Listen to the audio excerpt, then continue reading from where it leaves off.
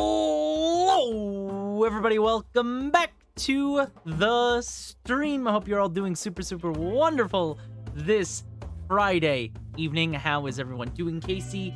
I owe you a hydrate, so here you go. As always, thank you for the early hydrate. Stream has not even started, and I am already getting dehydrated in. But, hey, I ain't complaining. Welcome in, everybody. How the heck are you all doing? And happy Friday. I already said that. I hope you're all doing super well. I hope your weeks have all been super good and productive.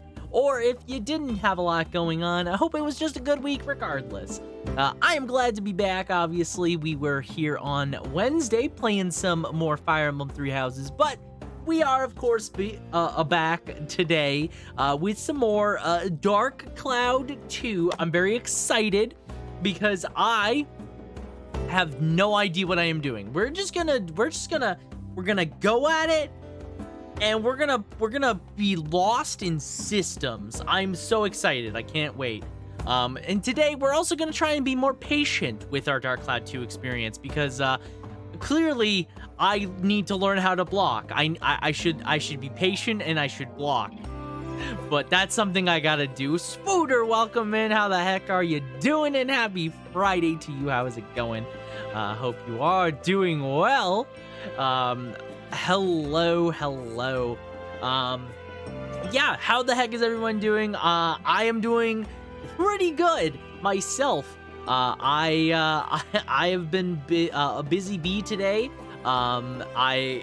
Work was some. It was not a great start, but we got through it and things kind of worked. I am tired though, so we're working off that. Good, I started 14. Nice. I hope you enjoy 14. I'm a huge 14 fan. Actually, a lot of my emotes are actually based on my FF14 character. Funny enough. I hope you really enjoy it. I think it's a great video game. It's a great entry into the Final Fantasy series, so I hope you enjoy. Yeah, no, it's been a pretty good day for me. Besides work being kind of stinky. You know what? It like got off to a bad start the moment we were like driving into town this morning, and we were driving to meet our my coworker to hop in his vehicle because he has a work truck. We do construction work, and on the way there we saw a car flipped over, and honestly, looking at that car, I was like, you know what? That, in retrospect, bad omen. Our trailer tire, like the wheel bearing, was completely shot. It was smoking. I actually have a video of the tire itself just smoking, and it was smoked for 15 minutes. It was really bad. So it took a long time to get to what should have been a pretty easy day, but it's fine. It's fine. Finally got friends to play with me. Nice. Yeah, that's always good. 14's a lot of fun. Even alone, I think it's a great time. With friends, though, you can definitely enjoy a lot of its content, especially some of the early stuff. Because I think a lot of the early stuff is really built on world building, kind of a slow burn. I like it. Not everyone enjoys it. It's kind of a little bit tedious at times, but it's there to kind of build the world. A Realm Reborn is definitely all in making sure you know what the world of 14 is, and then it kind of goes off, and it goes hard. It goes really hard. So I hope you enjoy it. It's a lot of fun. But yeah, besides, work being work, I played. I hear Heavensward is amazing. It is a really good expansion. I will stand by my point. I do like A Realm Reborn. I know it's not everyone's cup of tea, but I think Heavensward is where the story gets so good. It's like a good example of where 14 can just like really hit its stride, and it's really fun. It's a good time. Its story is great. I did cry and 14 gets even better. Not in Stormblood. Stormblood's kind of mid, but Shadowbringers and Endwalker back to back. Ooh, dog. What server? I play on Primal Flame Frit. I think it's Primal. Yeah, it's Flame Frit anyways.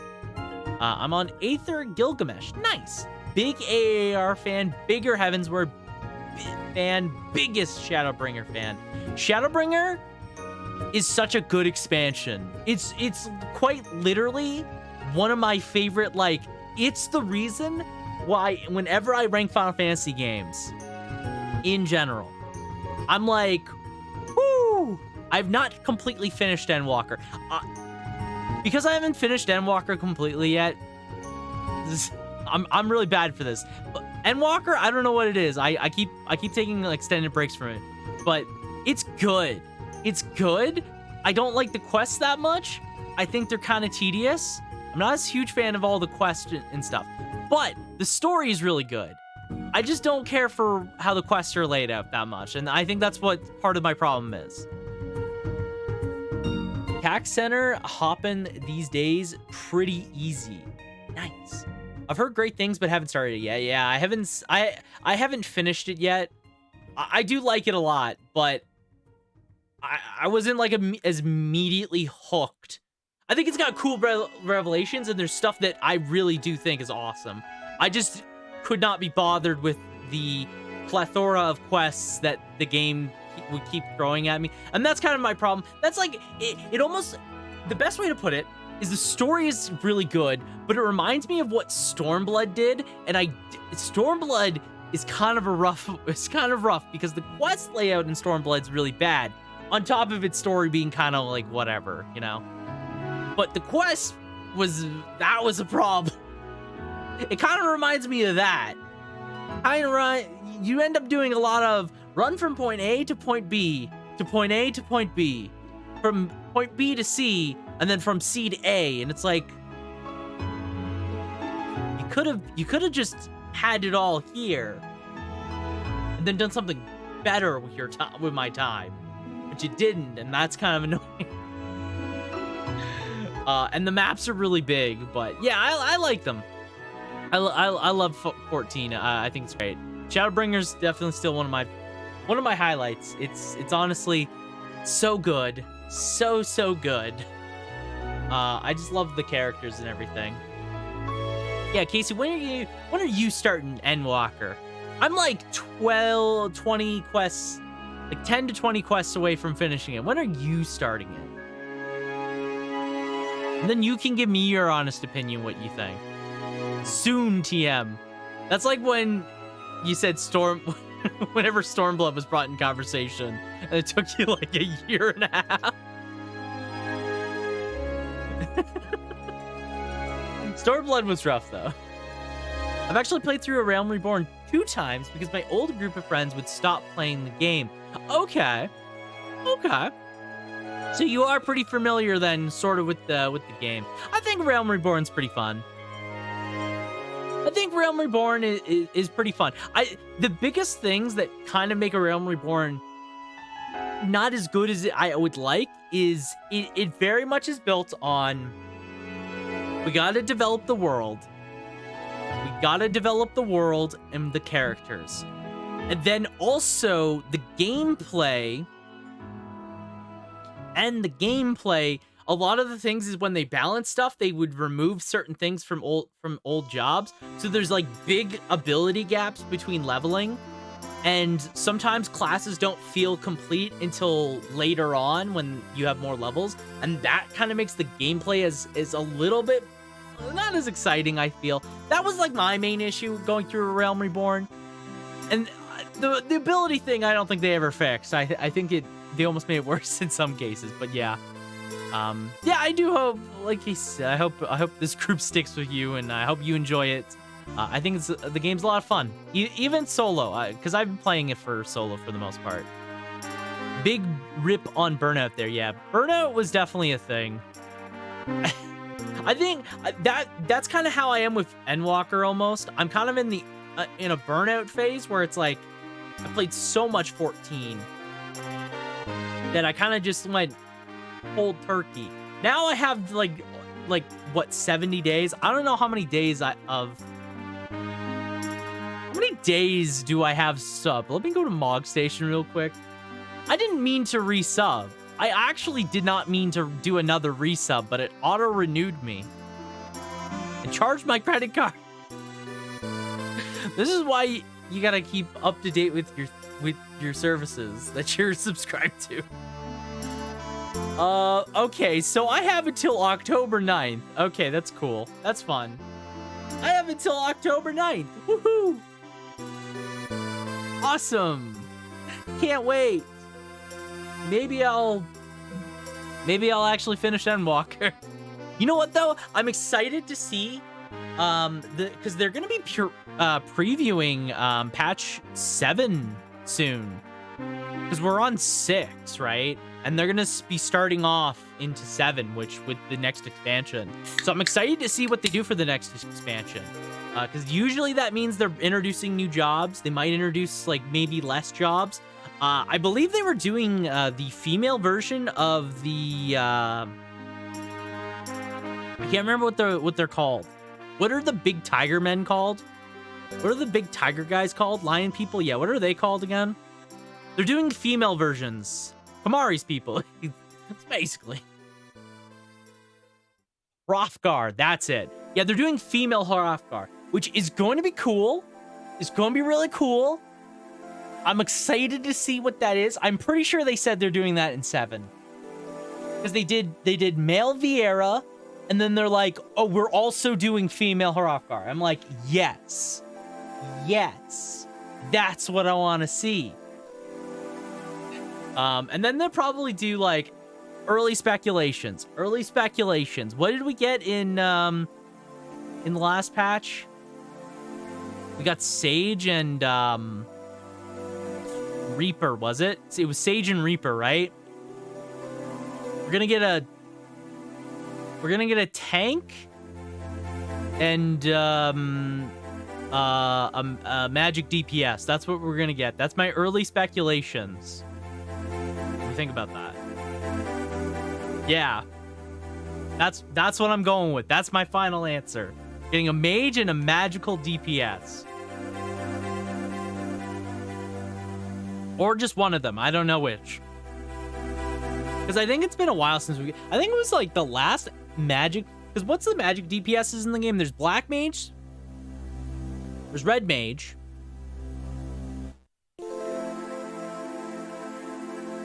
Trying to think of the other magic range DPSs. Or magic DPSs in general. I think that's it. What's the classes in 14? FF 14 classes. Blue, yeah, blue is limited. Yeah. So, unless they plan on making blue. By the way, my face is really red. That's better. That's better.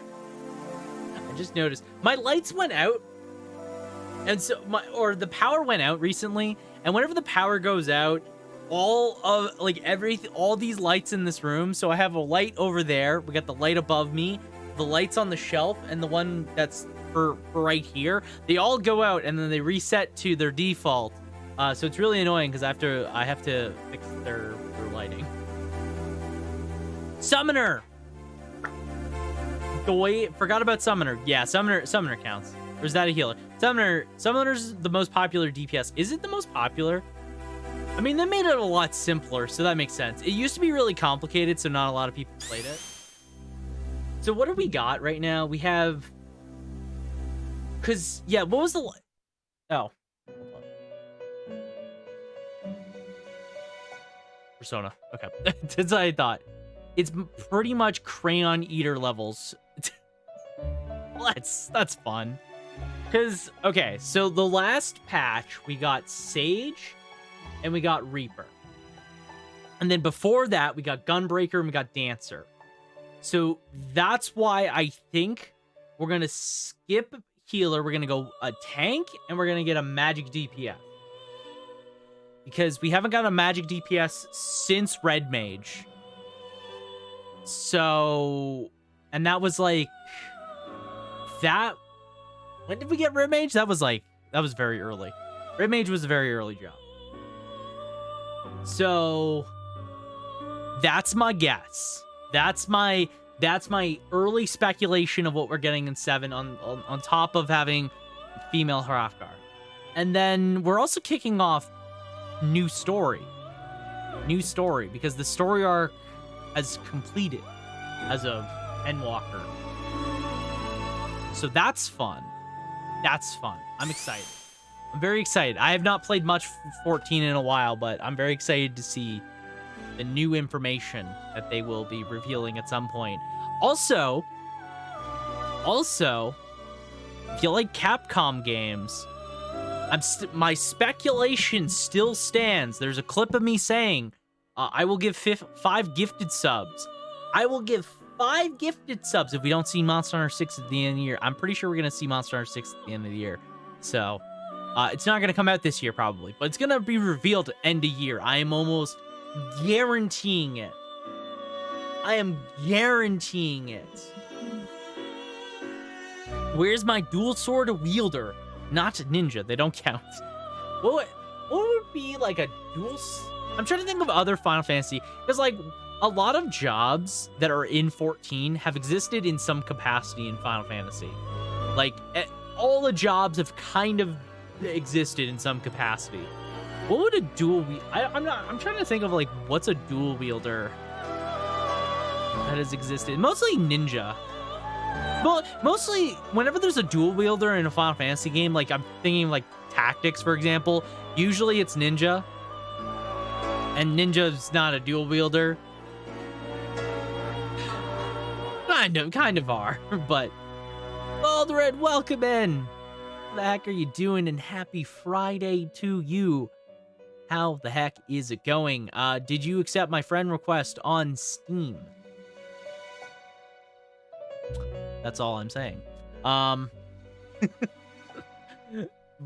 welcome in, Volderin. How are you doing? Happy Friday. If I had to like make a guess, like I'm just trying to think of Final Fantasy jobs.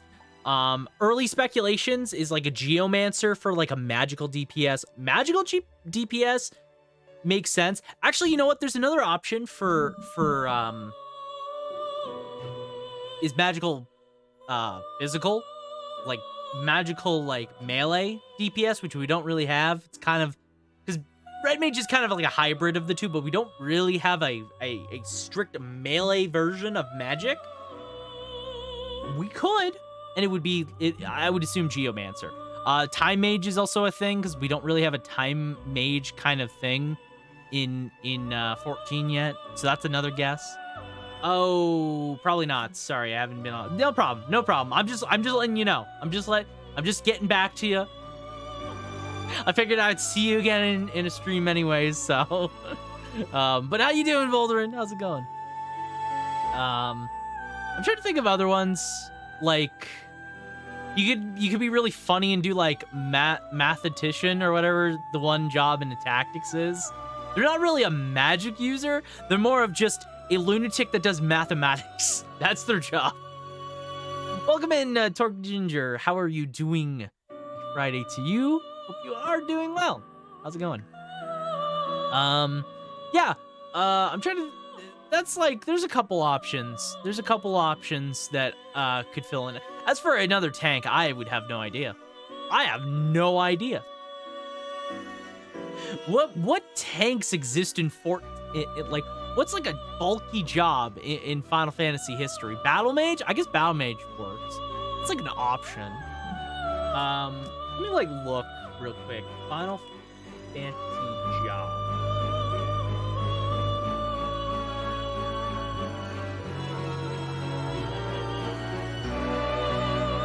Yeah, sorry, it's been a little chaotic for me. Hopefully about to finish. Oh, nice, you're gonna finish SMT5. That is a game. SMT5, I really have to go and finish it someday. Green Mage, okay. Green Mage is like, Green Mage is more supportive. They're kind of like a mix between white and like, they're a little different. They're a little saucy. Jobs and classes, okay. Let's see. Beastmaster. That's a thing that we haven't seen yet. That would be a cool idea. Maybe more of as a limited job, but that would be neat to see. Geomancer. That's an option. Onion Knight. I don't know what Onion Knight would do, but Onion Knight's always a thing. Let's see. Chemist has always been a thing that a lot of people have talked about, but more as like a healer. Kind of what Sage is.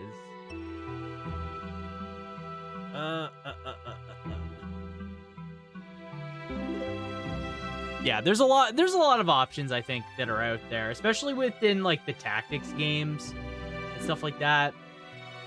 Or like the 12 games, which are also tactics games. There's some options out there. I know like 11, for example, also had it had like a pirate. 11 had a weird job. It was like, what was it called? So it had Courtier, it had Puppet Master. I think we're like the three, and it had Beastmaster. So 11 was the other MMO. Warrior is technically pirate. Kind of true, but what Courtier was it was more of like strictly a gambler. So it was more RNG based. It was a DPS, I'm pretty sure. It was more of like a true pirates.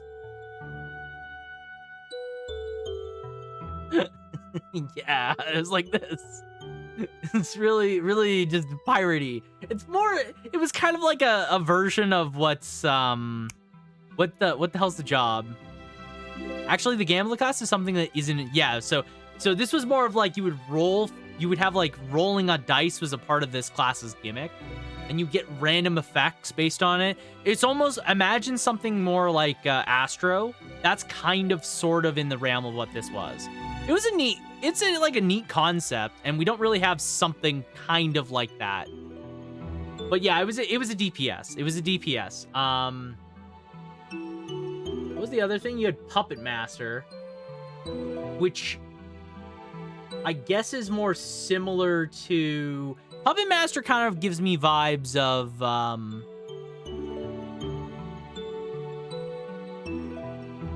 sorry, does it just have fist weapons? Something? The universe. It's like a energy. Range DPS? I don't know what the hell power it is. Flowing through all of these things, binding but them Voldrin, how you liking SMT5, by the way? Sworn allegiance to Hope you're enjoying it. That's a game that I gotta finish. Lysynthia, thank you for glue. Thank you for swearing your allegiance to it, as always. Welcome in. How are you doing? I've forgot to renew my subscription to Magic Glue. No problem, no problem. It's always there for 400 channel points. You can renew your subscription, you can refill it, get your magical glue. No problem. It says I'm 110 hours in. God damn. I forget how many hours I put into SMT5. I played it for a fair bit. And then I just kind of like stopped for like one reason or another. Ended up doing other things. I think I started playing my Vita instead, because I was carrying my Vita with me everywhere. It's not that long, but not long enough. Yeah, I feel like I was halfway through the game almost, but I can't remember where I was. And the last thing was Beastmaster. That was the other thing. It would basically control enemies and use it to attack. That was like the gimmick of the Beastmaster. So we don't really have something like that. This is more of a hard to like make work in theory job, because you need ads for it to work. So you would either have to make it so that way they can summon their own ads, or something along those lines. Like, you would have to really make this work in 14, because no jobs, none of the content is really built with something like this in mind. But yeah, those are like 11 jobs that you could technically do in 14. You could do those. But yeah, how you enjoying SMT5? I remember liking it. It was pretty cool. It was a pretty cool game. I love the difficulty of SMT5. Really feels like a breath of fresh air. It was pretty cool because it made me think a lot more. Like, I never felt like I needed to grind in SMT5, but more just like I need to come up with a better strategy, a better plan of attack. So getting better demons to help you were a big component of that. Definitely made it more interesting. Gamblers in the Golden Saucer. True. Gambler do be in the Golden Saucer. You have gambler gear in there. Yeah, Puppet Master. I don't know what Puppet Master was. It was like I don't know if it's a ranged DPS or does it say? It says it's similar. Oh, it was a melee. It was a melee job. It used bare hands. Puppet Master threw hands. I mean, that makes sense.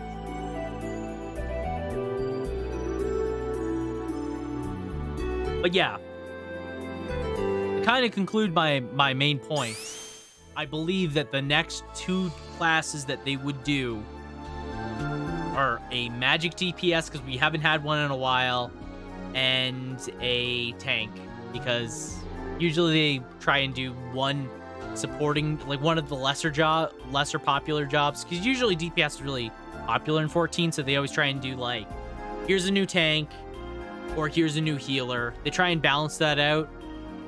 So that's my guess. Wild guess.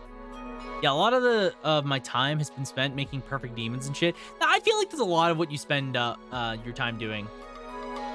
Are there any roles that use maces in 14 or just in general? Usually, like, in 14, no. I don't think there is. No. Because, all the tank jobs use sword. You use, like, bladed weapon. There's not really a blunt version of that. Like, no one uses maces, I think. Yeah, there's no mace weapon. Because Paladin uses sword and shield. Dark Knight uses greatsword. Gunbreaker uses gunblade. And,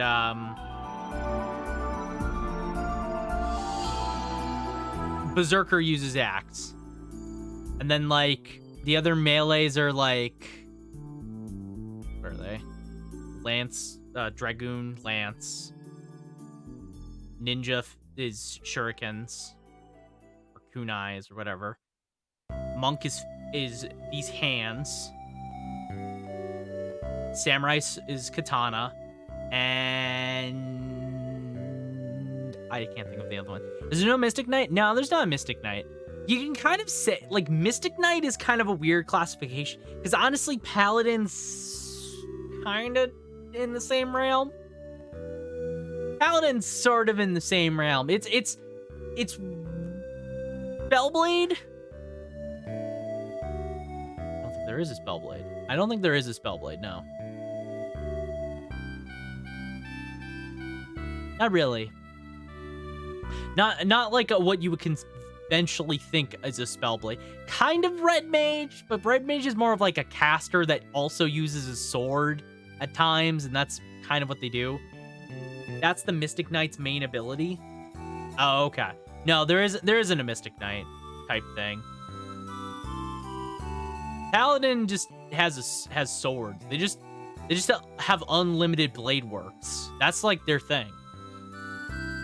Like, the Paladin main just watched a lot of Fate Zero and was like, I can do that. They saw that one scene from Fate Zero and they're like, I can do that. And that's what they do.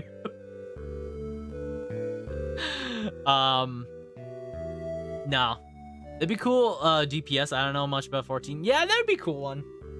And like I was just saying, like, there's not really a true, like, magic melee. There's a lot of magic range DPSs, but there's not like a magic melee. I just think that they're gonna do a magic class. I don't know if it would be a ranged, if it's gonna be like ranged, or if it would be what. But it could be possible. It would be a cool idea though. Mace job, yeah.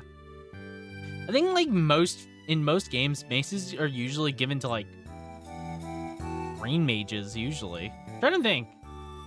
I'm basing a lot of my knowledge on Final Fantasy, like past Final Fantasy jobs, on like the what's it called? The Tactics series and like A1 and A2, like the advanced games, because those are the ones I played. I didn't play OG Tactics. I never got into OG Tactics. I know everyone loves OG Tactics. I could never get into it. I never could get into OG Tactics. Mace is white in 5. Mace is also white mage in 1. Fun fact, I've been playing a lot of 1 recently. I've seen a lot of 1, so that's why I know that. I've seen a lot of Final Fantasy 1 recently. More than I would like to know. I saw you speedrunning it. Yeah. Yeah. It's rough. Let me tell you what, it's rough. I think I could actually pull up. Hold on. Can I pull up the live split that I have of it? Because I have my times for it. I've only done like 2 attempts. Yeah. This is a little off. That's been the toughest part, you say? What's been the toughest part? The toughest parts.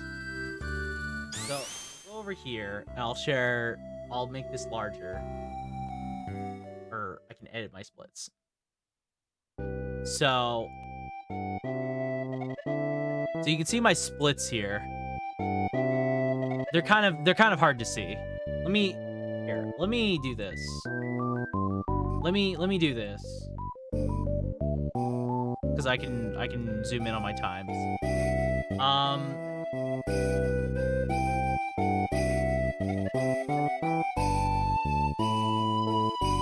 I don't know if that helps any. I don't know if that helps any. I don't know if you guys can see the times, but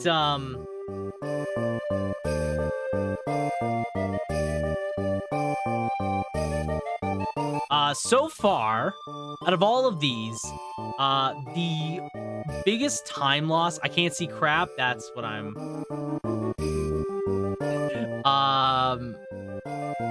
The hardest time is really, I think, always early in 1.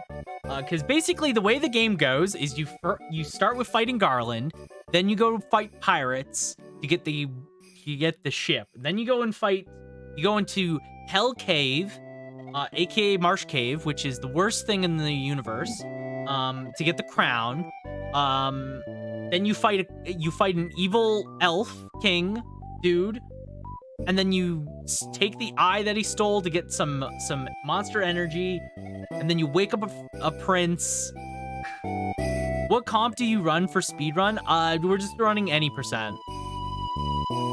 We're just doing any percent for this run. So basically, we just have to beat the game. We can't do anything. There's no funky tricks that I've seen or anything. There's like some tactics that help. Oh, party. We run warrior, monk, 2 black mages. Warrior, monk, 2 black mages. You can technically do probably a white mage, but 2 black mages makes life a lot easier. And the general gimmick of how this works is the general idea is that you're just... Hold on, I actually have a good idea. I'm actually 5 head. Why didn't I think of this sooner?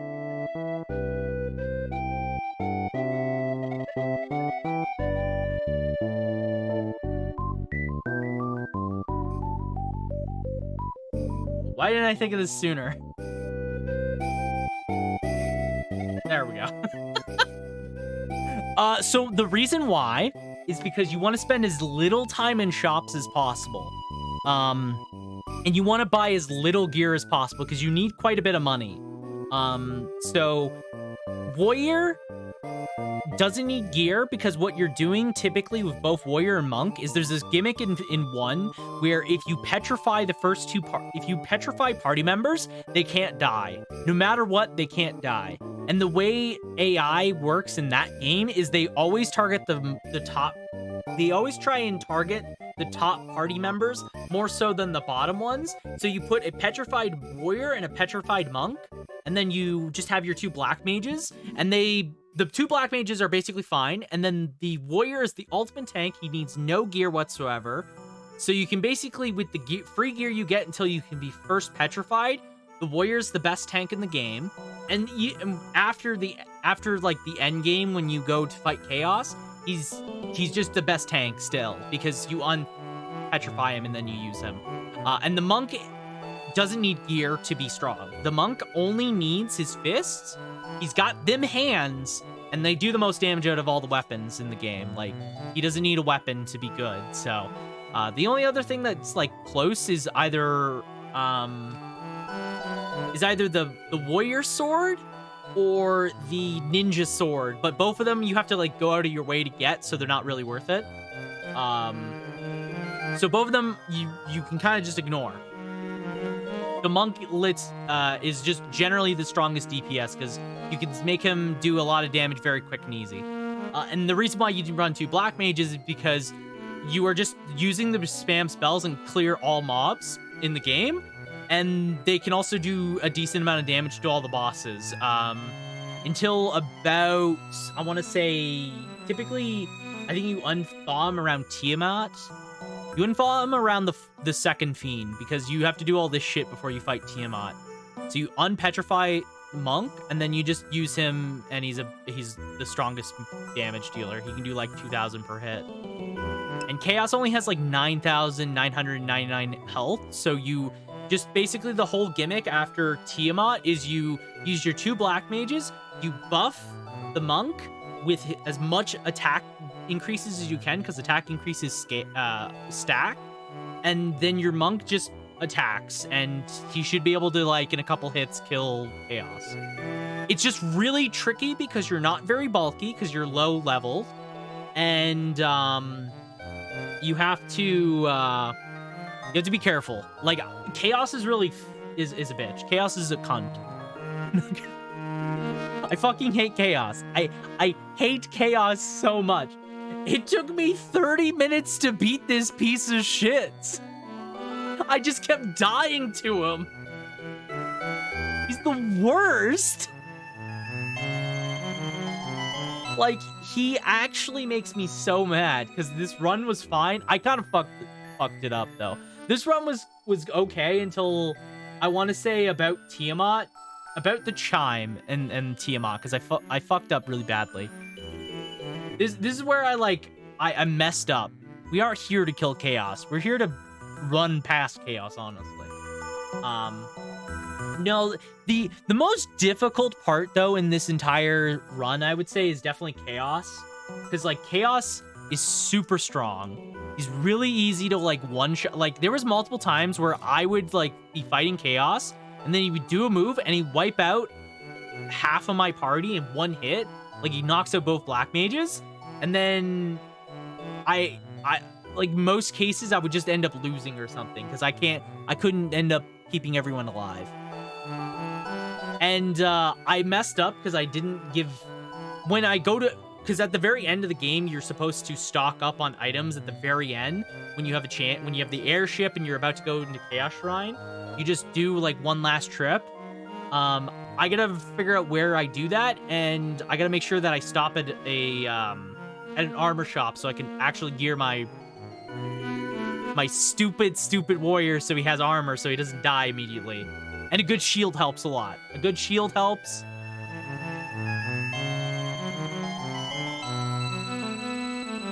But yeah, that's like the general idea. Is you just, like, go from point A to point B a lot. It's not a hard speed run, I would say. There's some RNG involved, but, and, like, a lot of the problem with this, with, like, these times, I'm gonna be real, is just me forgetting where things were in the map. Like, I would forget where I had to go in certain parts of the map. And so, well, I was, like, having to, like, think about where I was going, or I would make the wrong detour or something stupid like that. I would waste time. Or I would do something and it would get me killed, like, stupidly, and then I would waste time that way. The world record is 144. is not 100. It's an hour and 44 minutes. And the time I'm trying to beat is top 50, which is 2 hours and 44 minutes. So I just have to beat in 2 hours and 44, which is why I was like really close to my target. I was actually really close to my target, but it was just like bad pathing for me. 1 to 3 are super bizarro worlds to me. They're just like, they just exist. 1's world is weird because it's just like, there's like points in 1's world where it's like, why is that there? There's like a spot on the map of 1 where there's like a dock, but it's in a lake that you can't get a ship in. But it's just like an ocean water lake that you can't get anything in. So I have no idea what's there. There's a lot of weird stuff in 1's world. I haven't finished 2 and I've never played 3 though, so I don't know quite as well their worlds. 2's world is a little weird. I do remember playing through 2 though, and its world is a little annoying. But yeah, I think all of Chaos Shrine is kind of where I feel like the run gets kind of elongated, because basically once you kill Marilith, you basically all of this down here is all of this is Chaos Shrine.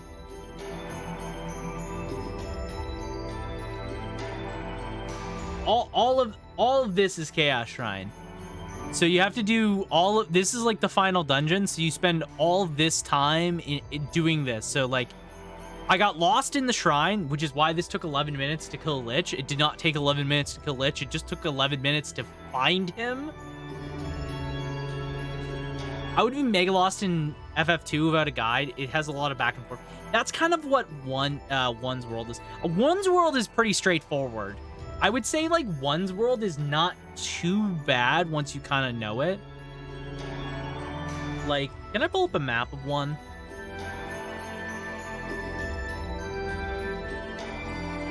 One's world is pretty simple. The way it's laid out, I kind of like. It makes it easy to digest. So here's FF1's world, right? So you start FF1 here in Cordelia. That's like really small and hard to see. So you start in Cordelia here. This is where you start. So then you head up to Chaos Shrine, where you fight Garlands. You rescue the princess, you end up back in Cordelia, and then you take this route over here to get to the pirate ship. And then you take the pirate ship and you go over to this dock and you end up in Alfheim. And then you head over here first to do the Earth, whatever it's called. You got to do some grinding in between here, between like here and here. You got to do grinding, because if you don't grind in between Alfheim and here, because like all ocean monsters die really easy, and you can have Thundra, so you can like one-shot entire waves of them. They give the most experience in gold, and you need a lot of gold for everything going forward. So because you need to buy a lot of items, so you need to do that. But once you're done that, you head to Alfheim. You go to Marsh Cave, which is actual hell. There's a lot of poison and shit, which is why it sucks. Then you head up to this castle to fight Astos. And then you gotta like backtrack over this way to end up here, so you can get the Jolt Tonic to go here, back to Elfheim Castle to wake up the prince. You get the Mystic Key. You gotta go back to Cordelia to get the Nitro Powder. Then you go up to this spot of land, and you end up in a little dwarven cave, so we can blow up this fucking plot of land, so you can crack open the ocean. So you head back over this way, and then you take your ship and you go over here. And you take your ship and you go over here. You end up in a dying village. Then you go over to Dorito Island. I always call this Dorito Island because it looks like a Dorito. You fuck around in here until you gotta exit and go over here to get the Earth Rod. Then you go back to Dorito Island to beat the Lich. And then you take your ship. And then you sail over this way until you're over in this port. You walk to this town. You talk to an old man to get a canoe. Then you go back to your ship. You take your ship over here. This sounds like the Mad... Are you following this, chat? It makes a lot of sense in context. I'm telling you how to beat Final Fantasy 1 easy. You head to this plot of land. Then you take... not even there. You don't even head there. What you do is you take this boat. You head here to this canoe path. So you can end up over here. Doesn't matter how you get over there. You just gotta get over there. Actually, I can map out the exact route. So you go up. This is a great guide. I think this is a great guide. I could tell you how to beat Final Fantasy 1. Look at that. There's the guide. You go in here. You fight a big evil eye. It gives you the Levy Stone. Then you take your Levy Stone. You follow the exact same path you took to get out, which is this route here. You get back on your ship. Then you go and you sail all the way down to this little desert over here. This gives you the airship. Now, the world is fucking open to you. So, what you're gonna do is you're gonna take your airship, you're gonna go all the way fucking over here. You're gonna skip half of the world. You're gonna take your airship, you're gonna go all the way over here, you're gonna land somewhere in this plot of land, and then you're gonna go into here, you're gonna buy some shit, because you need to buy a fairy in a bottle, and you can buy tonics, which are really good, so you buy tonics. Then you take your boat, then you take your ass over to this river. You go up here with this canoe. You end up in this little thing here. What game is this? This is Final Fantasy 1. Because I'm speedrunning Final Fantasy 1, so I'm now explaining how you beat Final Fantasy 1. You go on this canoe trip up the river into this town, into this cavern. This gives you the warp cube. Then you take your ass back over to your airship, which is over here. This is where you can typically promote, like I would say like, here. Let's do this. Let's do this real quick. So all of this part of the game, like all of this, burn this from your mind. This part of Final Fantasy 1 does not matter for the purposes of speedrunning. Pointless. It's a waste of your time. Don't even look at it. It doesn't exist. If you don't see it, it doesn't exist. It's not important. So, now what you gotta do is you gotta take your fairy bottle over with your airship all the way over to this village here. Or no, yes, you gotta take the fairy bottle over to this village here. You gotta buy some items and buy some shit, because this is like the best armor shop in the game. So you buy stuff here as much as you can, you take the fairy bottle, you get Oxy Ale, which allows you to breathe underwater. So then, you don't do what I did, which is you waste your time doing this. You don't do that yet. You take your ass from the airship back over to this town that's located here, and this gets you in. Can you post this? Yes, I can post this later in Discord. This makes perfect sense. Trust me. Then you take the Oxy Ale that you've just acquired over to here so you can go in and fight Kraken. But first you got to make sure you go up the stairs to the 3rd floor so you can get the Rosetta Stone, so that way you can talk to the stupid elf people that are on across the world. So once you do that, you get the Rosetta Stone, you go down the dungeon, you beat Kraken, that's all cool. You end up back out, you go on your airship, and now, before you go and talk to the stupid elf people, you gotta go back to the depressing village over here, so that way you can talk to a strange man that knows how to talk strange elf people, but he needs the Rosetta Stone. He teaches you how.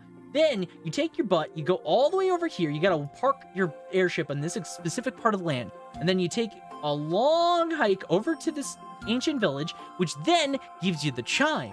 So then you go back on all the way over here to get onto your airship, and then you head over to this little plot of land. You park here, then you head into this tower right here. You following me? You head into this tower, which you needed the warp cube and the chime for.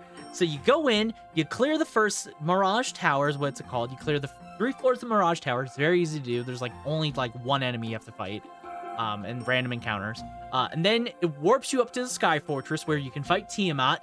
Sky Fortress is also very easy. I got lost because I'm an idiot, but it's actually very easy to navigate. I just need to remember the layout. You fight Tiamat, and once you're done, you get warped, I think, back out of Mirage Tower. You head back to your airship, and then from here, all you have to do is you go back over to Chaos Shrine, which is the final dungeon in the game. You've acquired all the items you needed. You can do one last shopping trip because you can go back up here. You can like head back up here from with your airship before you head to Chaos Shrine to get one last stop in. But it's not, if you've already bought earlier and you should have enough money, you can do that. You can also go over here quickly and buy more tonics. I need to figure out the exact shopping route, but that's not important. That's not important. So you head back over to Chaos Shrine, you clear all of Chaos Shrine, you kill Chaos, you win the game. Boom, boom, bada bing. Easiest game of my life. Holy shit, I forgot about something. Okay.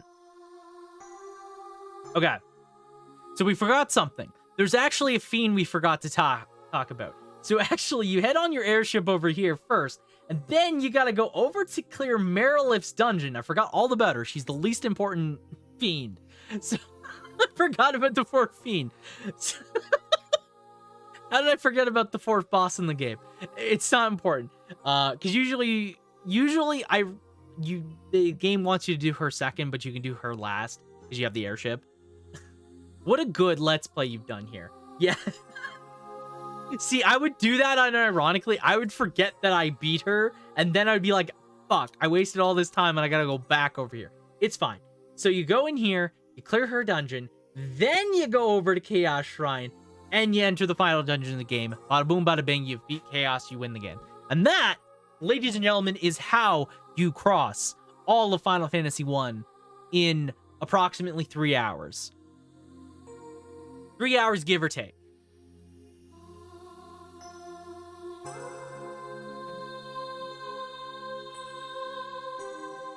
The fact that I remembered all this off the back of my hands, by the way, feels kind of sad. I remembered every single part of this game. Like, I've played through Final Fantasy 1 quite a few times at this point, which is why I said I could speedrun it. And I was like, oh, the times can't be that bad. And they kind of aren't. So I'm pretty sure I can crack top 50. But still, good Lord, that's a lot. So that's why I've said it's impressive, you mean. It's impressive. I will say it's impressive. The fact that I can remember this entire game by memory, I think speaks volumes to how simplistic it is, which is fine. This is why I've kind of said I want to do a stream of Final Fantasy 1 speedrun to kind of showcase it, because I think it's like a good speedrun. I actually don't mind it, because the game is relatively easygoing. Like, we lost my lives, like my times.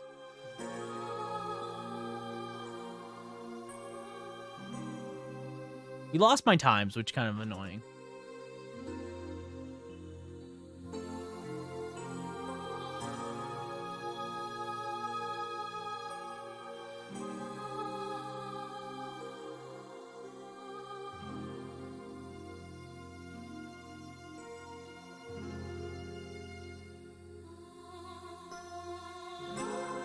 Yeah, like that. So realistically, the hardest parts of this game, I would say, are basically the crown. Getting the crown is pretty difficult, and mostly the reason why getting the crown is difficult is because Marsh Cave is kind of a difficult first dungeon. Most of the things are really strong. They can easily one-shot you. They also can poison you, which means you have to buy antidotes, which is annoying because in a speedrun scenario, you need as much money as you can get, but because they can poison you like immediately, bad RNG just means that like, oh, I guess it sucks to suck, you know? I'm poisoned and I now have to spend extra money on antidotes, which is why this area is kind of annoying. Which is why when you start the game, instead of going from here, this town, to Elfheim immediately, you kind of grind in the ocean here first. It's mostly due to the fact is poison. So basically, poison can only be cured by antidotes or the white mage spell, which you don't have because you have 2 black mages, unless you have like a white mage or a red mage. So that means if you rest in an inn, you use a tent, anything like that, you will still get hit by poison. Like you still have to cure it with an antidote. Poison, every single time you take a step, it deals 1 damage. And early on, you're probably rocking like around 50 to 100 HP on most characters. Most characters early on. So that means like if you don't have an antidote, your character is probably dying. Yeah, it's really bad. It's why Marsh Cave is like kind of the worst part of the game, honestly, because you spend so much time. Like it's so easy. I forgot it's Pokemon rules. Thank you for the hydrate. I actually really needed that.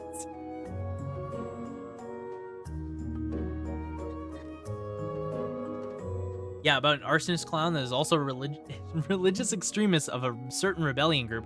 Welcome in, Pat. How the heck are you doing? And happy Friday. Thank you for the ha ha ha ha. Ha ha. Ha. Ha. But yeah, Marsh Cave is really bad. Marsh Cave is really bad. I don't like Marsh Cave at all. Once you kind of get through here, though, it's not too bad. Like the boss that you have to do, the whole reason why you want to bring, in my opinion, why you bring 2 black mages is because they both get Thundra, and Thundra is the easiest way to clear out all of the bosses for the crown, because they're all like mind flayers basically, and they're all weak to thunder.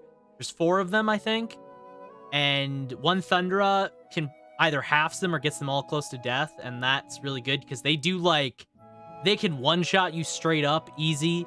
So it's really hard. They're really, really hard. Who knew the clown joined a chaotic speedrunner cult? The plot thickens. It's crazy. The plot thickens. I'd say that, like, the next part that's kind of annoying. It's not hard. This part isn't hard, mind you. This part's just annoying. Vampire, Earthrod, and Lich are all a part of the same dungeon. It's just time consuming. So basically what you do is once you basically make your way through here, you've done all the bullshit running around in this area, you head up in this village, and then you go into Earth Cave, you do 3 floors of it, and then you have to backtrack out of Earth Cave after you beat the vampire. So that way you can go and get the Earth Rod here. You have to beat the vampire first, which is why this is annoying. So then you have to go back over here to go back into Earth Cave so you can clear it a second time, but do an additional 3 floors and then fight the boss. It's really annoying. It's probably the most, like, the early parts of this game is really obnoxious, I will say, because Marsh Cave is so difficult, and then you have to clear the same dungeon twice, and you have to do it first. You have to do this first. I mean, you could maybe skip it, but you honestly get so much experience and stuff for it, it's just easier to do it first. Yeah, so you do this, and then, I'm trying to think. After that, it's not too bad. Because, like, here as well, this is the first time you can petrify allies. So you petrify your warrior and your monk, so that way they're just impossible to kill in tanks. So that way you can get through most random encounters super easy, because it's just your mages. And your mages will always have AoE spells.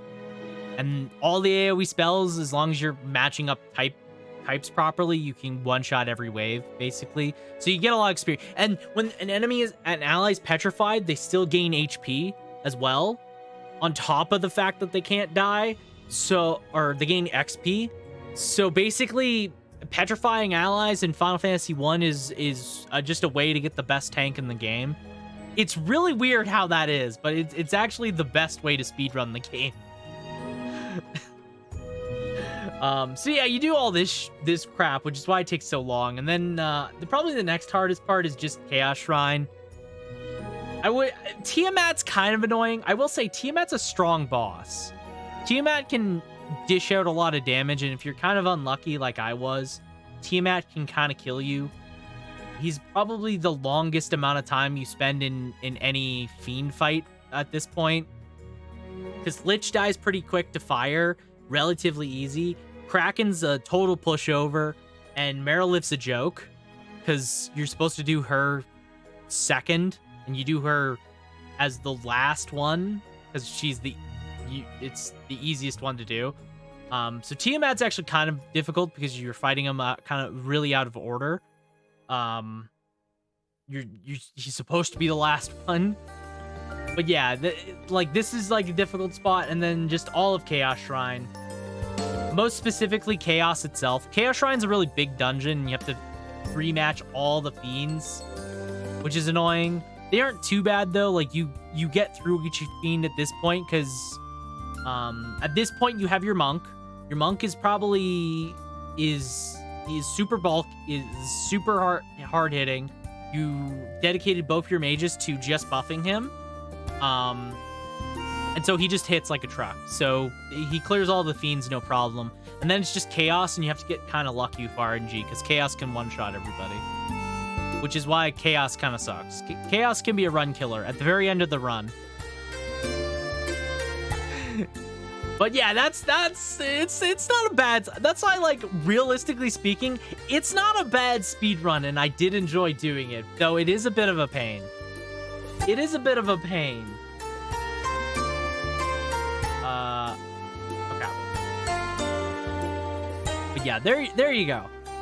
There you go. That, ladies and gentlemen, no one asked for this, but this is how you clear Final Fantasy 1. It makes sense. Trust me, this is not the scramblings of a madman. This is someone that knows what he's talking about.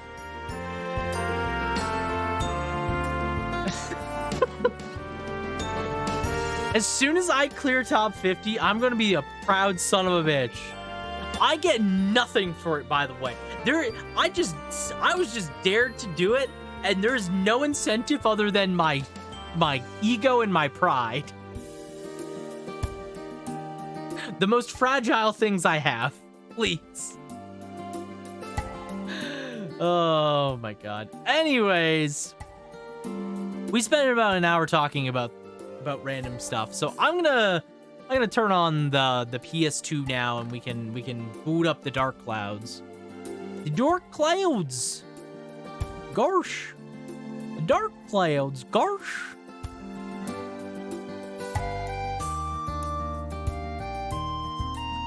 Oh, that was Trails in the Sky. Okay, that's what... I don't know. I didn't know what that was.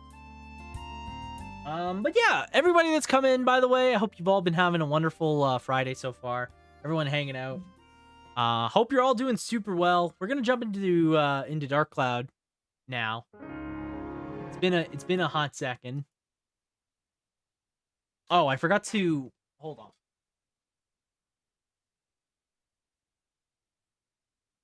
I forgot to hook up the thing. There we go.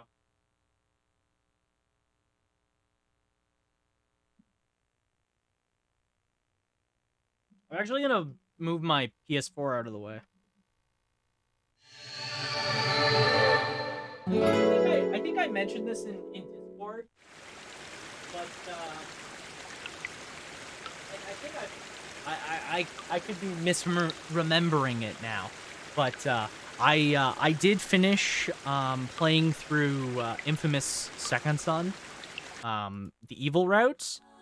I was dumb and I forgot to do one trophy, so, you know, RIP me. But I did beat the evil route, and I have mixed feelings on it. It's okay. I will say, like, playing through Second Son, I would say my whole thing with it is it's just an okay game. You know, there's nothing like necessarily amazing about it. It stands out. I'm not going like, oh hell yeah, Second Son's amazing. And for the most part, I'm just thinking to myself, you know what I would rather be playing right now is Infamous 2. I like Infamous 2. I like Infamous 2 a lot. I think it's a great game.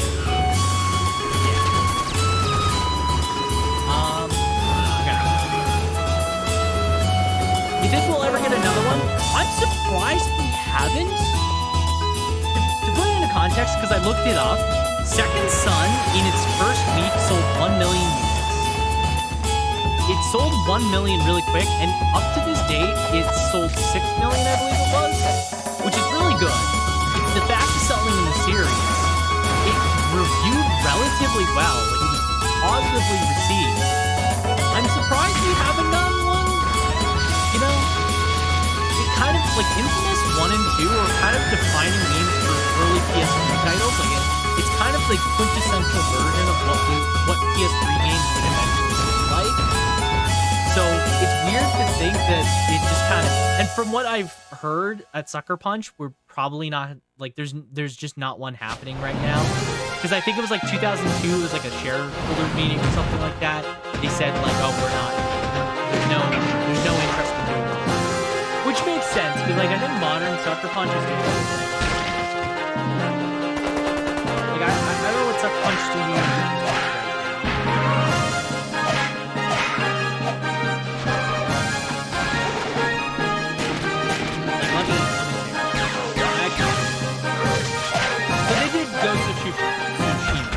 That was the last thing they did.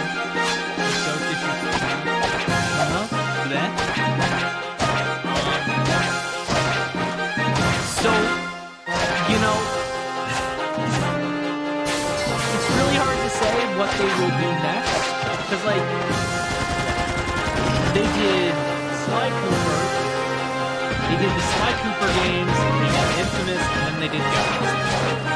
And they haven't revisited Sly all these years, and they haven't visited Infamous since 2014. And they do have a bit of a dev time between their games, so we're probably not going to see anything from Sucker Punch in a while. Music is so loud, I am apologizing profusely. Thank you. Thank you for letting me know. It's hard to tell. That's probably too quiet now, but Thank you for the heads up. I think I turned it up for Fire Emblem.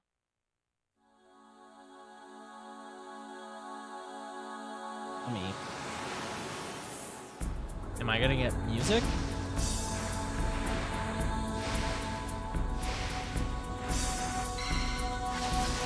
Is the music still too loud?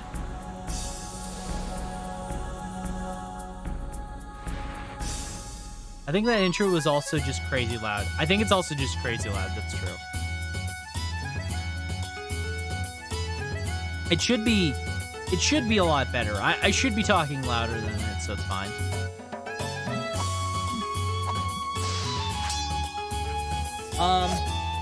But yeah, like I was saying, like I don't know what Sucker Punch is probably going to be end up doing in the future. There's definitely a lot of room. It's tolerable now for sure. I'll turn it down just a hair more. Just a little bit more. Just a touch more. Sorry about that.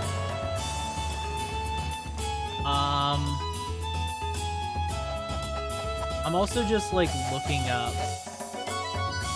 real quick.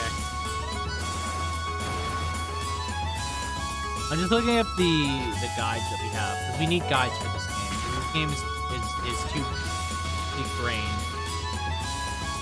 This game has way too much shit going on for me to look into it. What chapter? Hey Casey, are you there? What chapter are we on? We just did Geo stuff. Are we on chapter 2 or chapter 1?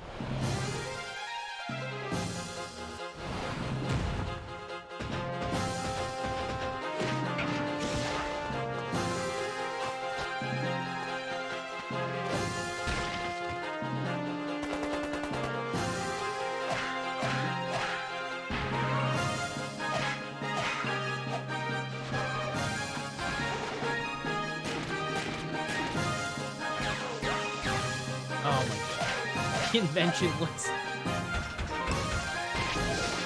Oh my god, there's too many inventions in this game. Okay. I think I have all my guides open.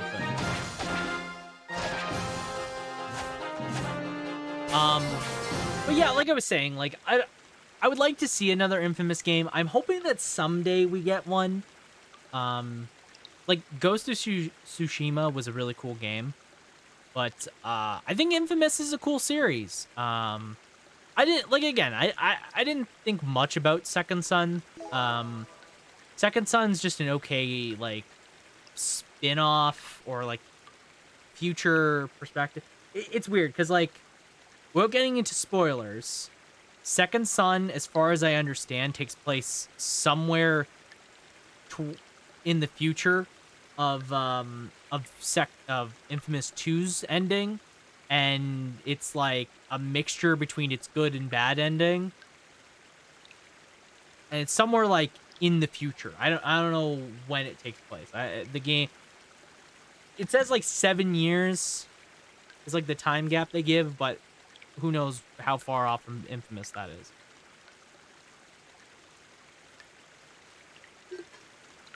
So I don't know. We'll see. We'll see one day what if they'll ever bring it back. I hope they do. I have a friend that would really love to see Sly Cooper. I've never played a Sly Cooper game, so I have no emotional attachment to Sly.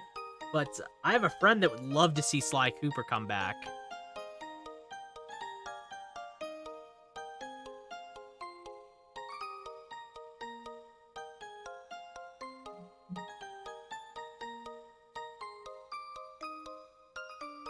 Ugh.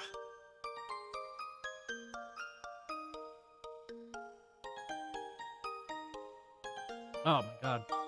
Apologies.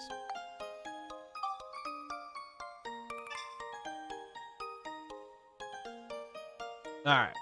Let's get into the game. Let's get into the video game at this point.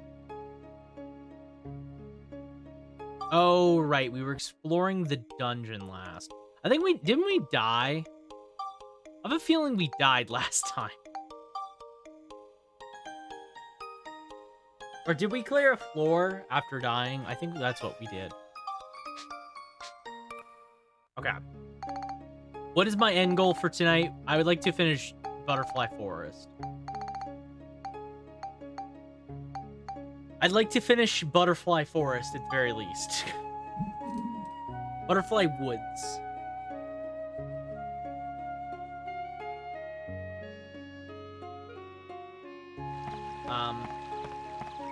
But yeah, I will say I'm kind of glad to be done with Infamous. I do again. I do have to go back to it at some point because I do want to complete. Oh god, I have to remember how to play the video game again. I do want to complete the trophy runs that I was doing because like hydrate. What did I just do? I ate food when I'm full HP. That's awesome. That's awesome. I ate some bread when I'm full HP. Let's hydrate.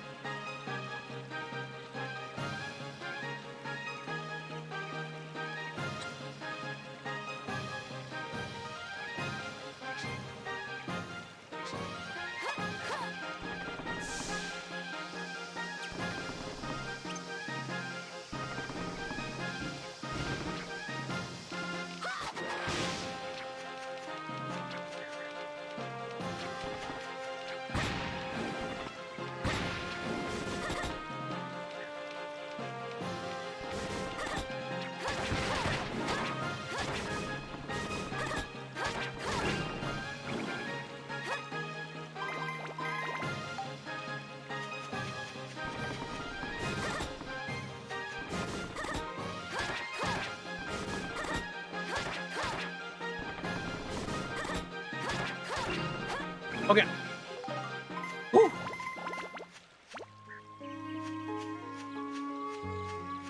Oh, we got the fairy saw immediately. Nice. All right. Well, things are going. I ate bread by accident. Clean sweep on the trees. Let's go. Yeah. I'm learning my lesson. I think that's the important thing.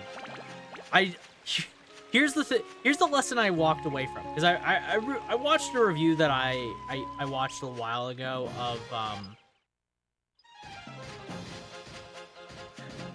of Dark Cloud 2, and the perspective it gave me was think of Dark Cloud 2 like a fighting game, and honestly, great suggestion. Great suggestion.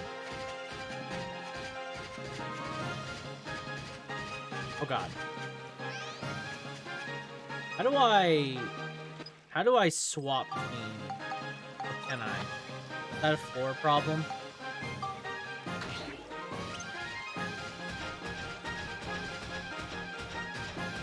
Sticks? It was sticks, right.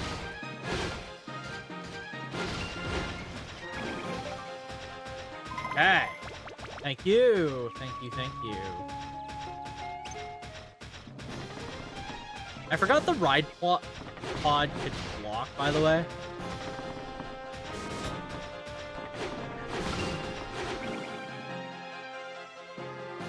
I completely forgot the ride pod could block.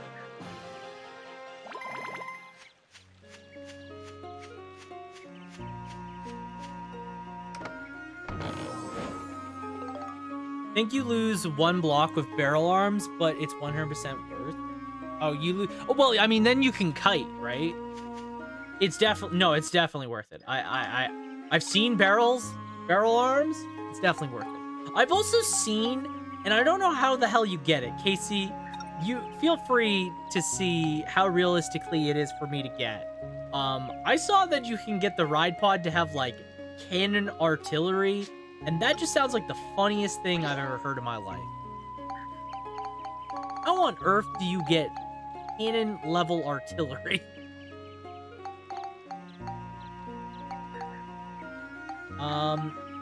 Oh, it wants to build up at this point? This is fine. Ideas? Ideas. Yeah, I mean, that makes sense.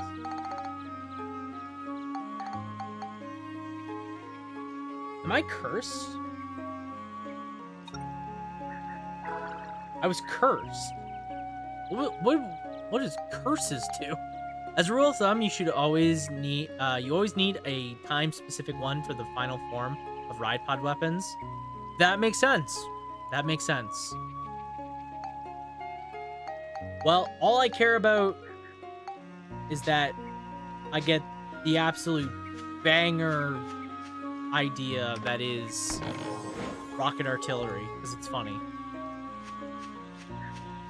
As long as I get rocket artillery, honestly, nothing else matters. What job do you play in 14? I typically gear myself towards healers as just like a general role. I like playing healers a lot. If I'm playing, so between all the roles, so I play mostly healers. I mostly stick to white mage. Thank you, Casey.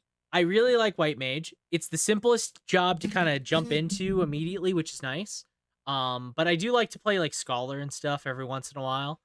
I don't really like the other healers. I don't like Sage and Astro that much, to be honest. But I like Scholar. Scholar's a little too big brain for me to constantly play, though. If I'm playing DPS, I like Red Mage. And if I'm playing tank, I usually just ended up playing Paladin because it's also pretty easy going. But yeah, I'm a white mage boy. For the vast majority of content, I'm always playing white mage. Oh.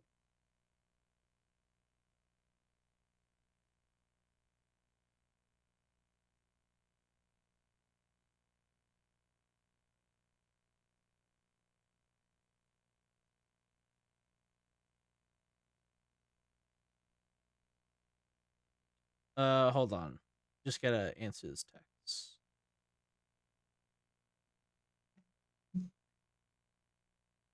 You're a magic boy. You're indeed a magical clown. I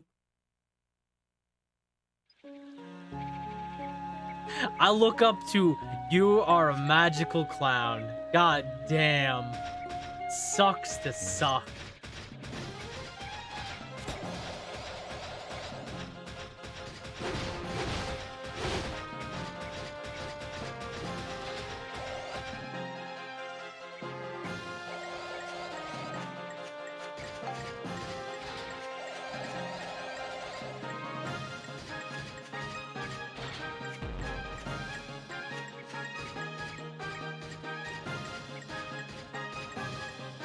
Your pronoun is clown? Damn. I really am the entire circus. Do the move that you were doing.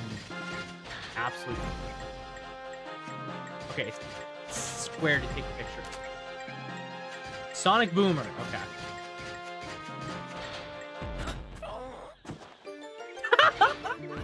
I forgot I had 1 HP.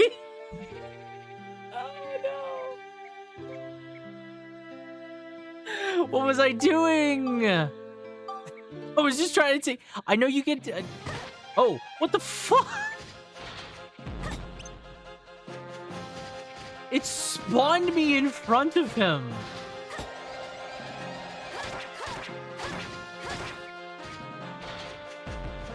Okay.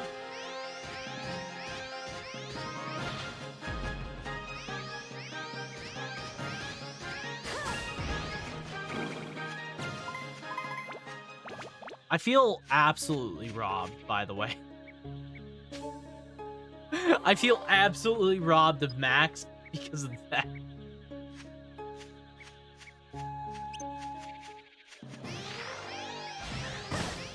Ow. Oh, God.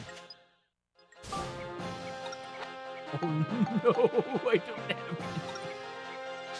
I don't have healing items. Wait. I did have a healing item. Oh my god. You can parry the ranged attacks. You can parry ranged attacks? How do you parry ranged attacks? How the fuck do you do that?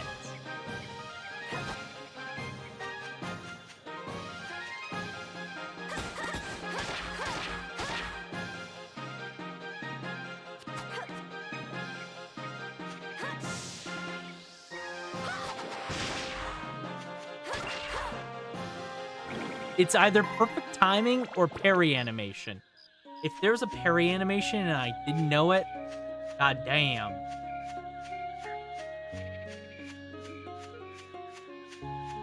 Okay. Couple more baddies.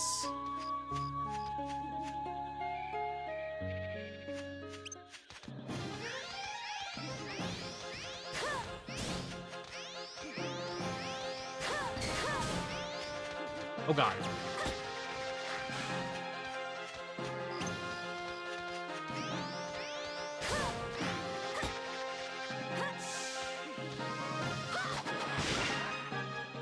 I found out how to charge attack, by the way. By the way, I found out how to do charged attacks finally. It turns out all you do is hold the button.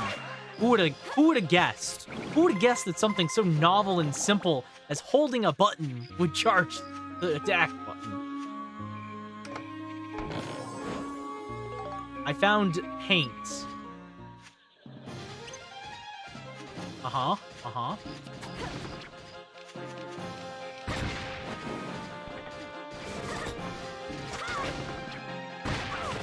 Oh god. Stop spawning the exploding boys. Nothing with no animation. There's no animation for him spawning those. He just does them while standing still. Oh my god. Oh, god. It's fine.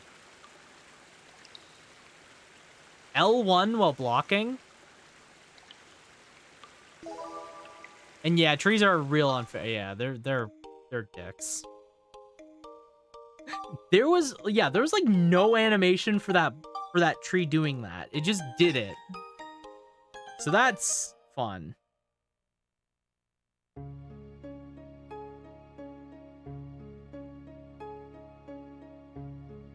Okay, well, it's fine. It's fine. Most cases, I just power level to two-shot them early on and stay there, so that's my experience with it. Fair. Oh, there's a fishing goal now? Oh, we can fish in levels?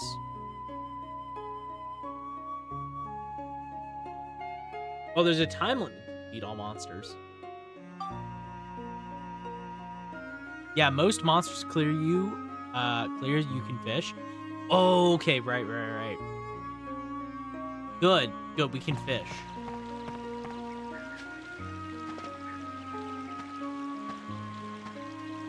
Okay.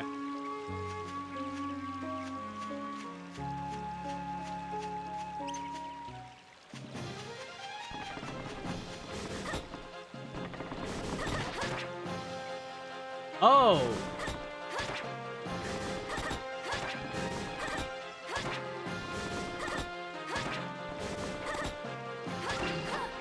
Oh, hold on. So is that an actual parry, or is that an actual parry, or is that just like an attack out of guard that keeps guard up?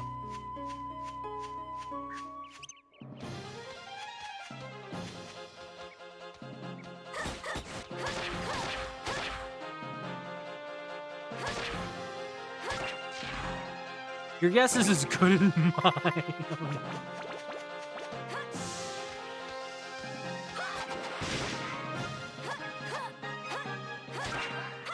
Okay, so charge attack. Not bad.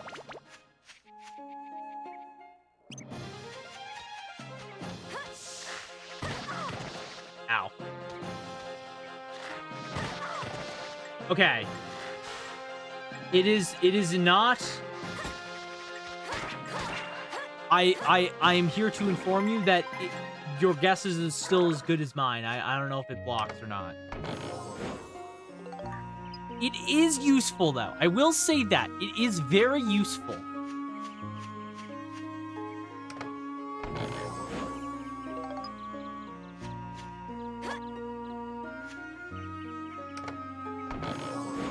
Because, like, those... For example, those tree guys, I am able to just do that. And that's nice. Wonder if the geo thing's still on this map. If I remember correctly, sturdy rocks. There's a dot charge timer by your sword for absorbed attack, ranged attacks, and you can launch it back with the attack. Maybe? Also, I'm cursed again. How am I cursed?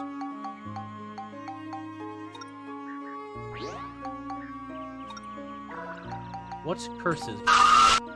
Thank you for ghoul.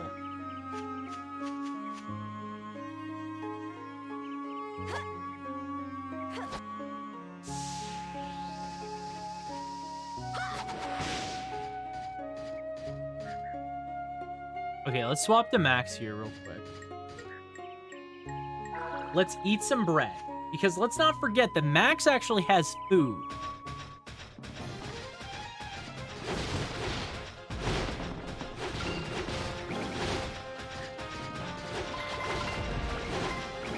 Okay. Just watch for it next time you block an elemental attack. Gotcha.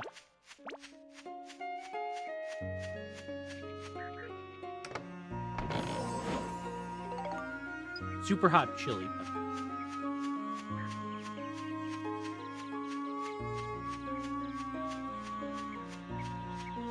All right. Who wants to make a bet that this Oh wait, is this just a healing thing? Oh, it's just a healing thing. God bless.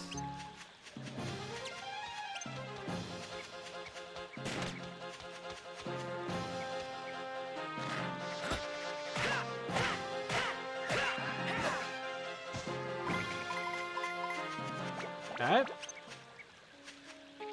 I did not want to use the ride pod, but that's fine. Actually, you know what? I did want to use the ride pod.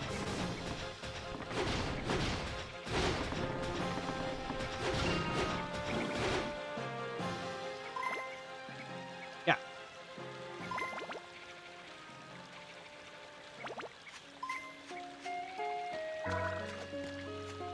I thought it was gonna be one of those coin flip toss thing. Oh, hello.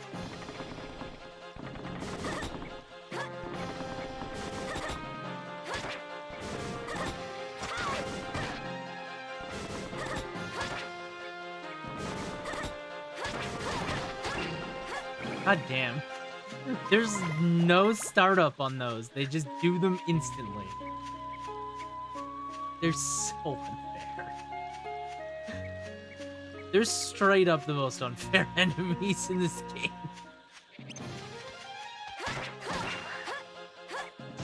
Okay. Moles? Okay, yeah, you know what? True. Actually, though, not even false. I was on the wrong thing.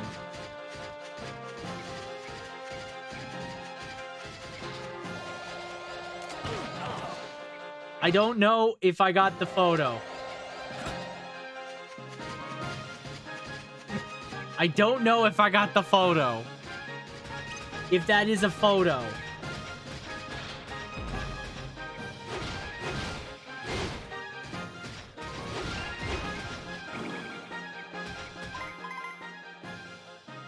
I don't know if that's a photo or not. Is it? Make. New invention. No, it's not.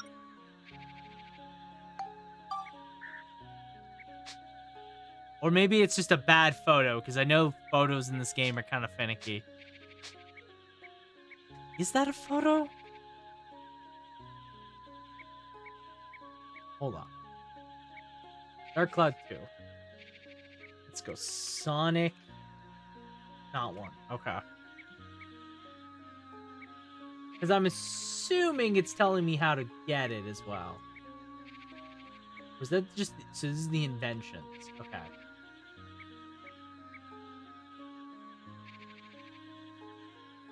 This is the photography and invention guide. Right? Right.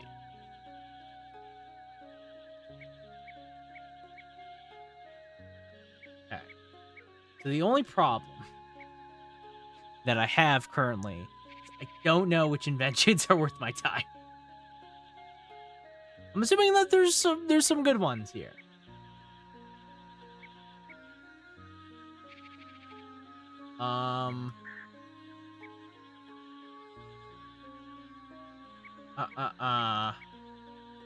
Cheese. Cheese is the thing. Give me a couple minutes, I'll make an infograph. That would... You know what? That would probably help. Thank you.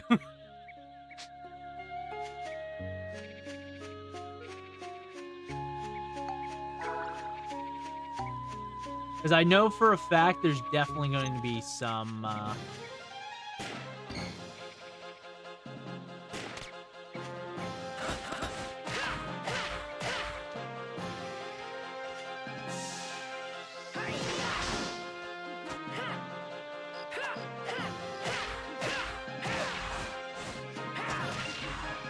Okay. Nice. Nice, nice, nice.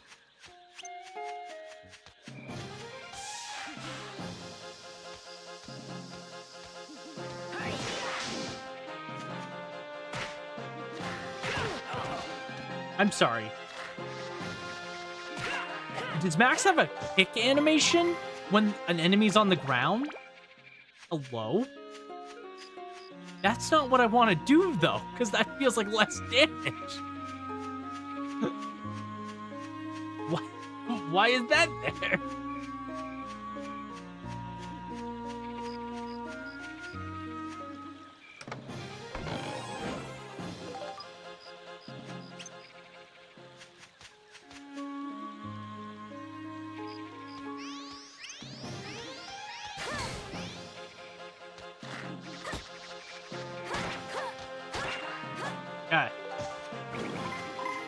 Okay.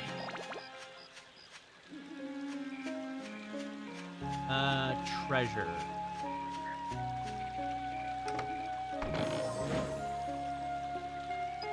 The chest was empty. That's fair. Alright.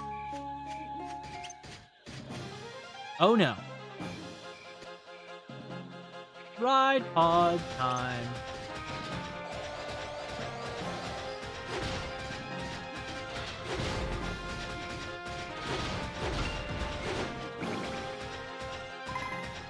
Okay.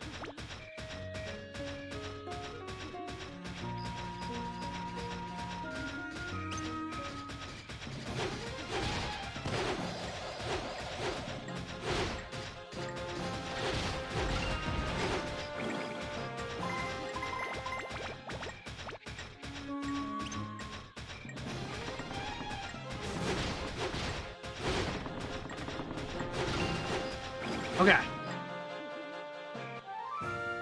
We did it. All monsters defeated. How fast did we do that?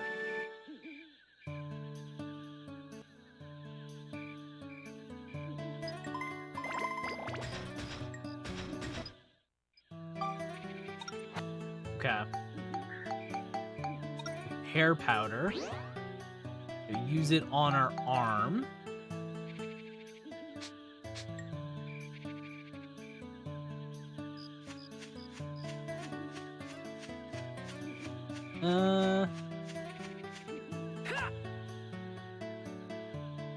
Okay, we have the Geo Stone. Coolio.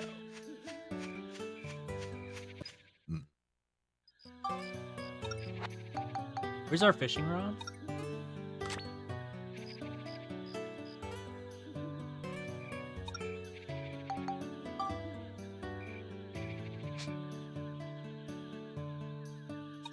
What does this need for build-up? It needs Smash and Beast. And it has a bunch of synth points. Well, hold on. I don't know...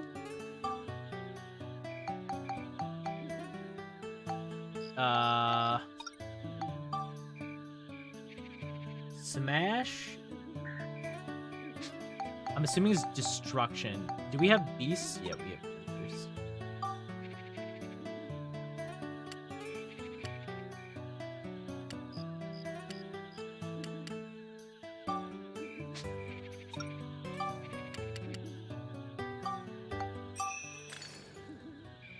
Okay.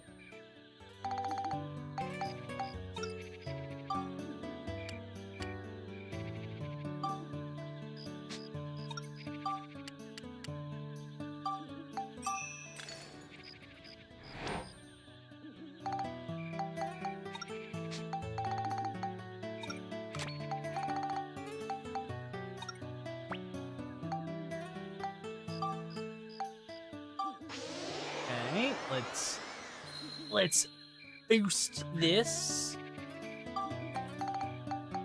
And then boost it again.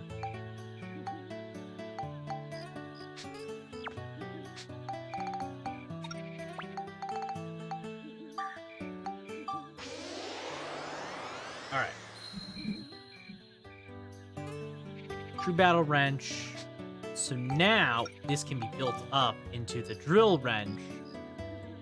It's +6 right now. We have a lot of synth points. Probably fine to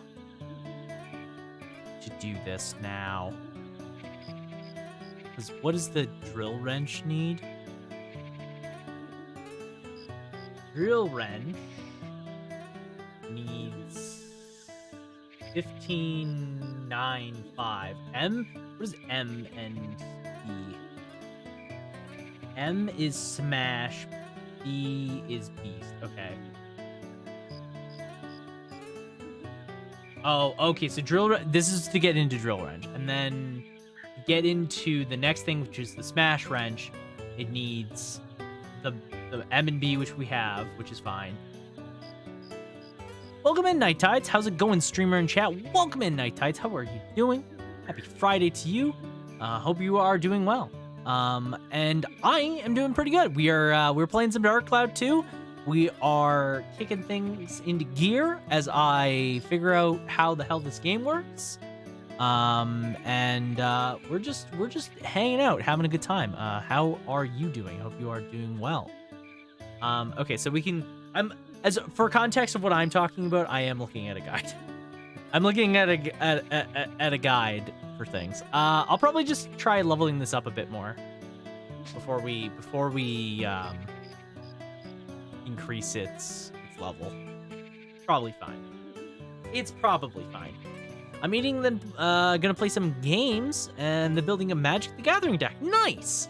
Are you just playing? What format of Magic are you playing? And if you don't mind me asking, what games are you gonna be playing?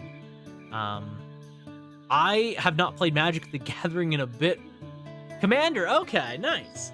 I never played Commander. I played a lot of Standard and a bit of Modern when I played. I played back when I was like high school and college, so I want to say around 2012 to 2014. It's kind of when I played the most Magic, and I haven't played Magic since. I haven't played much Magic since, honestly. It's been a hot second since I've actually dabbled in some Magic the Gathering. But I hear Commander's a lot of fun, so I hope you are having a good time with that. And yeah, what kind of games are you gonna play, or what Commander deck are you looking to make? I'm struggling right now. I'm making a Commander deck that's a bit wacky. Okay. Are you're trying to make some wacky combination work, or what's the game plan? Proficient. Yes, I don't have any bait. I need bait on this, don't I?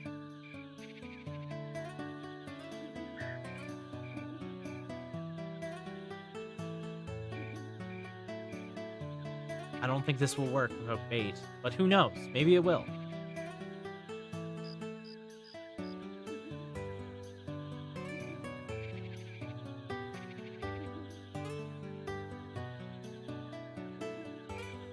Best way to explain it is anti-tribal tribal deck. Okay. Sounds interesting. Well, I do hope that your anti-tribal tribal deck works. Man, it's been so long. Every time I see Magic the Gathering nowadays, I'm like, there is so much stuff I don't know. There is so many things I just have no concept of. Let me get the card effect for you. Shorthand infograph is done. Oh, did you send it on Discord? You did send it on Discord. Thank you kindly.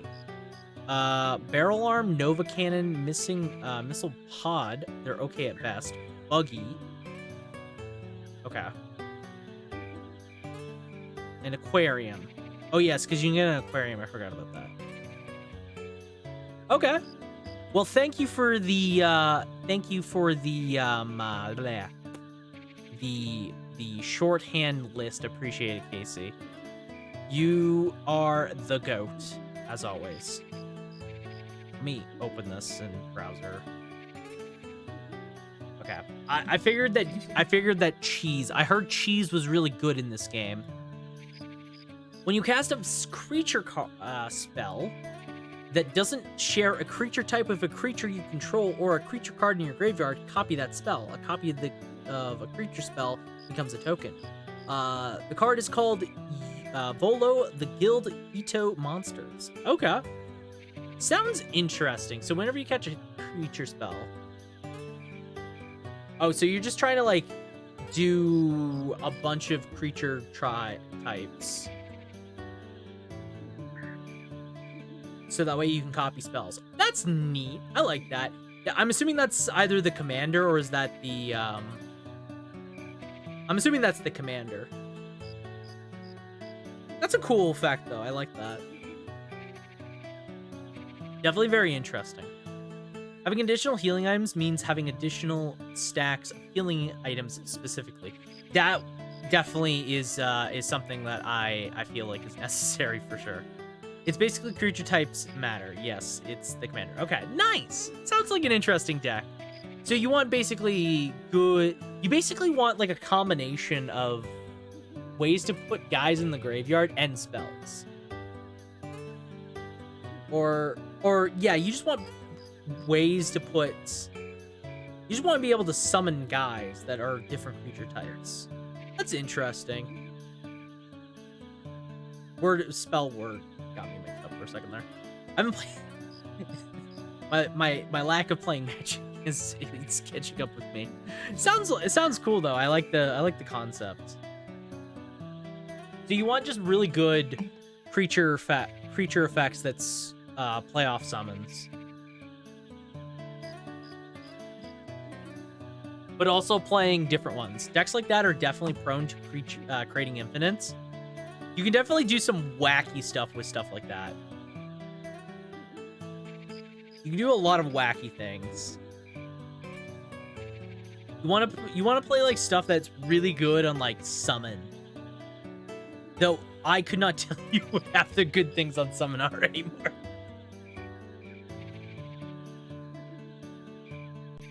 What's your win con? That's always a good question.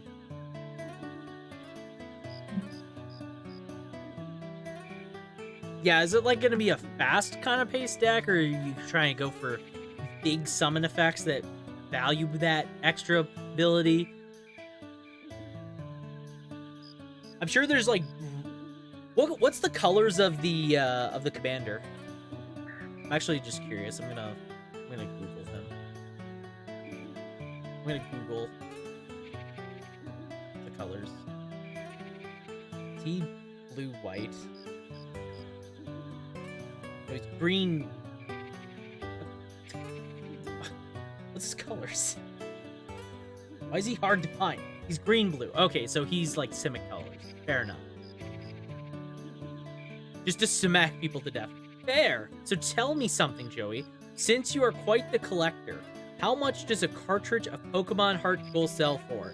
Do you want the game or just the cartridge? I think the game in box, and like, I think it has a manual with it. Just the cartridge, it's probably like over 100. It's probably over 100. In good condition, I think it's so. Let me try starting. I couldn't remember the site's name. Heart Gold Pokemon.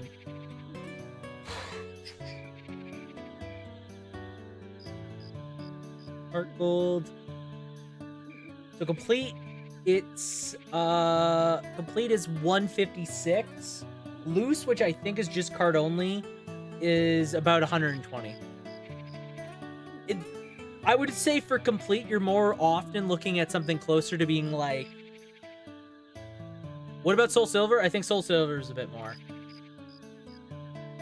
I think Silver's a bit more, because I was looking at Soul Silver, because I'm a Silver... I like Soul Silver. I like Silver a lot. They're about the same price, generally speaking. The loose is a little less, but I think the complete box is a bit more. It always depends on where you buy it from as well. Some places will have it lower or higher. If you go on eBay, you'll find all sorts of different prices. I want to say like around 100. If you sold it on eBay, you could probably find 100 as an easy price. A little bit of yellowing on the label, but overall, like the label itself,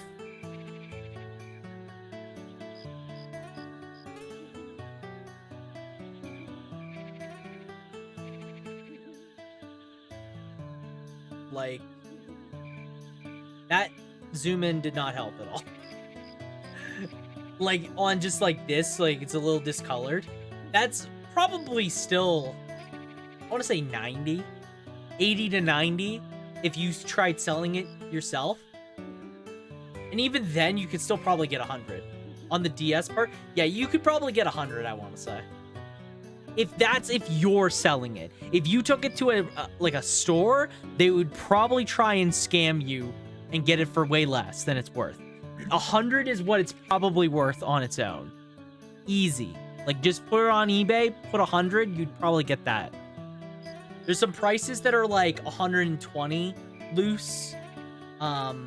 135 loose, you know?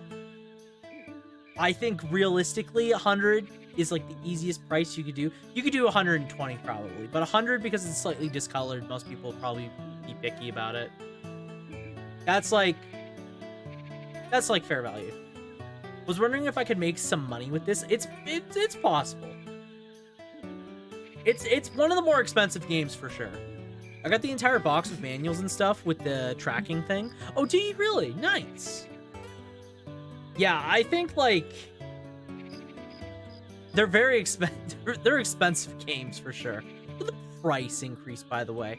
Look at the jump, by the way. Look at around 2020. This is like what, 3 years ago now? It was around $50 loose. It's now double that loose. Are you joking?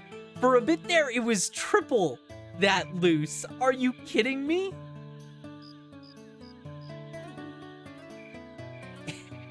Stupid. The DS I got is about to die with the battery being crap, but to be fair, it lasted 8 years. That's a 3DS battery, right? I feel like 3DS batteries are...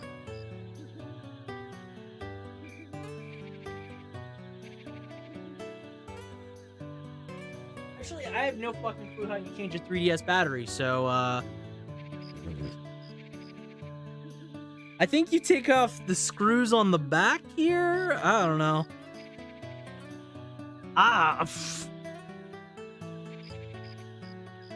No fucking clue at all. Isn't that when Nintendo purged the shop of the 3DS? No, they just ended the 3DS service. Like, I think it was, I want to say March. It was March this year is when they closed the eShop.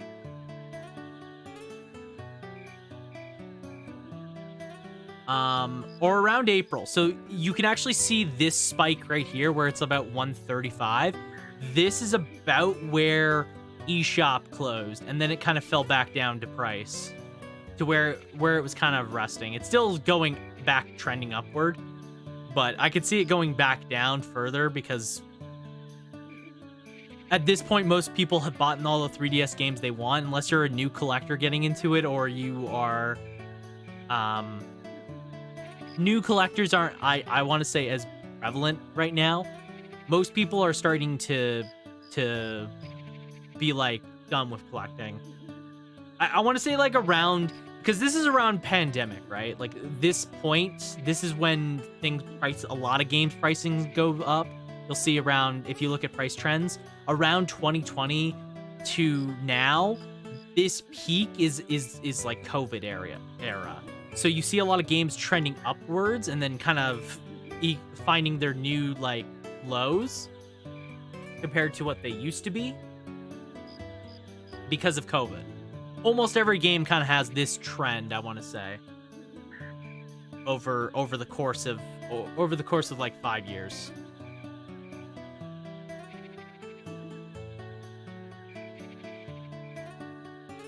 Especially popular ones like Pokemon. Replacements don't have enough money. Fair enough. Fair enough. Well, that sucks to hear, Pat. That sucks to hear.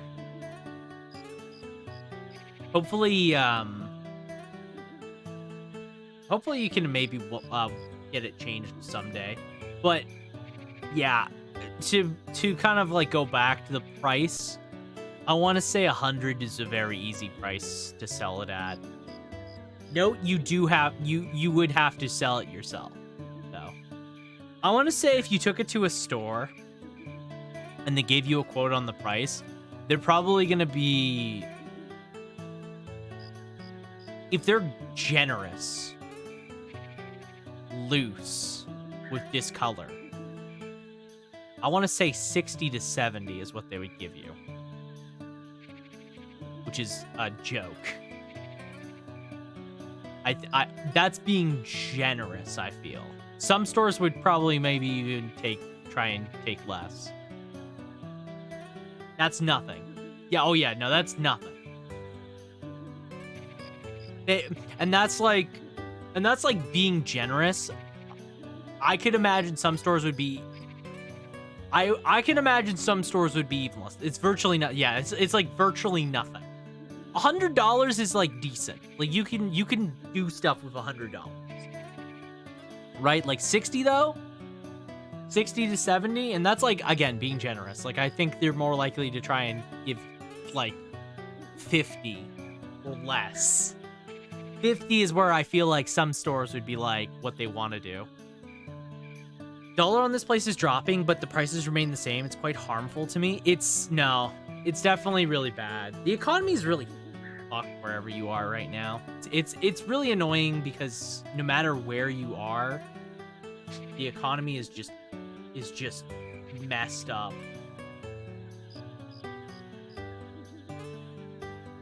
It's really messed up.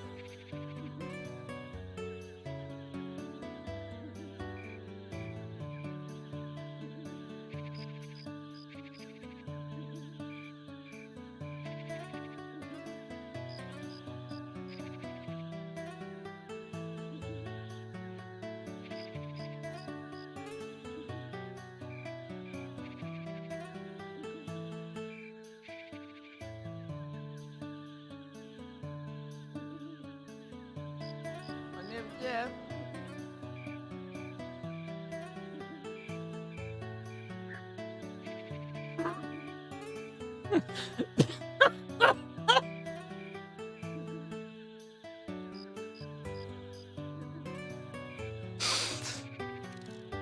Yeah, it's just...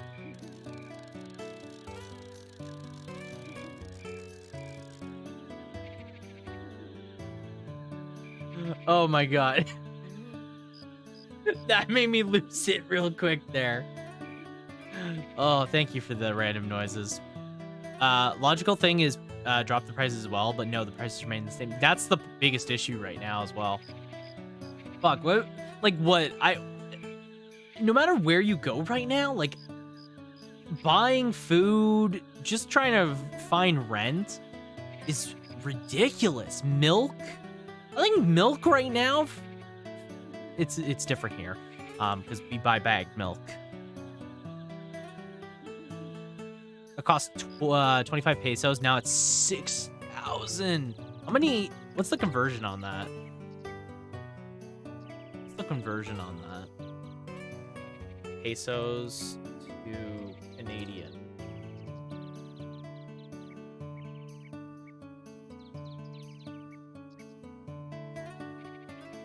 $4K is $1. Okay, because I was gonna say something was not quite adding up. Because I did 6,000 pesos, and it was saying, okay, maybe it's a different peso. Yes, it's a different. It's got to be. There's a lot of things that are called pesos. That was not right. Ooh. It's $300. Okay, mind you, it's harder to obtain pesos than dollars. 1 million pesos is $300. Fair enough. I looked up. This is why I was like, this was not right, because I looked it up pesos and then it went to Mexican, and then it converted as $300 for milk, and I was like, that's not right at all.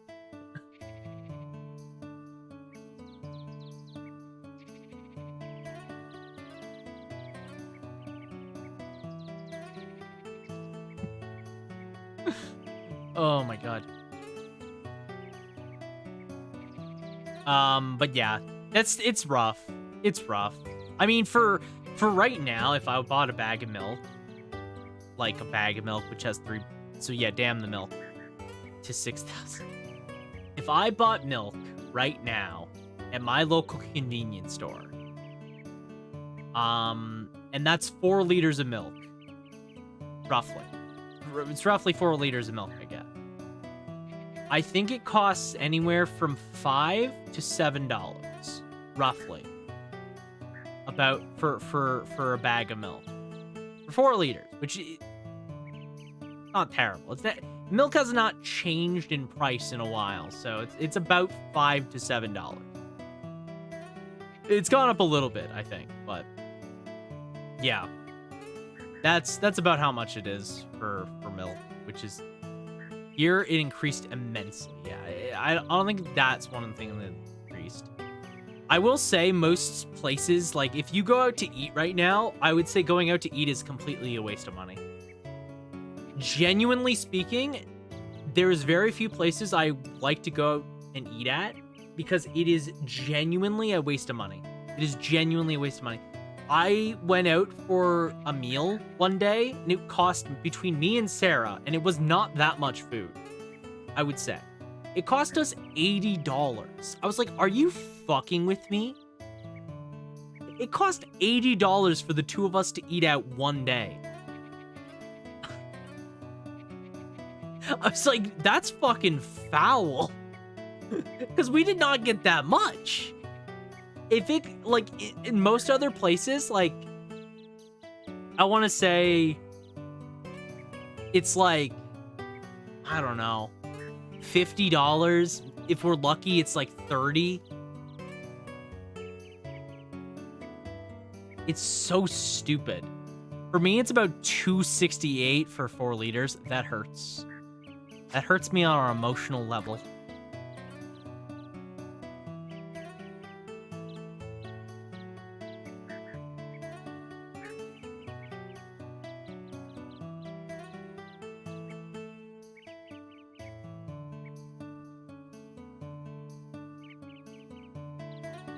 Come on, fish.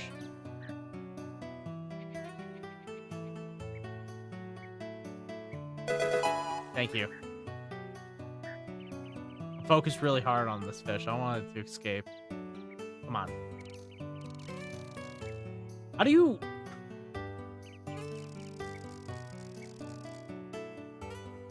Okay. You... Oh, I remember now. I remember how to fish. Okay, never mind. I got it. With the dollar dropping, well, high dollar value was supposed to be harmfully. Generally, personally, it's very beneficial to the guys like me who work well online. Get dollars converted to pesos, quite an earnful, depending on how much you've gotten, of course. Thank you for Tetsuya, by the way. That's fair. That's fair. Being able to convert something like USD to your money definitely is a boon for you. Generally, it would be harmful, but it definitely helps in your case. Okay, I gotta remember. I'm pretty sure I have to hit when I see the fish here. I think that's the thing I'm missing. Not only me, but people who bother to learn English and work online. Yeah, definitely. I think it's very much a benefit to learn English nowadays, especially if you're in a foreign country. At least for me, like foreign country for me, obviously, and being able to work online.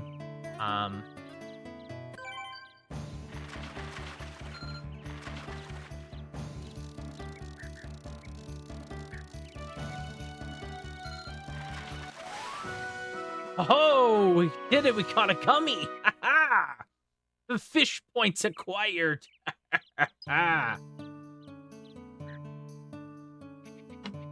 All in the day's work.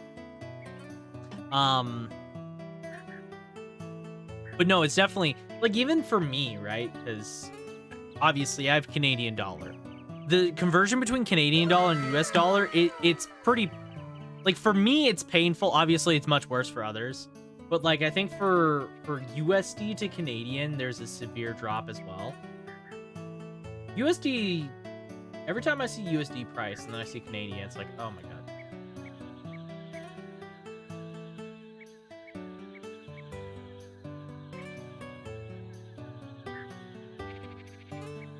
Because we're about, like, 32 cents off every dollar is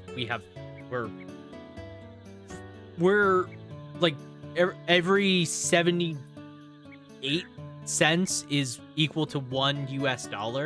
So every time, so as you go up, we have a lot less money. So that's why, like, when I buy, for example, a new game, US dollar, I mean, what? You guys spend $60 in United States, I think. Like, it's like $60. I don't know what the tax is on that. I don't know what taxes make that. But for me, it's $13. It's 13% for every purchase. Which makes a game that costs, our new games cost $79.99. So on tax, it costs $90 roughly to buy a brand new game, which is really rough. Obviously, it's much worse for other countries, again, but for me as well, it's why I don't buy a lot of new games. Realistically, that is partly why I don't buy a lot of new games, because it's really expensive. Like, I can't afford to buy a new game every month, honestly. That's why I buy like 5 cheaper games. Or wait until games go on sale a lot of the times. Man, I did not expect to be sitting here fishing and talking the economy in Dark Cloud 2. Truly, we are living in a time. Fishing stream, let's go! Need to hydrate.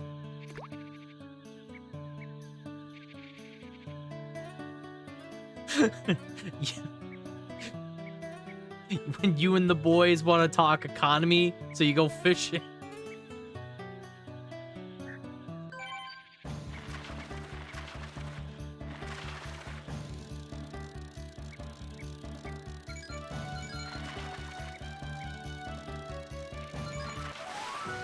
Let's go! Thank you. Give me the hydrate.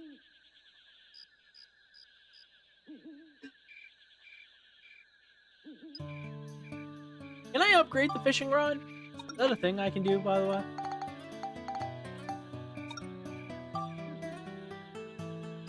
Yes. Yes, I can. Okay, so it's every 100 points I can upgrade. What is the best thing to upgrade with the fishing rod, by the way?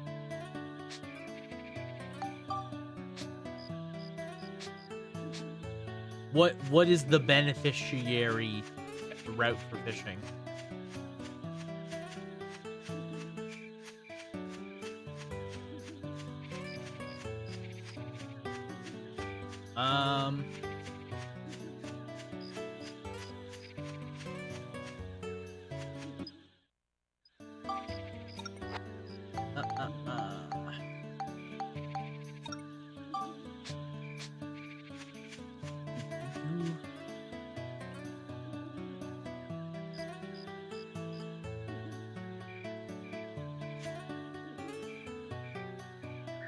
Yeah.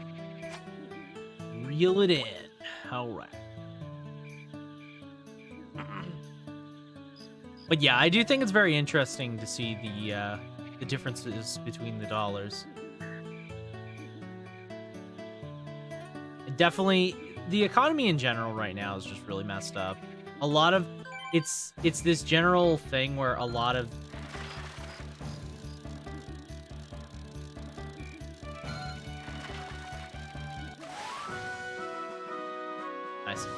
a lot of prices have gone up because of stuff like COVID, right? There was genuine reason why the economy kind of changed, for the most part. Even if it's a little bullshit. Even if it's a little bullshit, it did go up for reasons.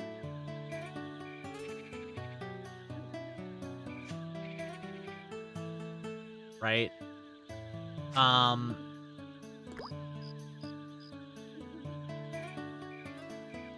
But it sucks because a lot of the prices of things did not go down, even though it kind of should have, a lot of cases. So now you have this weird imbalance of things where certain things are more expensive, but wages are not as much as they should be.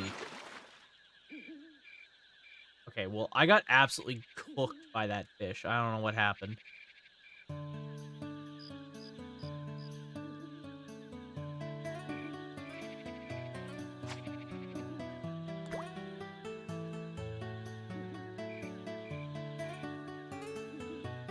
Okay.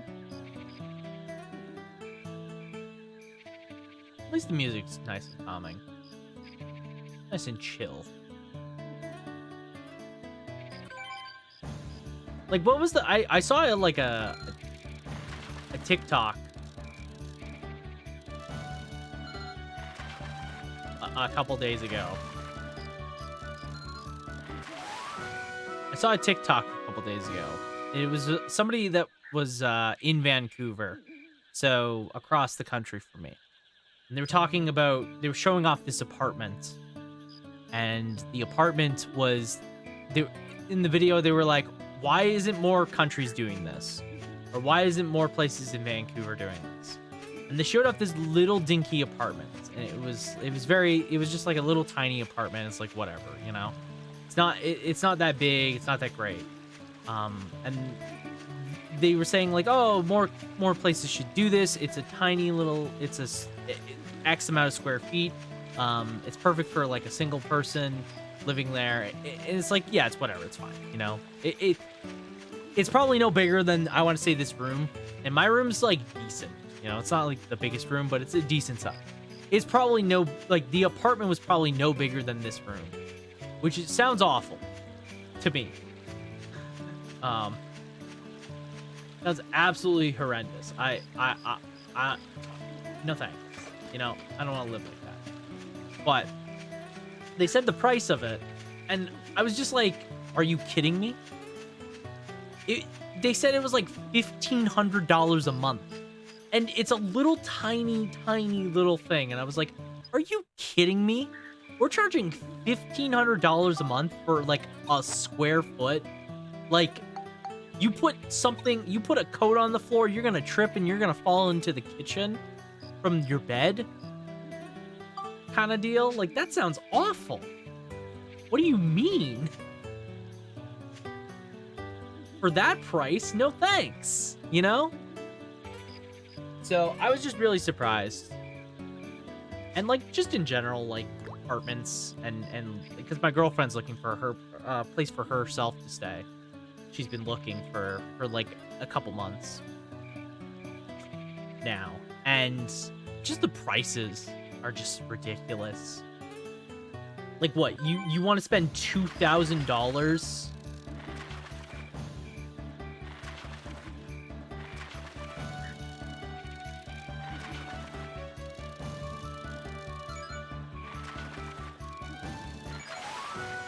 Okay. There we go. You want to spend like $2,000 a month just to be able to, like, not even really afford to live. Like, it's just for a place to stay, and that's it. I'm sorry, what the fuck is a carrot?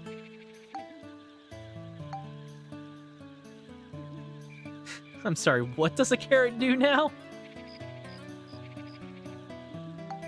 The more you know, I guess.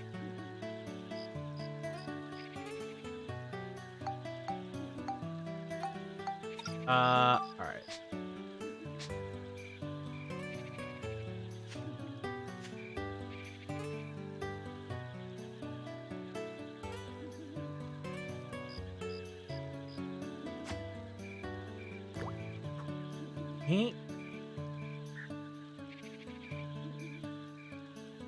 Just some more calm fishing. Speaking of fishing, I don't know if anybody saw this, but I would have to find the post on Twitter. But apparently Sega is doing a thing where they're giving away Sega bass fishing for free.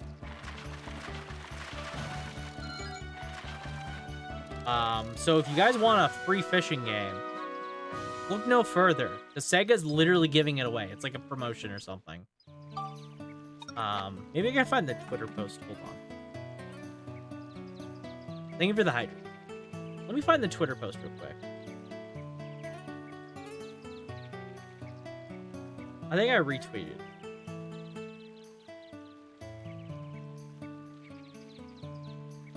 Yes, I did.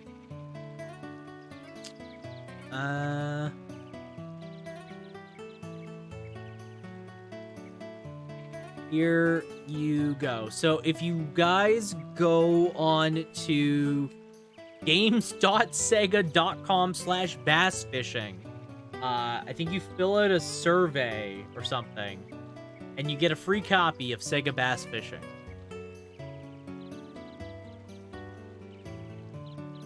So there you go. If you guys want a free game, I got you. Don't worry, chat. I got you. In fact, let me grab the URL. Here you go, chat. Sega Bass Fishing for all those that want a free game. Maybe you just want a fish. $7.99? More like get.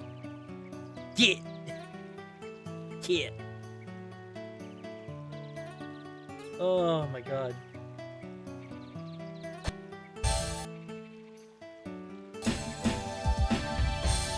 Enjoy your fishing. Fish! Select the casting point. A big one close by. It's coming near. Bite it. Come on. You guys, this could be you guys. Fish! For free. Bonus. Except you don't have a Dreamcast fishing rod, because that would be too cool. Pull up the rod. The line's gonna break. I'm not gonna lie. If I were ever to play, and this will never happen. This will never happen. If I were to ever play Sega Bass Fishing, I would have to play it on a Dreamcast with the fishing rod, because it's too funny not to. Actually, curiosity, how much is Sega Bass Fishing?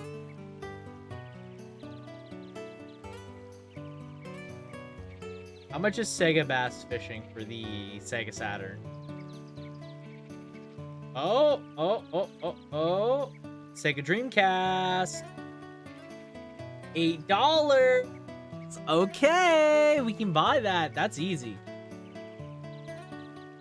At one point it was $20, but actually it's only $11.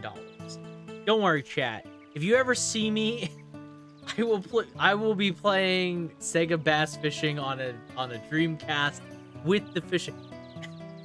Hold on, I gotta go to eBay. What's it? It's the Dreamcast fishing thing. What's it? What the hell is it called? The fishing controller. $40 for endless fun? That seems legit. Look at that. Bass fishing. Easy. Fishing controller, $33. Don't worry. I got it. Anyways. I have no idea what fish are for, by the way.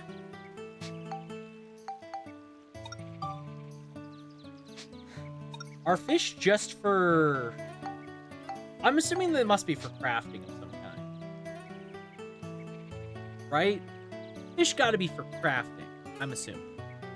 Or are they just for this? I don't know. By the way, because I always forget to do it. Here's the Discord. If you guys want to follow me on Discord, I'll pin this in the old channel until the end of stream. Yeah, if you guys want to join the Discord and stay up to date with the stream, there you go. Feel free. Feel free to join. Always appreciate new faces in the Discord. All right. Let's take our butts out of here.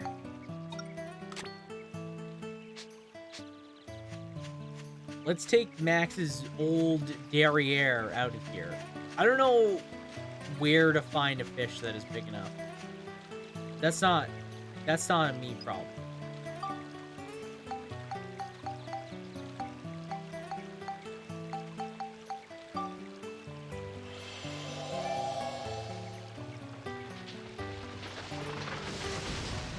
I have no idea what metals are for. I forget.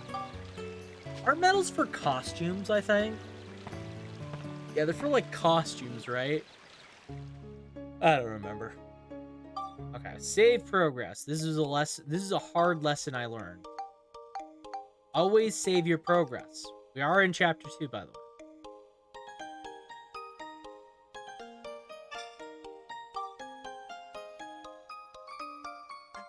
Okay. So, let's go back to the station. We're gonna go back to town. Because I really need to rest.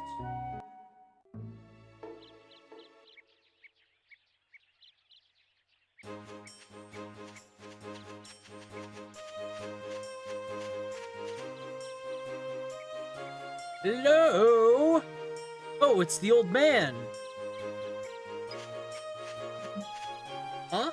Oh, it looks like you found some geostones. Now then, well, let's use the Carpentertron to rebuild the forest.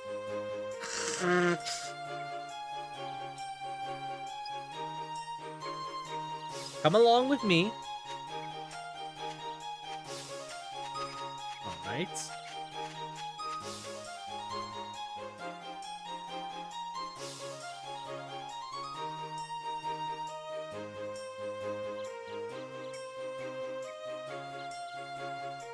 Here's a little present from us.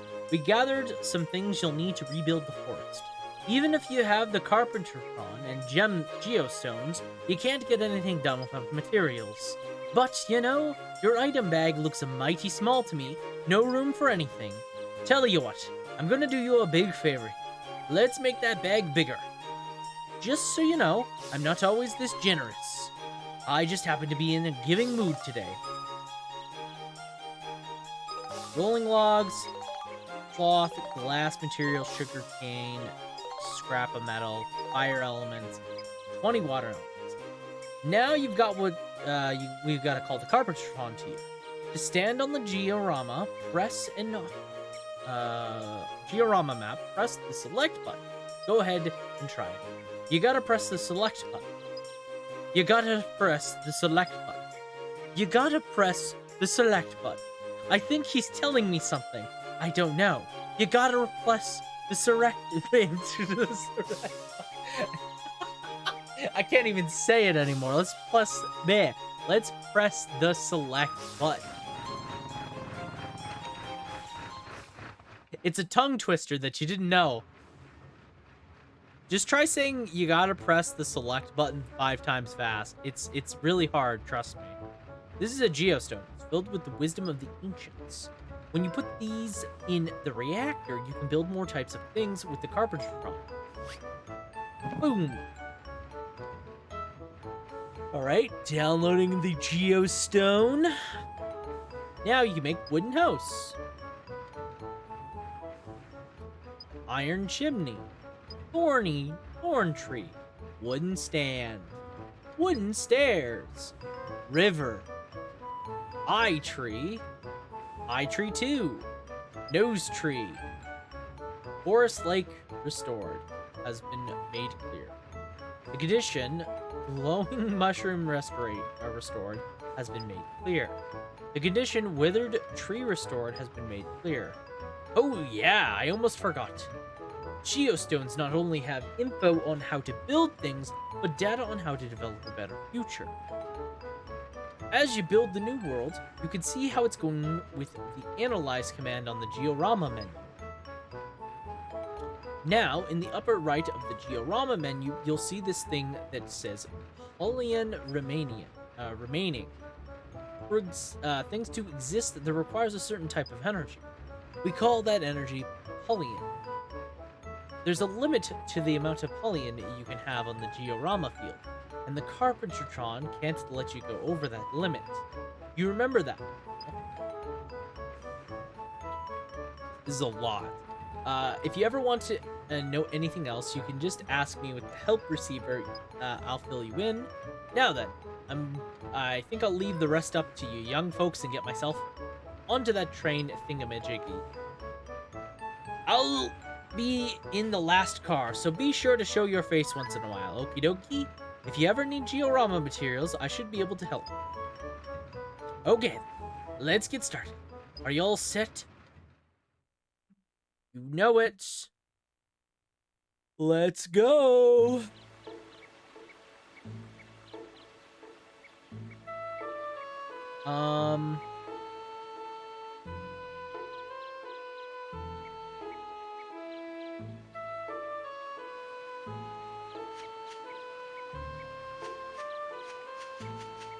Okay.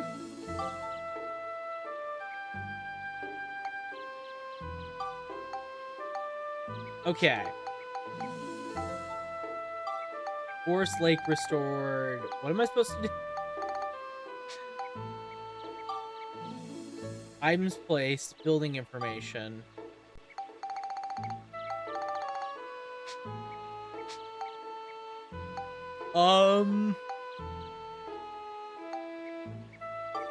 Okay.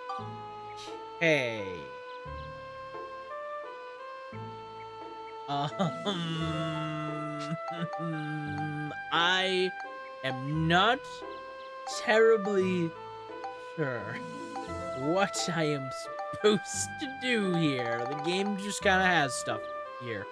Okay. What is the main goal of building this? What am I hoping to accomplish? Is there a specific rhyme or reason to what I have to be building? That is a question I have. Because the game just said, yeah, you could build things and you could analyze them, but I don't know what the information on the analyze is. Because it just says the forest lake is restored, glowing mushroom restored, withered tree restored, elder direct revived. And then there's just like some other random thing. This is stuff that I don't know. I guess we can just put stuff down, right? I guess we can just put things down.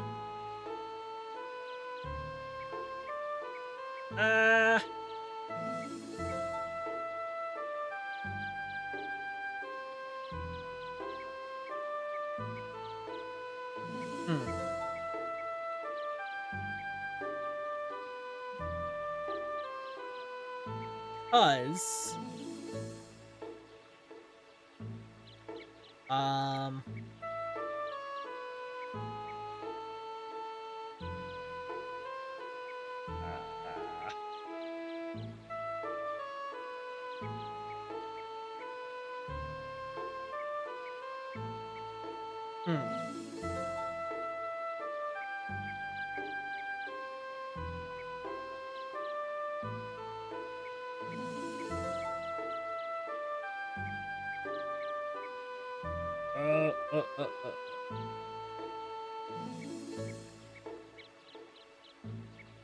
okay. So I guess I have to place rivers.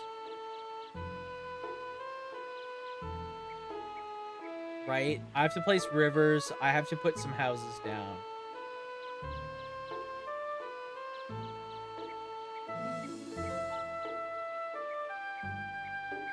I guess we can put down a bunch of,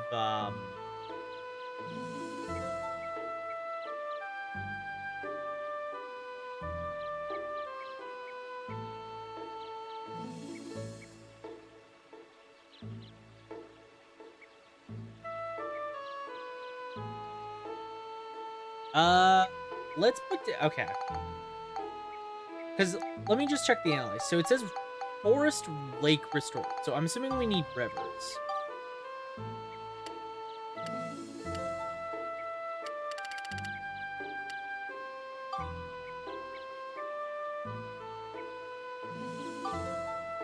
So let's make a bunch of rivers. Let's make one of every tree if we have them.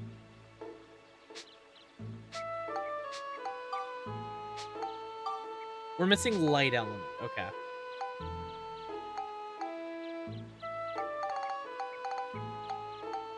Okay.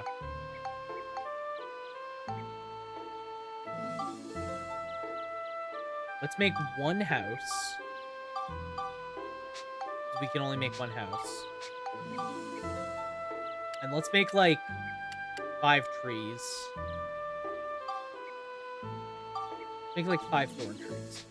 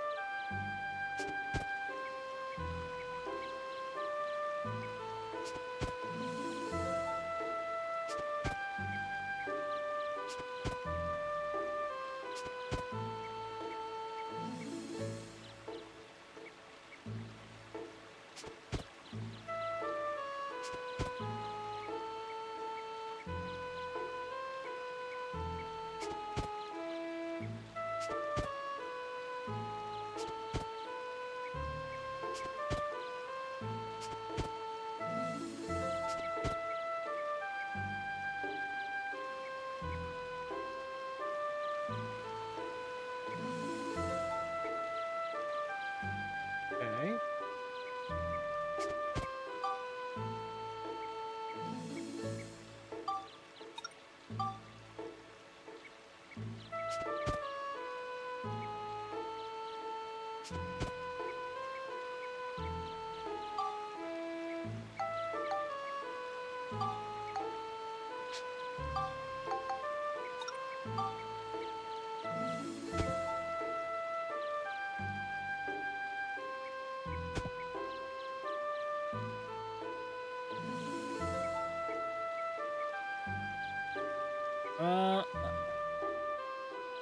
What?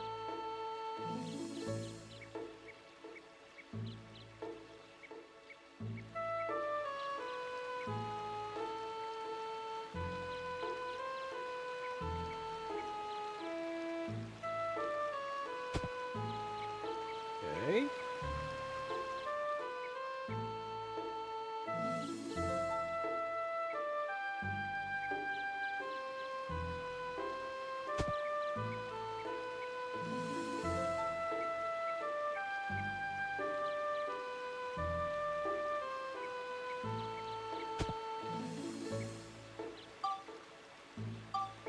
Um...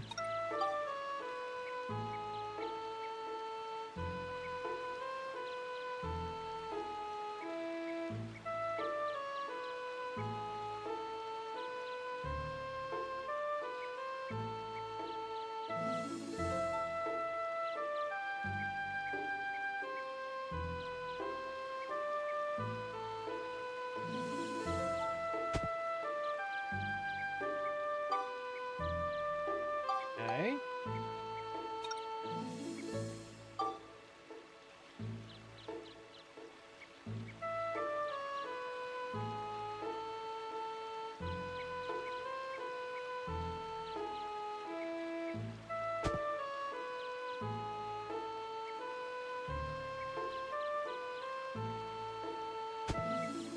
Okay. Let's put a wooden house.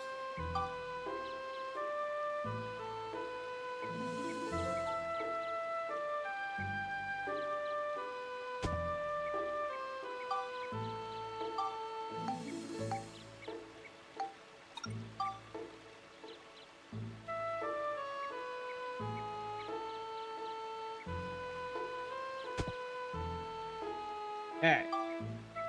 Yeah. Hopping off.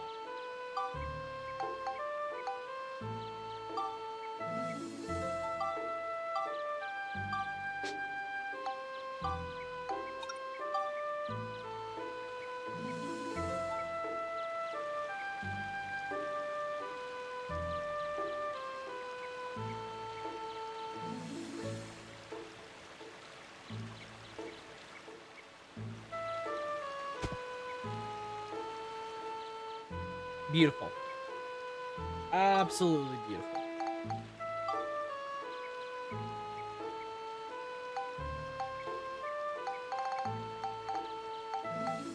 Okay. We have done 10% complete.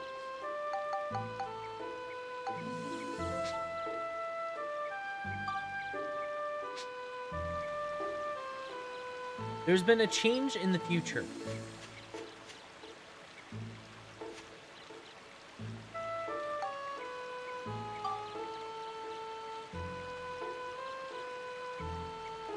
Okay. So I can convince... This is something that I did know. So I know I can convince people to move in. I can move people into vacant homes that I made. Now, that doesn't mean I know how easily that will be to do, but I do know I can do that. Okay. So that's the town building part. That's good. I have a decent enough idea of how the town building stuff works. Before I forget, Cedric, repair robot parts.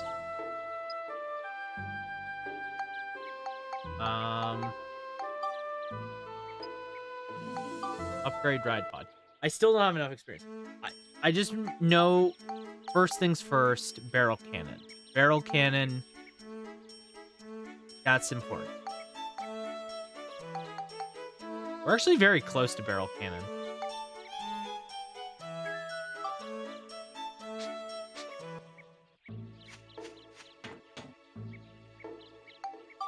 Okay.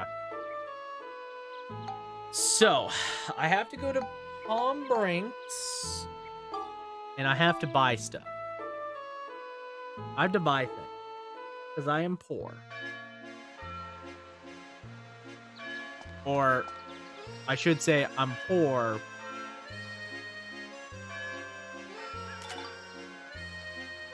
Sunshade. Interesting. Okay.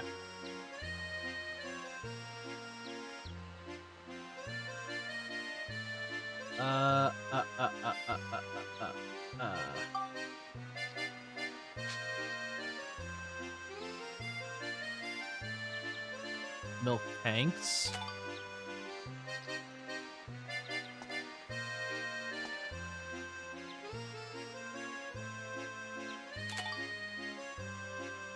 Bakery sign was one.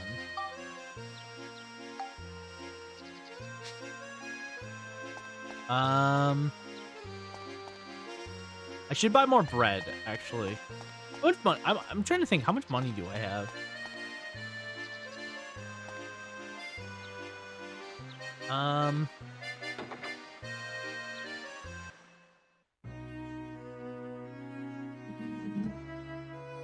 Okay. I'm trying to think.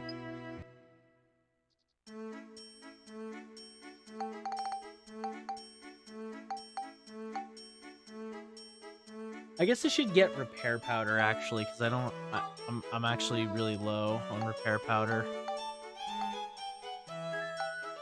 Should buy 4 of them. I don't know if a cooking stove is worth buying. That's another thing.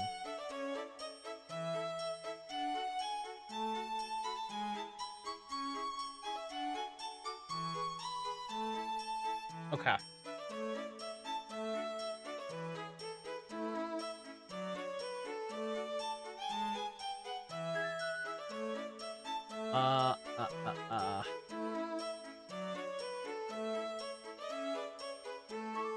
Fireplace. Okay. So I did need some of that.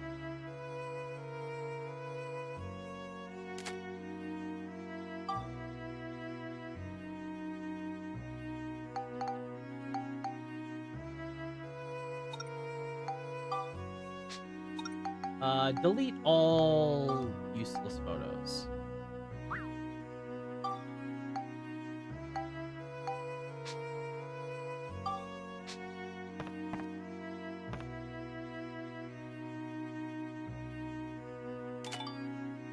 Oh, okay, hold on. Make. New invention.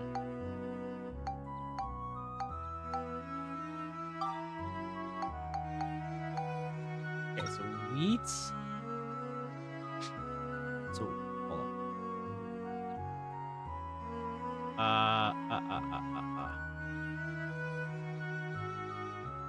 think I need fireplace still.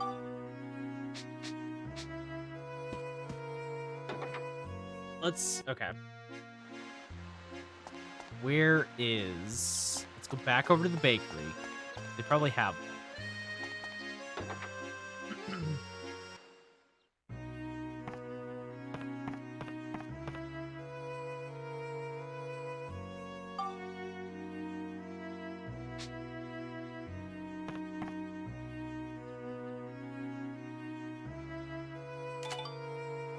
Bread. Bread is an idea. Okay.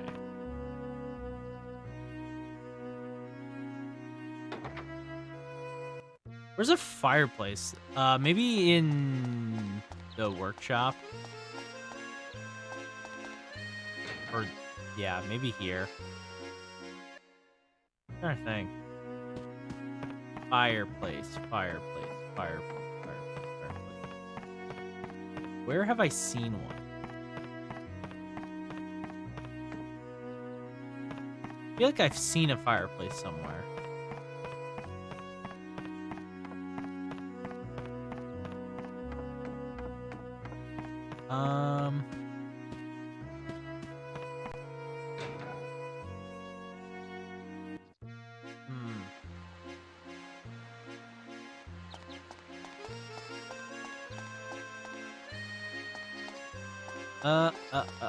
What's police station? Okay. Bakery.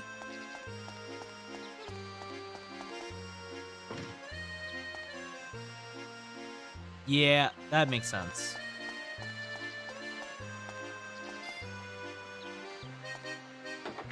Weapon shop, okay.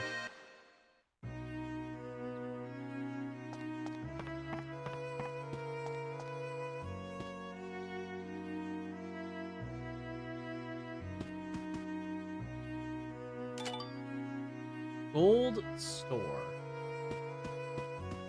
Interesting. Oh, hello. Was Monica the one that came by here earlier? I sure hope she likes it here. It's a weird thing to be saying, sir.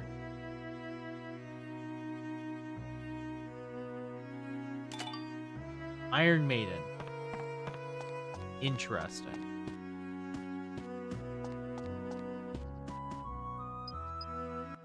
You didn't have anything of value to sell to me, right?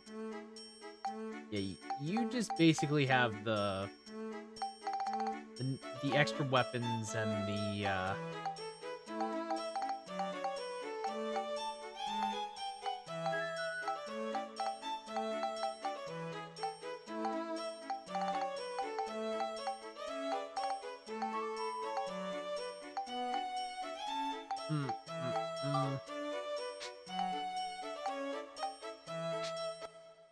Yeah, okay. I guess fish sell pretty well too. Okay. That's good to know. Fish can sell. Fish can sell. Ogre.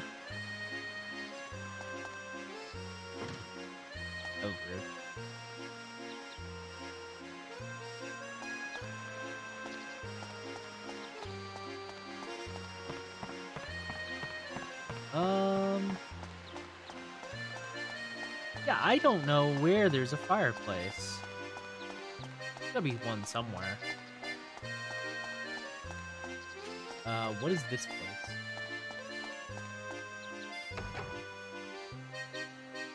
Hello? I didn't know I could... Oh, it's a church. Interesting.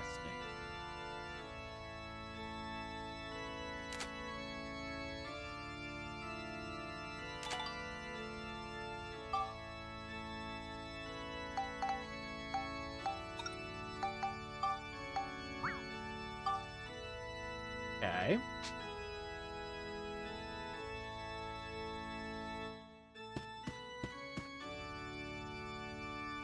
Would you like to borrow the power of the gods? Then please make a donation to the church.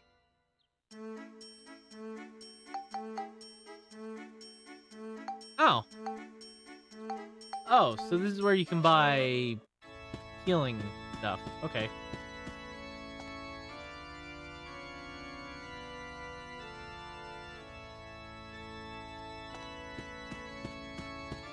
Uh-huh. Alright. Good to know. Good to know.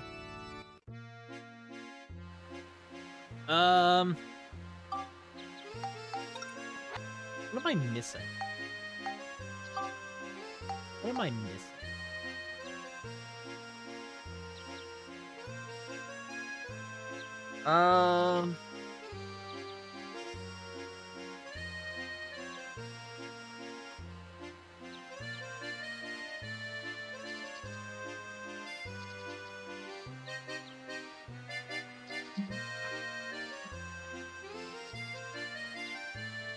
I need...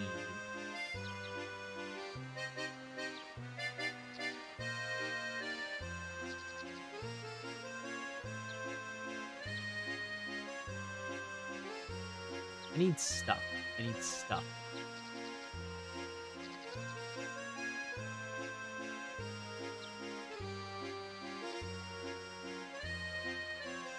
Nothing golden egg.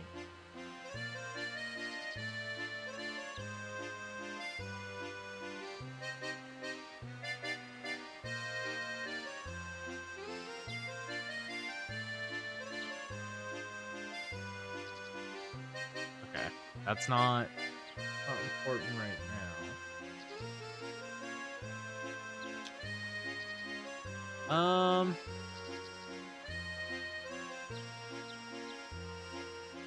Need a wooden box, a window, and a fountain, though. That I can do. Bread I can also do, but I need a fireplace.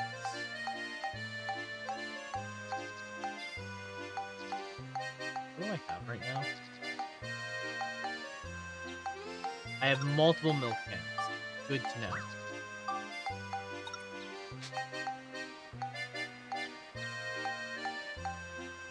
I have the fountain. I need a wooden box. Okay. I need a fireplace? Where can I find a fireplace?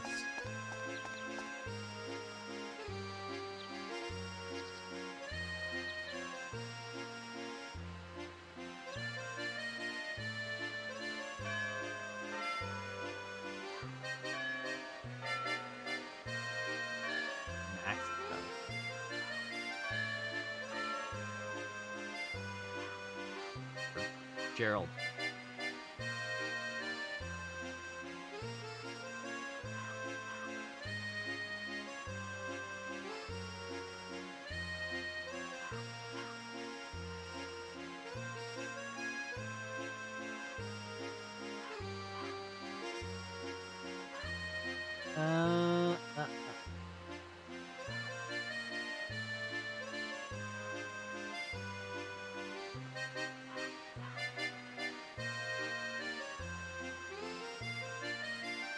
Okay.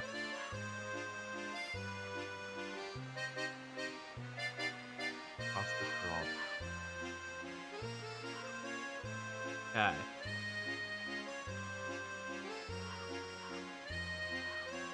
So, what I need then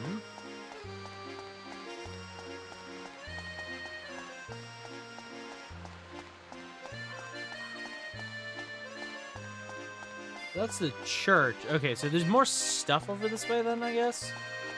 We're just kind of like wandering around. I haven't really explored the rest of the town, honestly.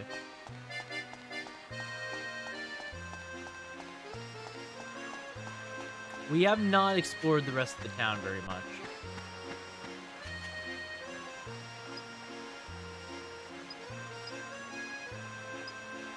Yeah.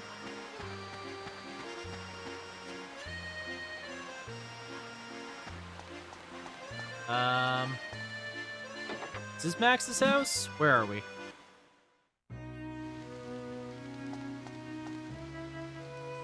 you have any kind of problem, make sure you come to me first. Okay, well, I will say this is probably Max's house. Rich campered place. Yes, this is Max's house. Okay. We did it. We found Max's house. He's the rich little boy. Okay. Oh, where's my room?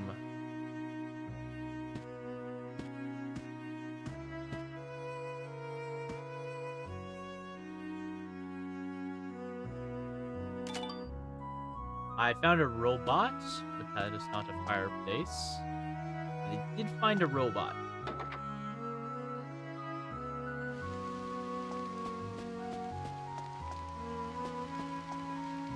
Aha!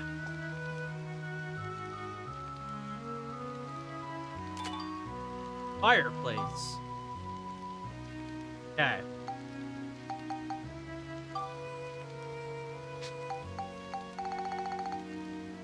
Okay. So, move idea from photo to idea. Sorry, what? Select photos. Okay.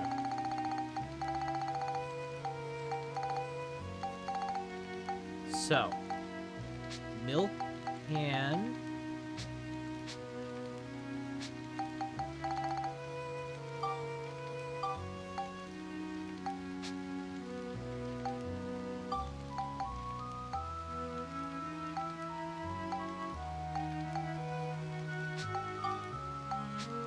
I have no idea how that works. That makes absolutely no sense.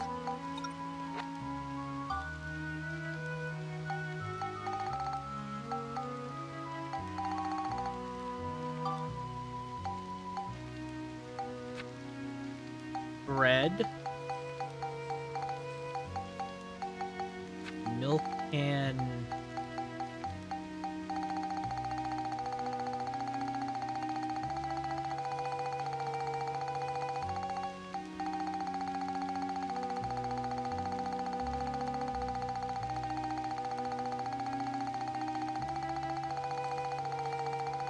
Going. It's scrolling.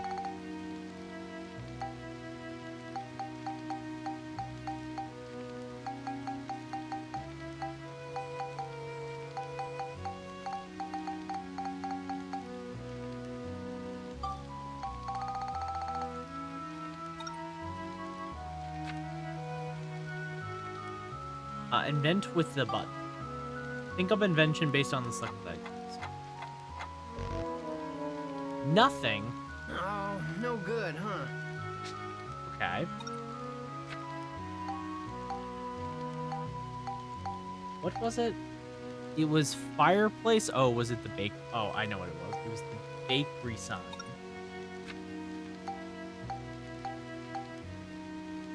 And it was milk can.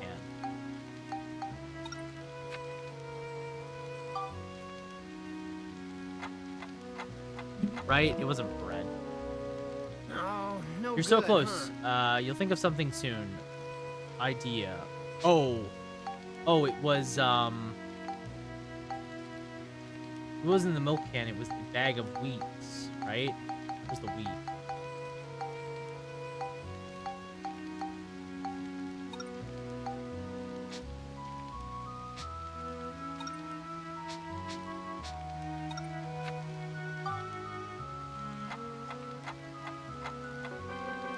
Aha! Bread. We've done it. We've discovered how to make bread. Aha! I am a genius. Okay.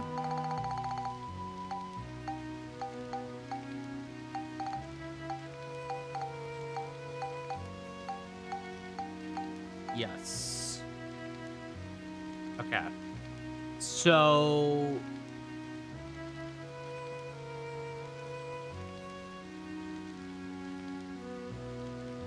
what is bread used for?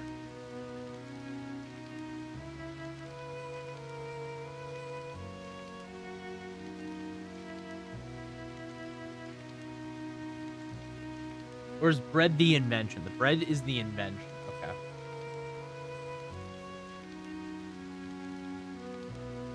So I need a wooden box. I need a couple things.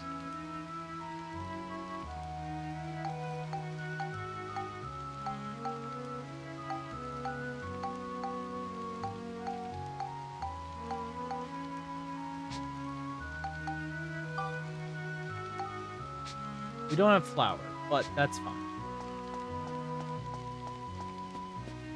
All right. I am actually a genius though. Oh, hello.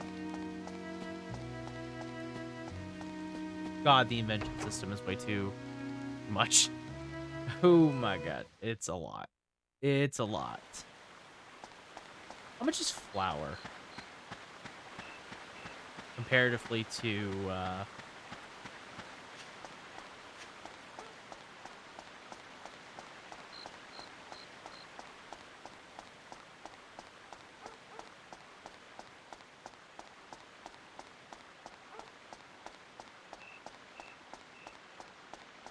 So this is the real question, is how much less expensive is flour compared to buying bread? I'm assuming that it is minute of a difference.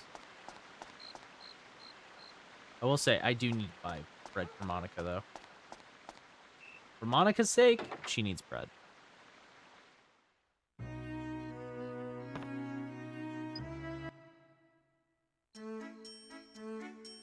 Flour is 20.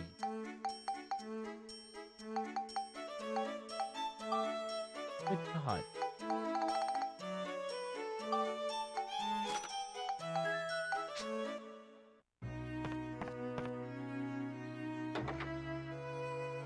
Okay. So, we have bread. We have mostly everything we need, basically.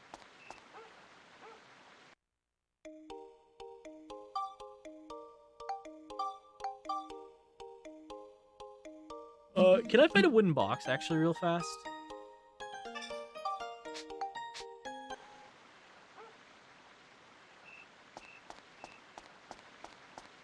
Also, where's the weapon shop?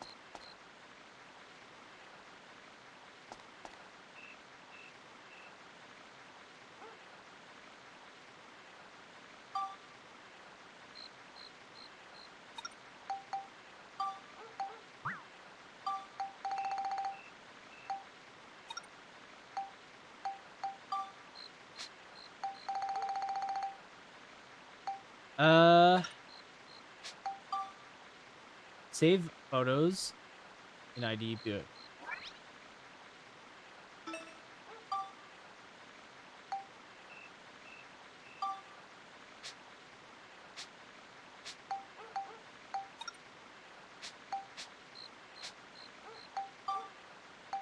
Oh, okay.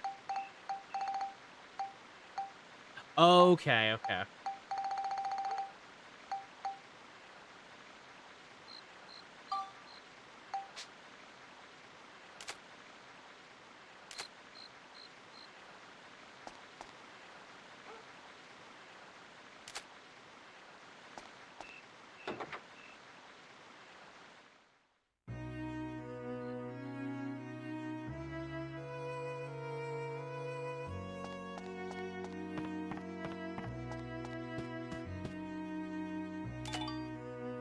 Weapon.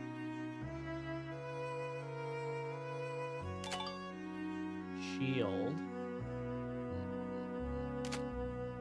Weapon shop. Okay, so I understand it a bit better now. So you can save the photos to ideas. That way you can use them later. Okay, because I was like wondering how you maintain photos for later. Because I was like, okay, well, how do you use photos later? Because obviously you can't hold on to every photo forever. That makes no sense.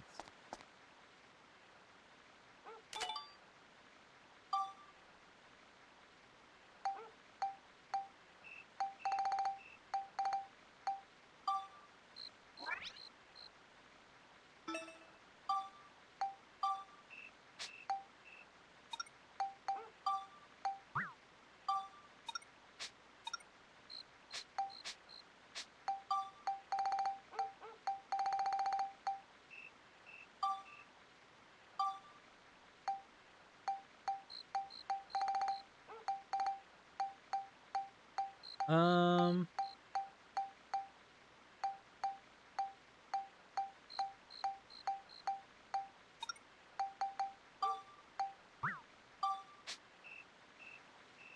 Okay. Do I have a wooden crate somewhere?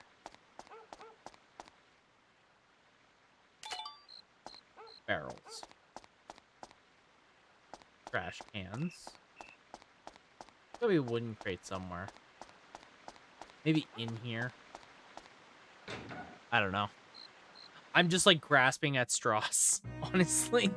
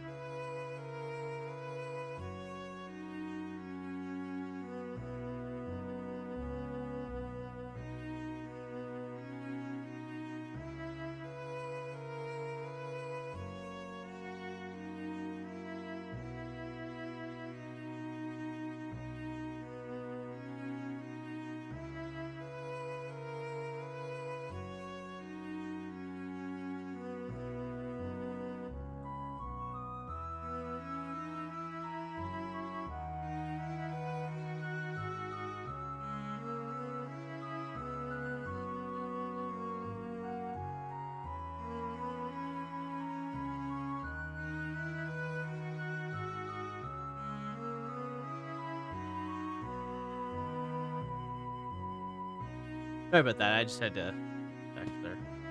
Apologies. Wooden crates. There we go. Or wooden box. I'm reading the book. Constructor cloth ladder. What the hell's the constructor? Old style robot.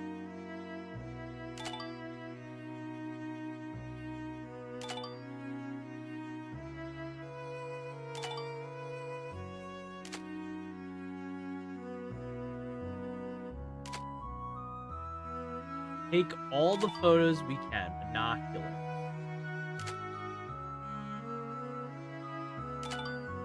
Register. Vacuum bag. Still don't know what the constructor is.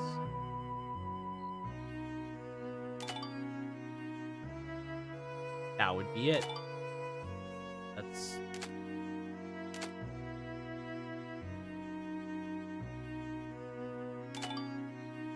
Vacuum.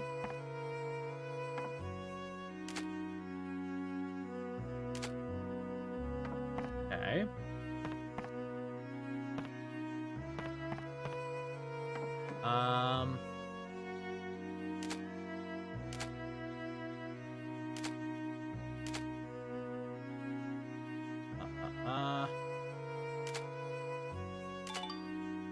Cable. Take photos of everything. A wooden box again. Because do we just not have a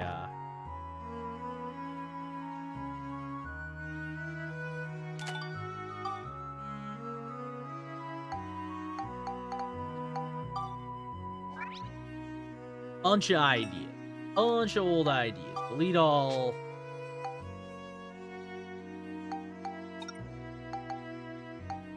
Delete all useless.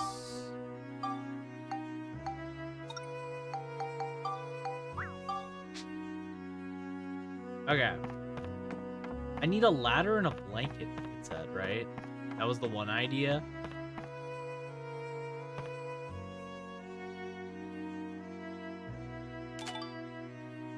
Tiny hammer. I don't know if that's... I don't know if you can say tiny hammer. That's a big-ass hammer. It's bigger than Mac. Okay.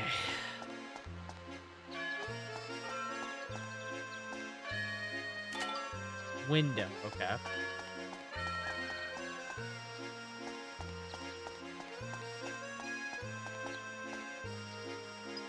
Underground.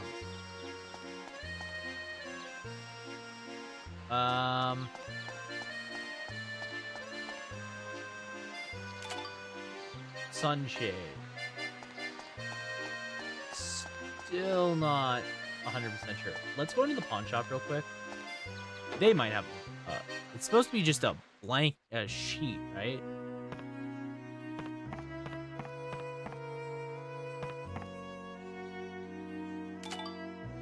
Vegetable fruit. Block. That's me. Chandelier.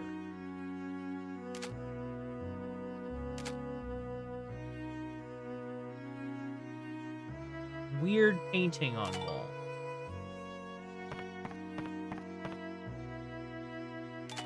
Books.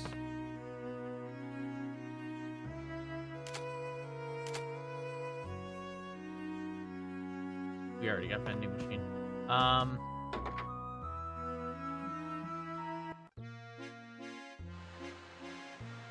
Okay. I'm running out of ideas. Where would a blank sheet be? Where on earth would I find one of those? Isn't there... There's like stuff over this way, right? I'm not crazy. Yeah, there's some stuff over here. Town hall, right?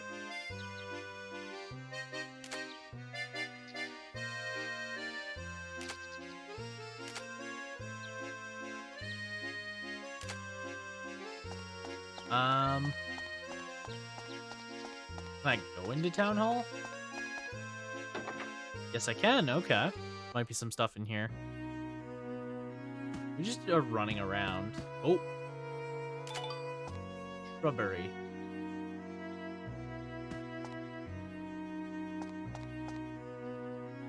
Hey, don't think Morton from the item shop kisses up. Don't you think Morton from the item shop kisses up the mare need? I don't know. Does he? Maybe he does. Bench.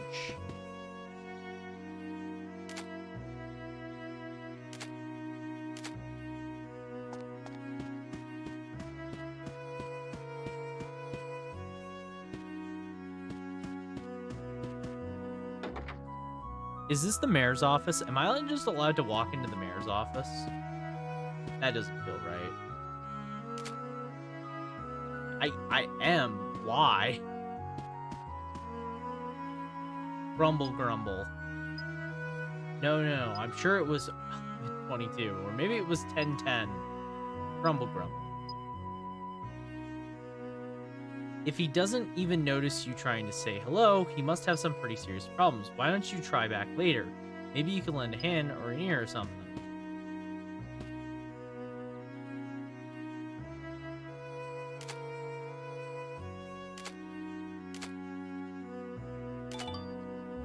Phonograph. Glasses case.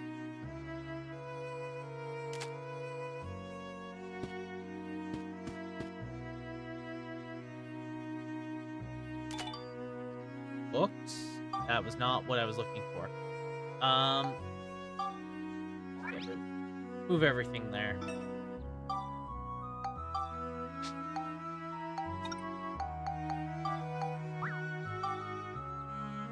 Okay. Number of ideas. So we have 50 ideas.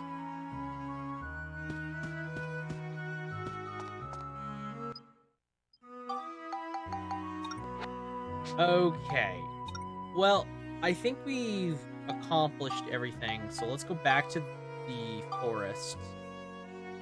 Let's go back to the dungeon now. Oh.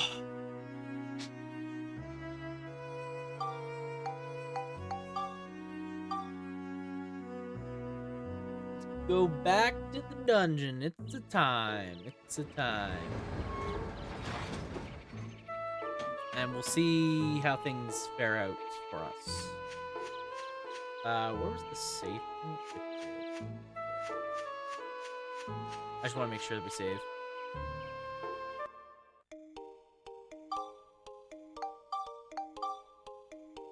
Okay, we managed to take a bunch of photos, but honestly, I'll have to like look up inventions later. And probably there's so many things to this game. Honestly, the more and more I play it, the more and more I'm like, there's a lot. This game is chock full of shit.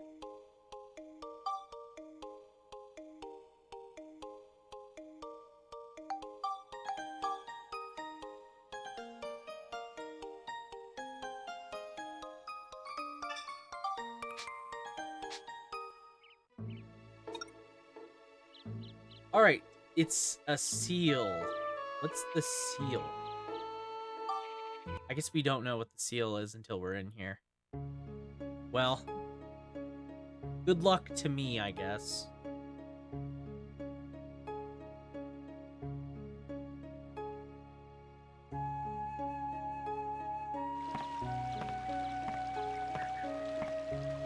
Alright, what's my seal? What's my gimmick?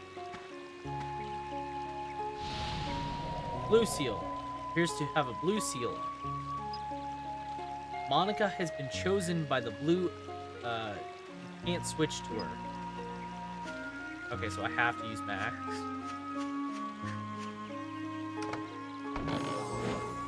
That's fine. Max has his ride pod, so he's on it off.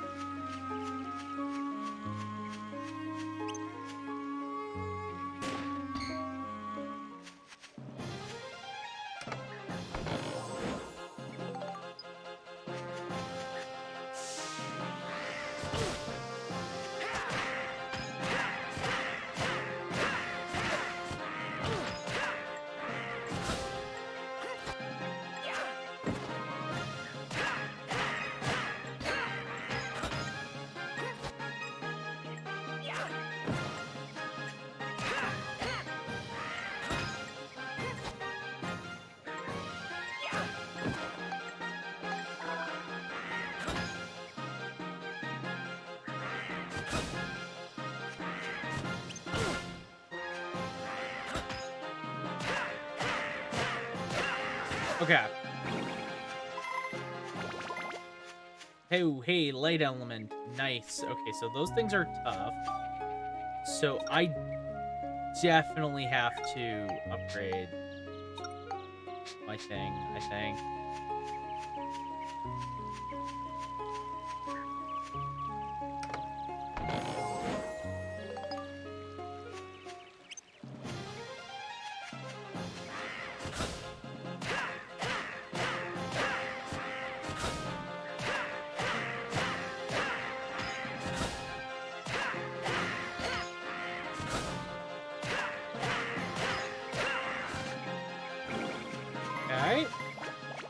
Okay, more light elements. Those are good. Oh, no.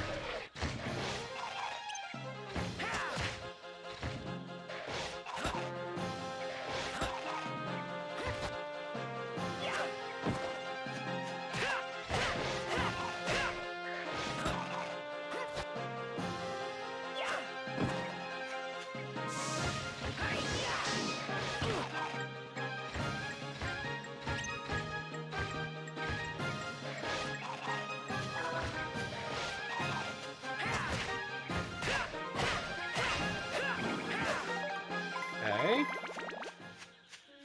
Ow.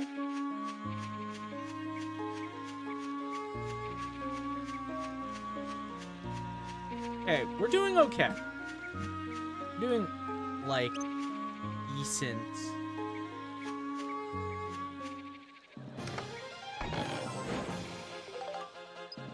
Silver balls.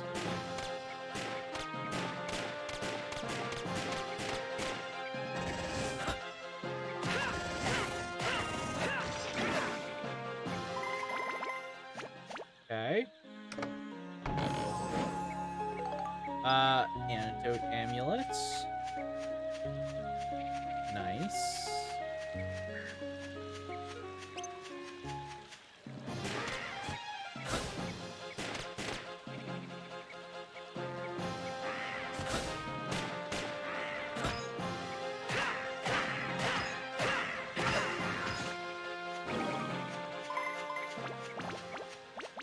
Okay. Okay. Where's my guns? There.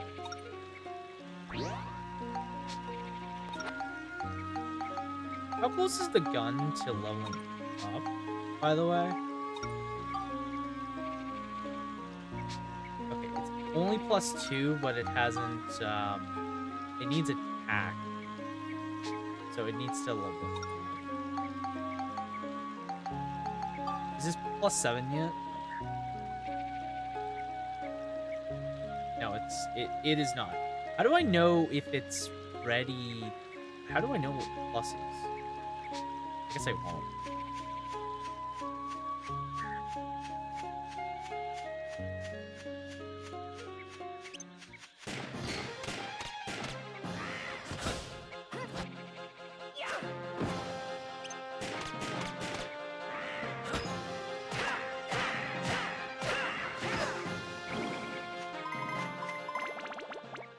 Okay. Okay, I feel like I'm getting a lot better at just basic combat stuff now.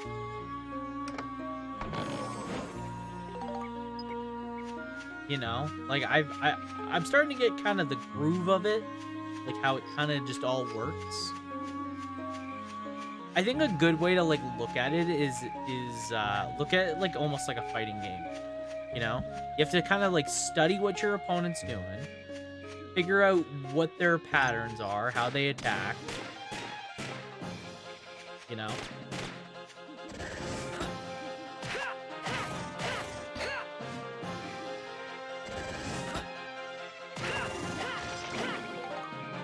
Figure out how they kind of attack and work and stuff like that.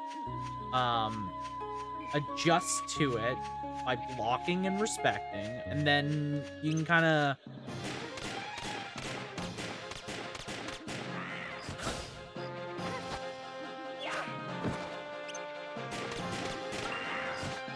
I also wanted to try and use my gun. It's like another thing. I feel like my gun needs to be leveled up more too. Because the gun is useful. Max's gun later on, especially.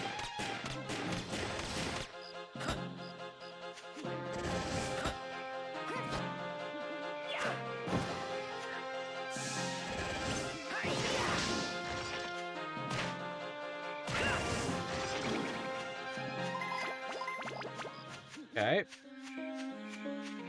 I know later on, Max's gun does get a little saucy, a little bit crazy. Ow.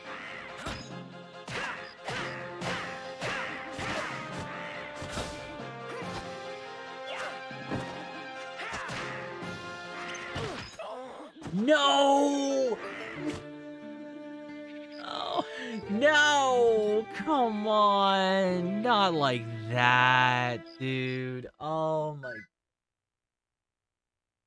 Max dies in 2 hits. Are you kidding me? What's... Is there a way to increase Max's health? Because that's a little... That's so annoying. Like, Monica has a decent amount, but, like, Max has none. Oh, that's annoying. That is very, very annoying. I guess just, like, don't get hit, dummy, you know, kind of thing. I feel like that's probably the gist of it. Don't get hit, 5-head, you know?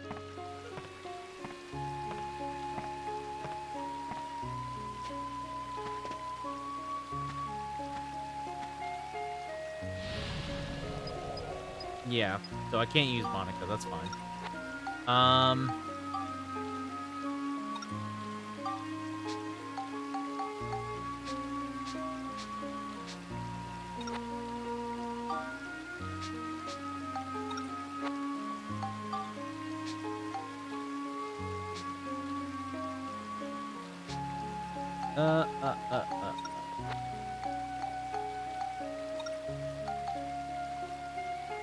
You know what? Let's upgrade our wrench now. because the upgrade will help. I feel.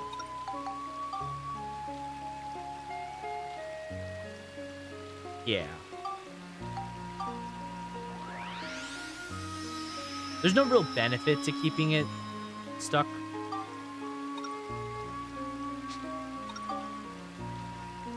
So we need scale, lightning, flame, and attack. That's all fine.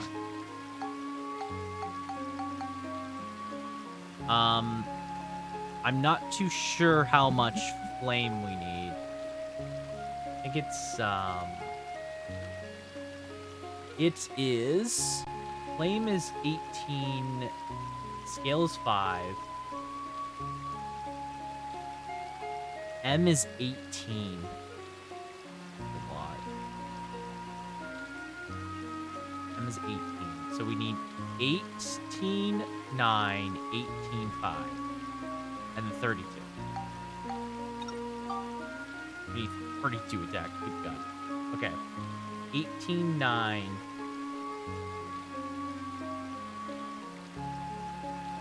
18, 5.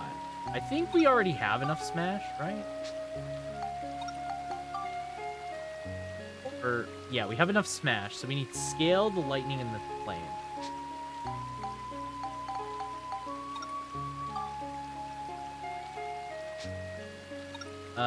So we need to do 2 of these.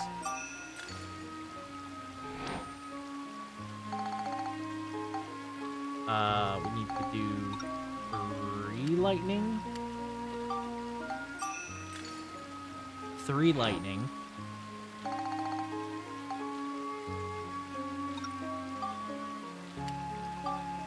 2 scale.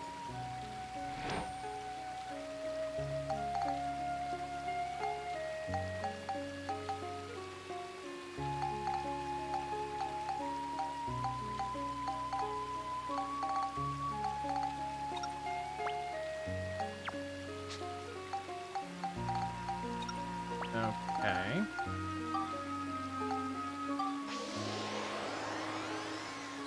Yeah, let's upgrade his wrench a little bit.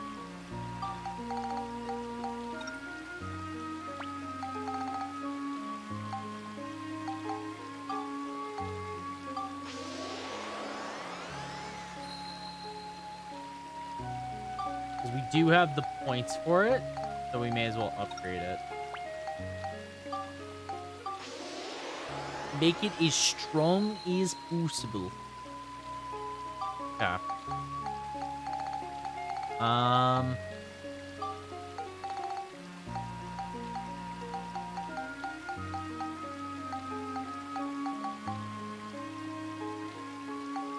Okay.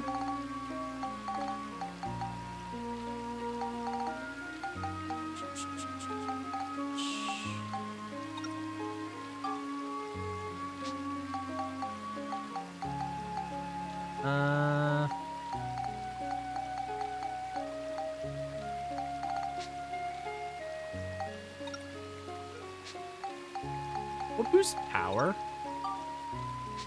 That's exorcism. Smash. Smash. Durability. Oh, that increases durability? Oh. More you know.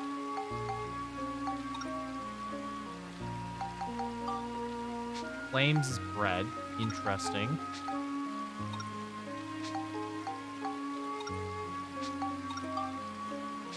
Cyclone. I'm assuming these are all like normal ones. Not meaning to equip that. I just want to see flames. Flames. Poison is.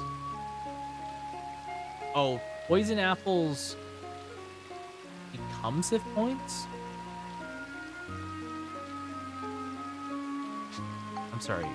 What? I'm not sure I understand.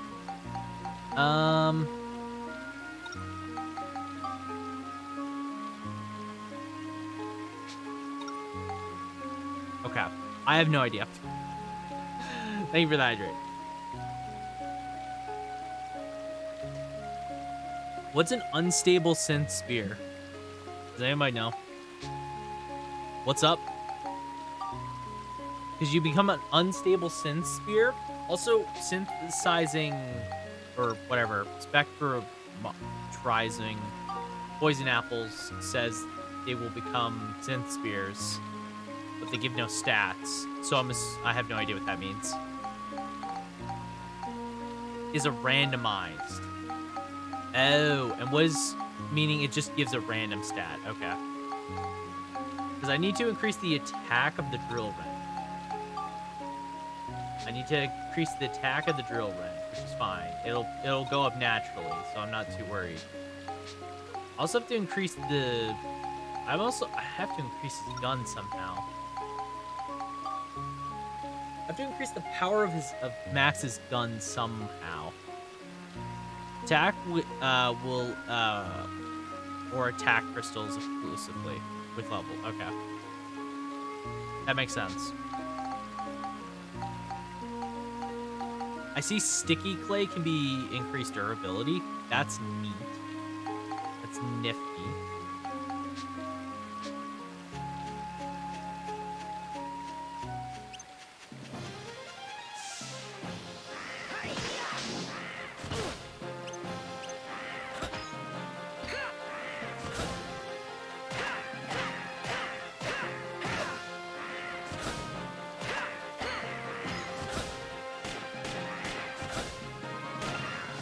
Got it.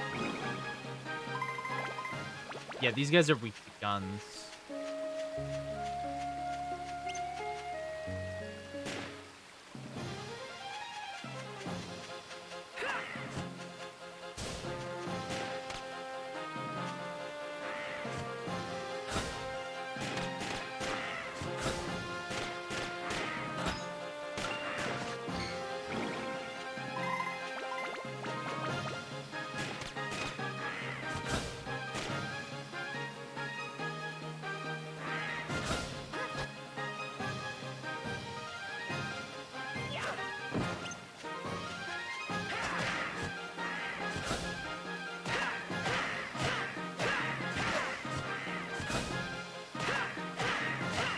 Okay. Cool. Well, we found the Geosphere actually immediately, which is pretty nice.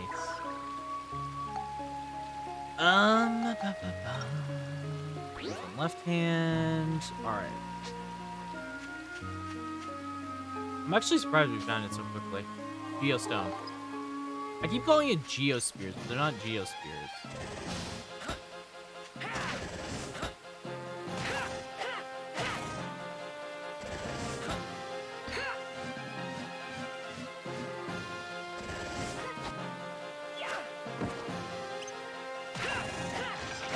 Ah!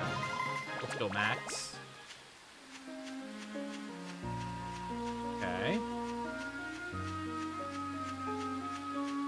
So Pixies, all I really have to do is focus with gun.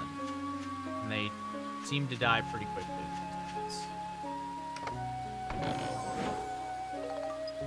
Anti-goo amulet. Interesting.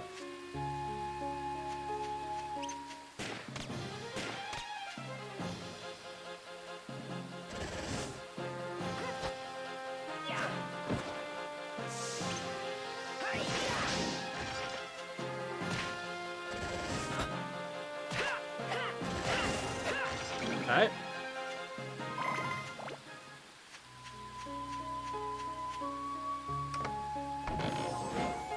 Oh, here we go. Here's the magic crystal. That's important. Okay. Okay.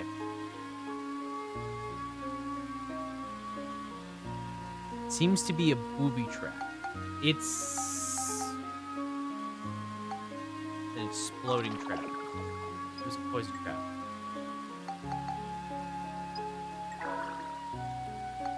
It's a poison trap. Cool, we got another battle wren. Awesome.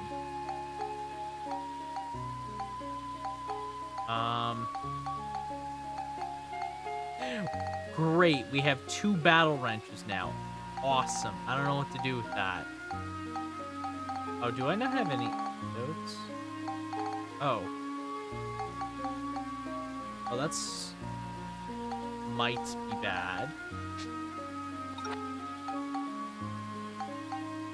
Ooh. Shoot.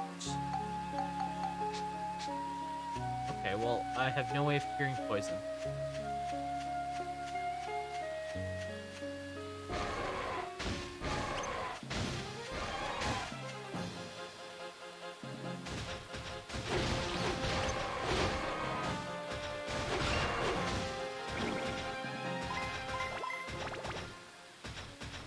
Okay.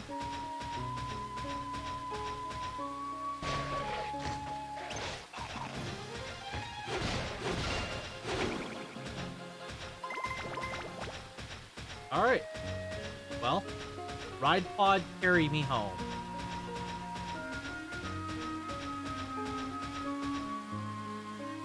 We're very close to barrel cannon. I think if I just take one more enemy.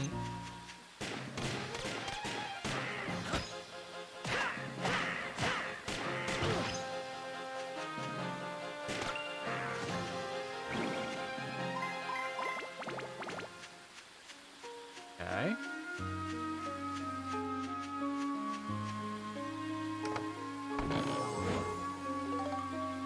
Sturdy claw. Thank you for the hydrate. Heart throb cherry. What the fuck is a heart throb cherry? I don't know. I'll take a look in a second here. Oh, my poor HP.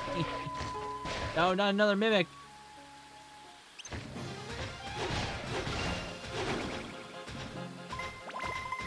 Ah. Alright, cool. We have, I repeat, well, I didn't say anything, but we have the barrel thingy. We have barrel cannons now. Let's hydrate.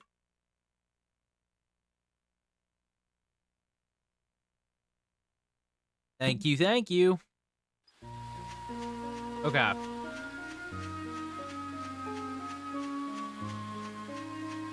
So, now, what really, really matters is my ability to stay alive. Because we are dying slowly. Ever so slowly.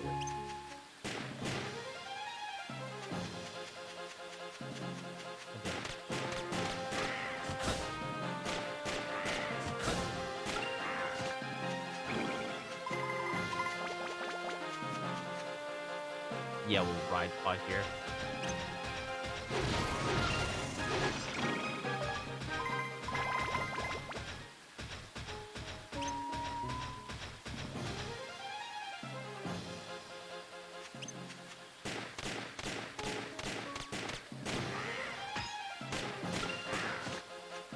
Aha!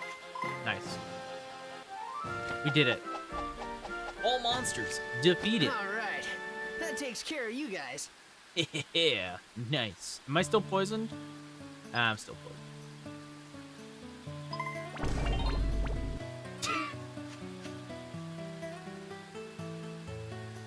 Thank you for random noises. Appreciate it.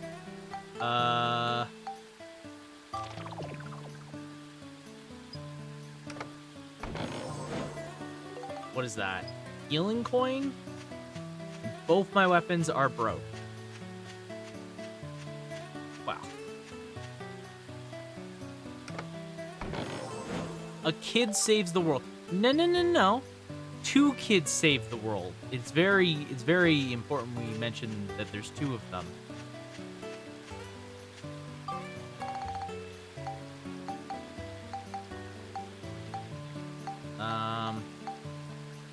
Play tag to stop the enemy. Coin engraved with the symbol for curing. I have no idea what these items are. What the fuck are these items? Typical of Japan, the kids and teenagers to clean up the mess of adults. It's it's so that way kids have someone they can relate to and they can look up to in the game, or something along those lines.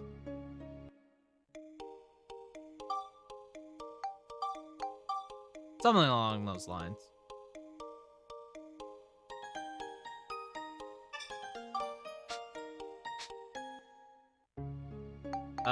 Okay, let's go back to the station because we are dying. We are dying.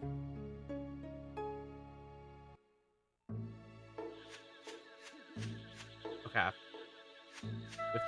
We can upgrade the ride pod finally with Cedric. So repair the parts.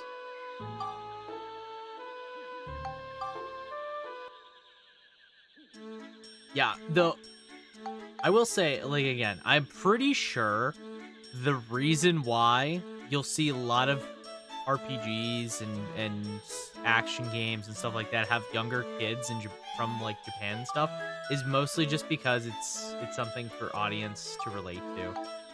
Barrel cannon. All right, I guess treads are next. Barrel arm time. Let's go. I'm excited. I'm excited. Looking forward to it. You need them for Chapter 2 final boss? Well, that's good. That's good to know.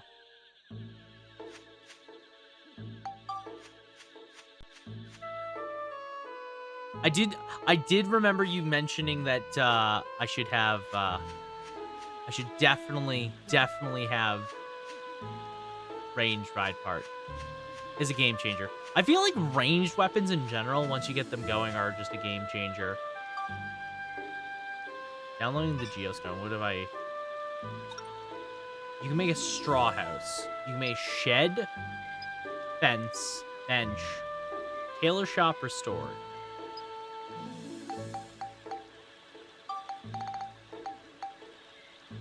Okay.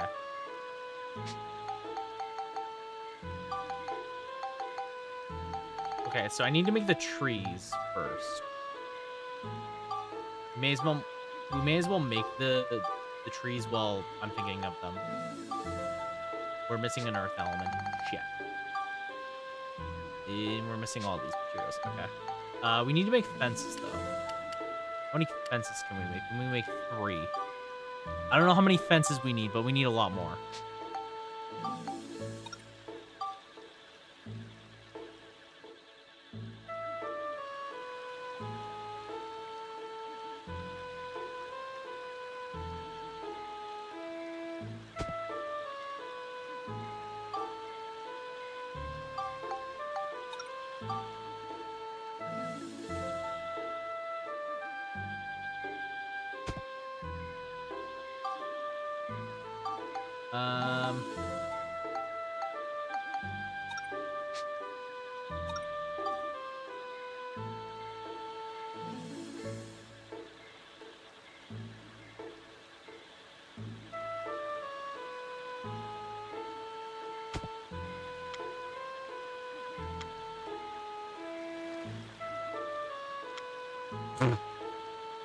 Hold on. I just put that kind of in front of his door. That's not what I want.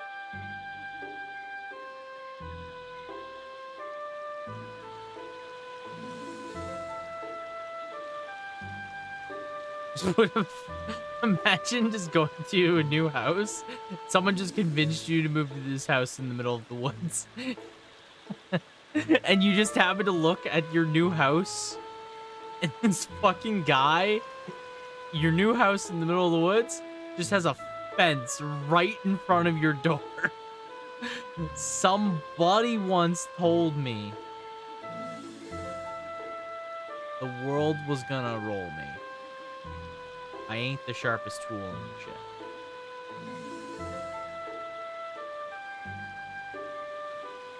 This isn't a swamp. This is a forest.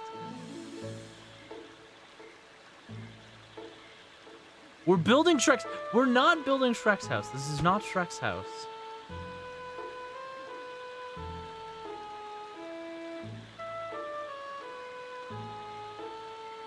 I'm not building a swamp.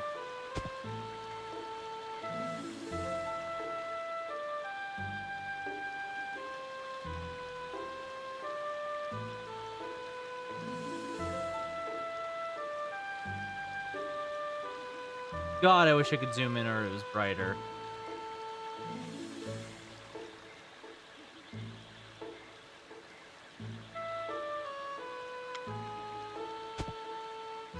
Okay.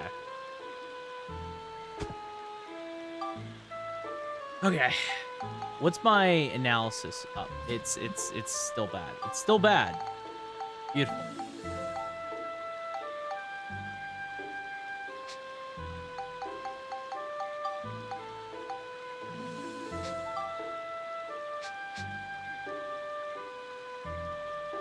Okay.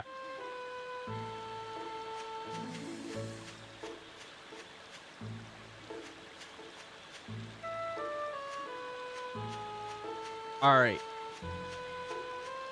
Oh, that's not.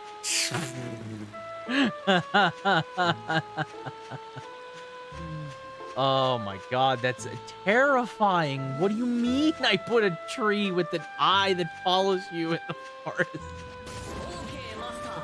Let's kill the hoe. Beach. Thank you. Thank you for killing the hoe. Appreciate it. Appreciate it. All right. Remember the tree with the face from Courage the Cowardly Dog? I don't. I do not. But I feel like if you're mentioning it, there's a reason why. If you're mentioning it, there's definitely a reason why you are mentioning it, and that has me more scared.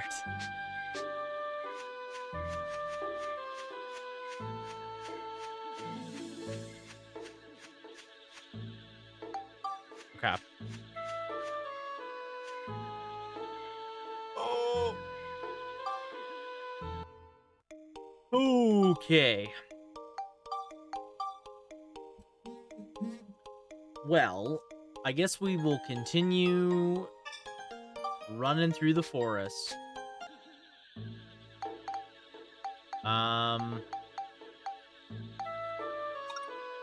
Next, defeat all monsters. Use only the ride pod. I mean, that actually seems kind of possible, to be honest. That seems possible. Be only with the ride pod? I could probably do that right now. I don't know, we haven't used barrel arm yet. Let's see. Let's see how possible this is.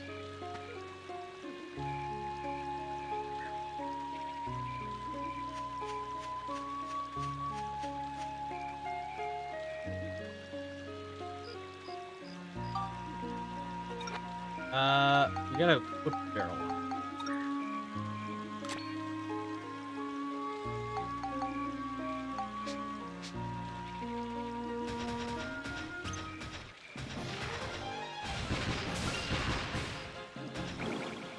I'm sorry, did that just one shot? I'm sorry, that did how much damage now?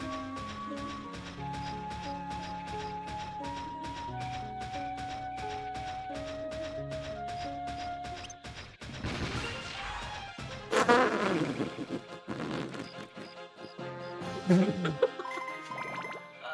my god. Yeah, no, that seems fair. That seems like a fair amount. I would say.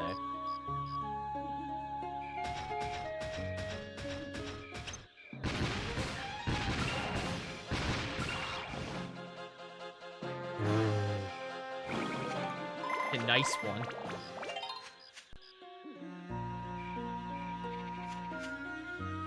The only monster in Courage that the dog genuinely adored. Okay. I mean, trees are generally pretty friendly.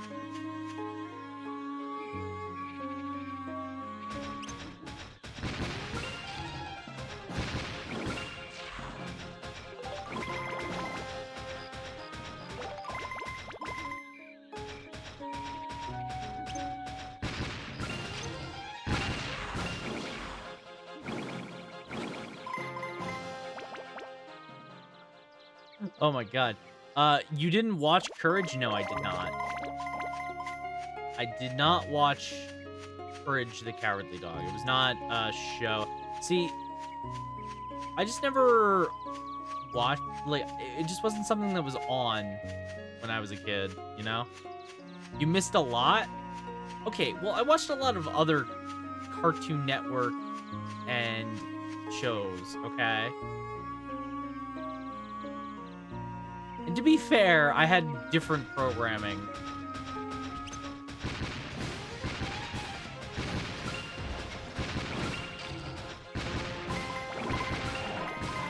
Okay, so the ride pod is crazy, Casey. What the hell? Barrel Arms is actually insane. It does like two shots people. What the fuck?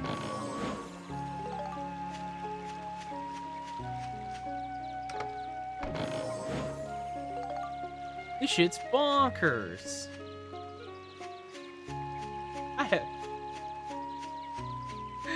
This shit's crazy. Like, what the worst thing that I've seen that could happen is, like, maybe I attack the enemy. Is there anything over here?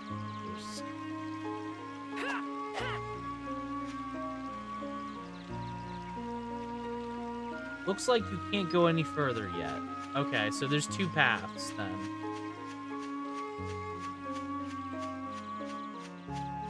So the main gimmick with this dungeon, I guess, is that there's two paths.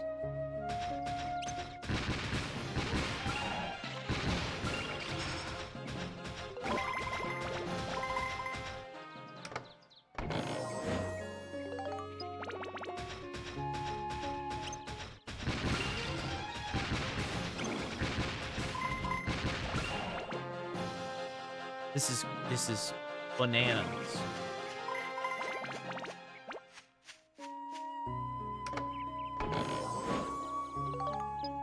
Okay.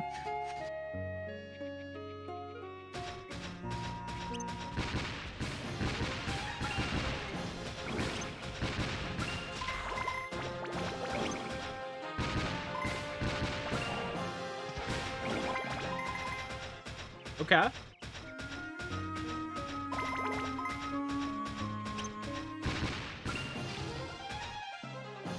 Okay, I might actually have the treads. I'm assuming the treads just make me go faster. The fact that the forest is covered with guns, this is America. Well, it's not covered in guns. Welcome in, Dead Potato King. How you doing? Happy freaking Friday. How's it going? It's been a second since I've seen you. How have you been? Let's kill the whole beach. Thank you. Thank you. How you been, King? It's been a hot second. Hope you are doing well. We are playing some Dark Cloud 2, and we have a giant mecha gun. So truly, we are living the American dream of what if. So the mayor who didn't want the people to go outside the town, see the outside world. Why though? Oh, because the world's being, like, destroyed by an evil emperor dude who is trying to, like, erase the timeline or something. I don't know. I don't know what the plot of the game is, honestly. There's a premise, and I don't quite follow it. But yeah, something like that. It's there's an evil emperor dude. He's killing ancestors so that way the future doesn't have them, or like he's just erasing them from the timeline or something. I don't know. How's it been with you? It's been good. It's been good. I've picked up a lot more work recently, so I've been a lot more busy. But it's kind of been a little off and on here and there. But honestly, no complaints. You know, I'm just going on my day to day, not getting too busy or anything like that. Just keeping to myself. I've been hanging out on the stream a lot, obviously. Trying to play some more fun games. We recently just did our charity stream, which was a lot of fun, and our Sonic charity stream. Had a lot of fun with that. It was a lot of fun. I still owe a lot of incentives from that. Speaking of, I have a bunch of recommendations. I'm gonna make a post in the Discord probably tomorrow. And I'll put the 12-hour stream to a vote, and then I'll look to set up like a timeline for that.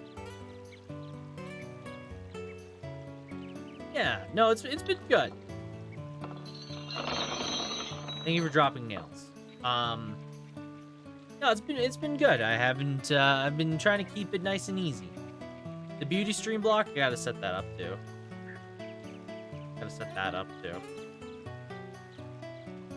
There's quite a few things I still have to do. It like I said in my like big post I made in Discord a week ago or something like that. I can't remember what day it was.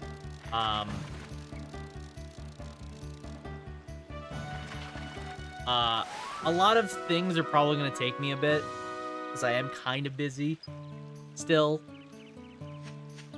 The main thing is it's a lot harder. So the main reason why some things will take longer to do is because I don't. So the way my work typically works is that I won't really know what days I am available until like the night before. So that kind of makes planning stuff really hard. I'm just assuming during the week I'm working almost every day, right? I don't really. It can change. Like this week, for example, things changed, so I wasn't as busy. But obviously, I didn't know I wasn't going to be busy until like the week of, until like the last couple days. So it made planning stuff, for example, really difficult. I can't plan around that, obviously. So there's like certain things like that where it's like I want to try and get it done, but I also can't guarantee when. You know? Like this week, there was a couple days where it was just like, oh yeah, I'm home. I could technically have maybe done some of them, but you know, other little things got me going, or I'm sidetracked with other things. Yeah, so. But yeah, I gotta set those things up. There's some incentives though that I know I could probably finish a lot sooner.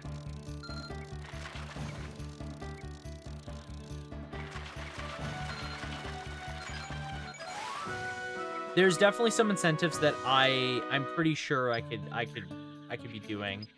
Like the drawing ones, I should probably get those ones done. Because those ones are probably not as hard to get done in a timely manner. I just gotta do them, right? Oh, damn.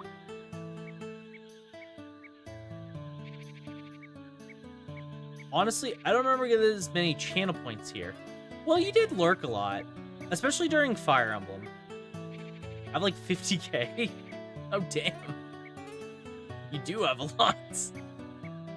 What is my most expensive redeem? I don't even remember anymore. It's been a hot second. What is it? I haven't looked at my redeems in a while. Oh, it's just Cloak. Just Cloak. You can redeem Cloak. True. You can also free Thancred and Friends.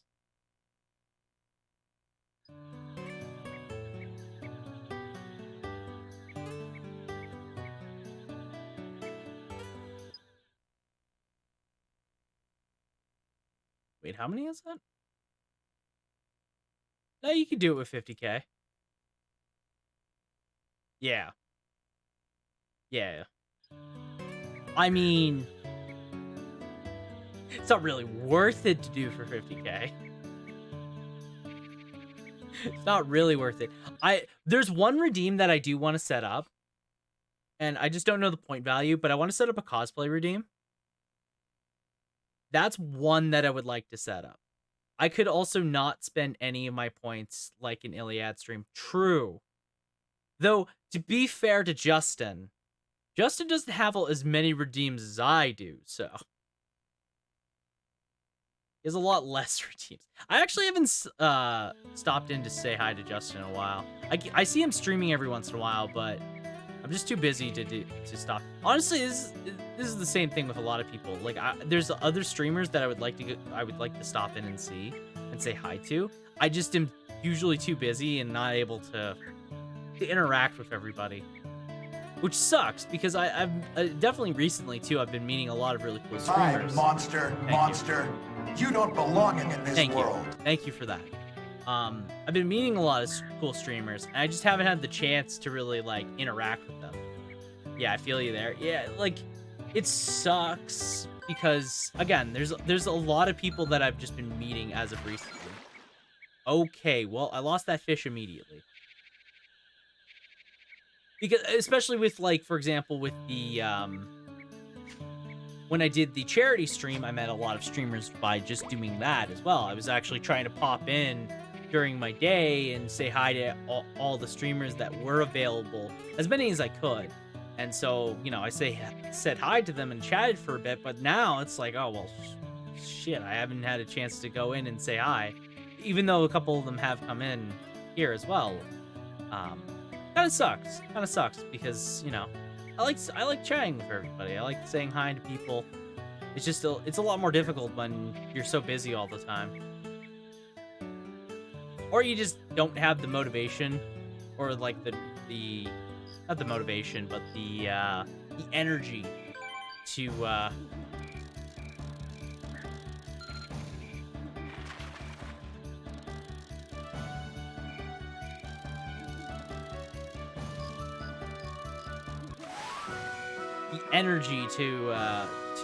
to be interacting with people, especially if that day. Okay, well, I've definitely caught no fish.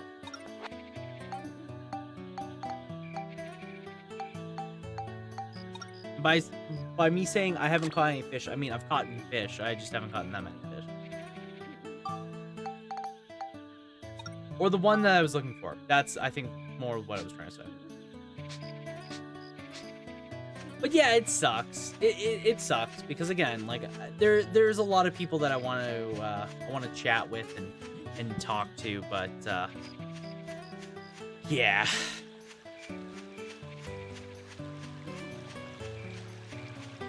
Definitely a lot of stuff in my in going on for me right now that's kept me tied up, you know.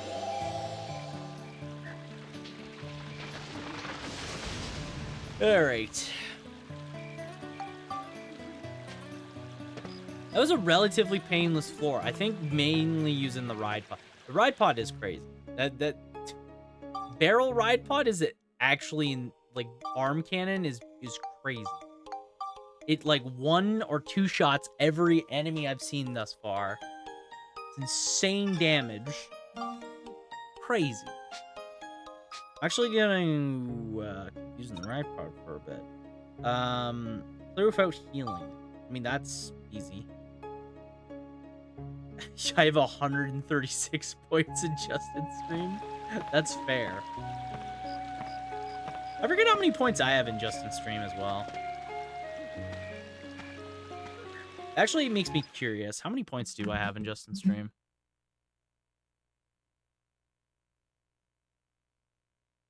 I haven't been lurking as much recently, so my points wouldn't have changed all that much.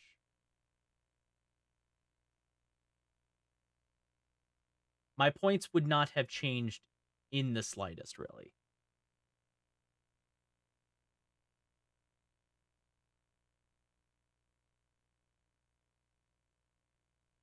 Let's see. I'm sitting at 115k right now myself. What's his most expensive one? It's become VIP. Okay, well, that's fine. I don't need to be a VIP. But yeah. Yeah, I mean, I would have more if I was back to lurking with his streams a lot. But again, like I've been busy during the day and typically Justin streams like earlier in the day before I even on usually. I actually gotta talk to him again soon because I know we were originally planning on doing Baldur's Gate 3, because that comes out very soon. We were planning on doing Baldur's Gate. I don't think I'll be able to do it for a bit anyways, but I gotta talk to him about that. Because again, that was coming out soon. Soon. Okay.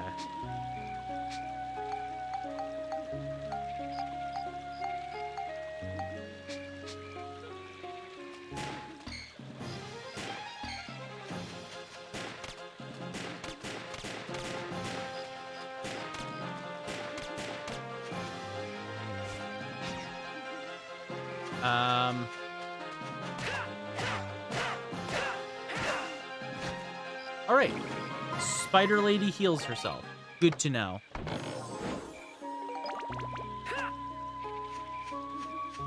So the whole floor goal is just to beat it without healing myself. That seems fine.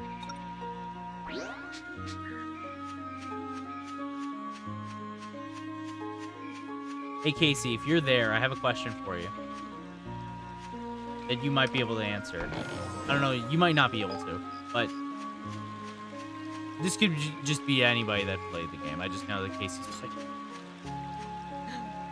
Because I have no idea.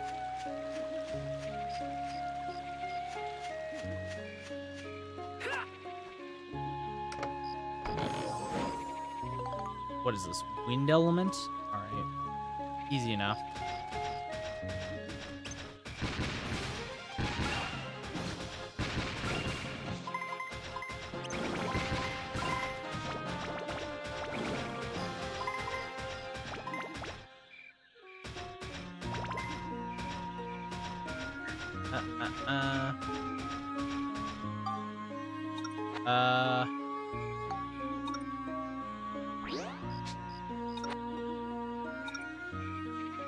Okay.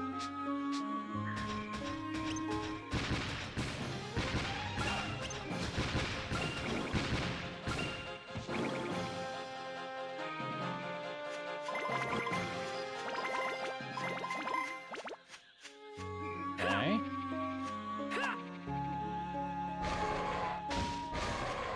Uh-oh. So anyways, I started blasting.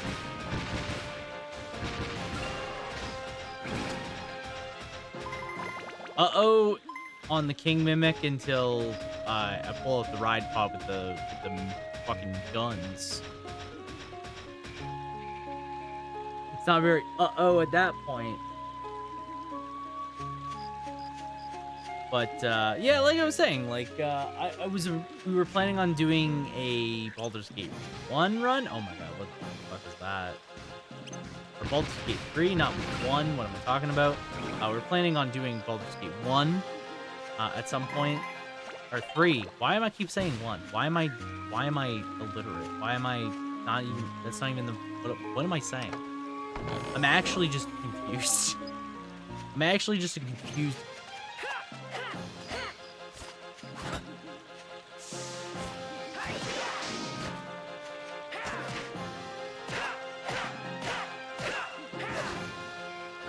I don't even know what I'm trying to say.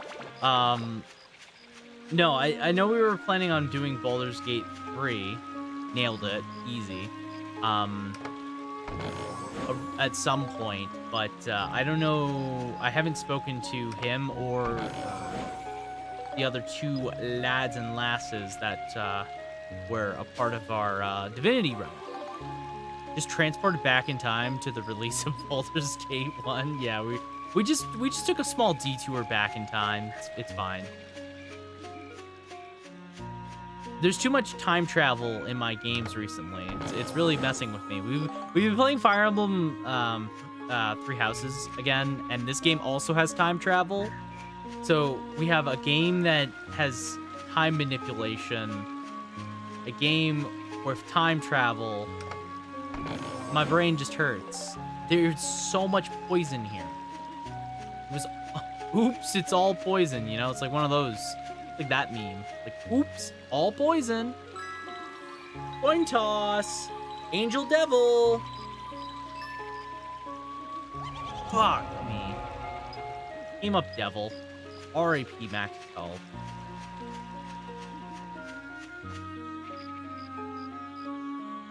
It's fine. We're just gonna use the ride pod because it's a busted.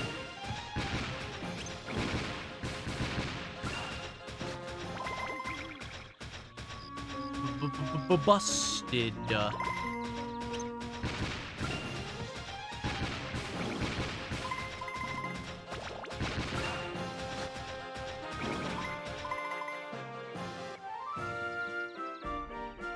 We did it. Good thing I have the handy dandy ride pod. And it's completely fair and balanced system that is not broken in the slightest. Alright, we could fish, but no. We could fish, but no.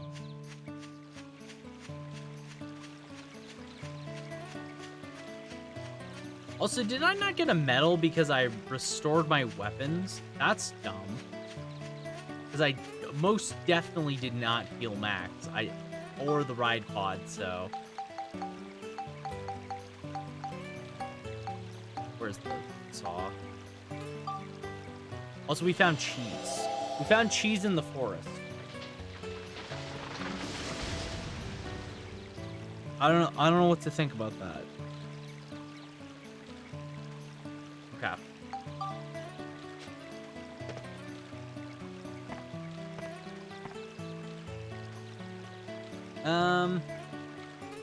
Oh, we did finish it without healing. Okay, we did. It was just like weirdly right there.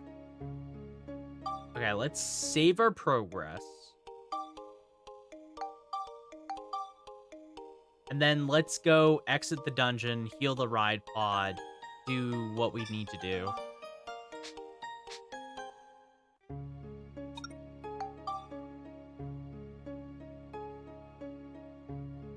We have more geostones too, so we could use those in Sindai village. That might be a good idea. So first, let's go to Cedric. And we should also go buy items, because how much money do we have? We have 9, almost 1,000. Repair. And we're kind of close to upgrading. Oh no, we have the treads. Okay.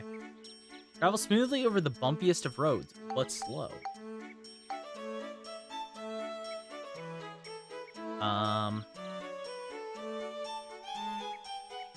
This wasn't the one we wanted. But we should do the core upgrade. We should save for core upgrade, is actually what we should do.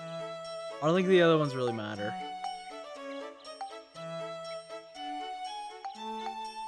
Alright.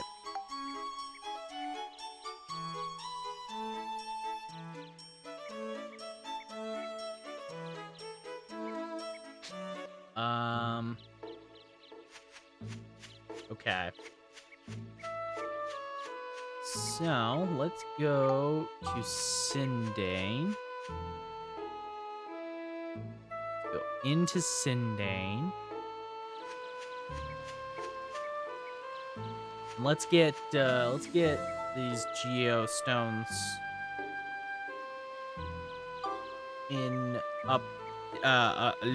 downloaded.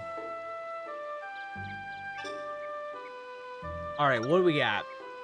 Torch, hot torch, hot, wooden gate, cart, water wheel, wooden bridge. But the conditions of 15 river parts placed has been made clear. 10 trees placed made clear. Nose tree between eye trees. The forest lake restored.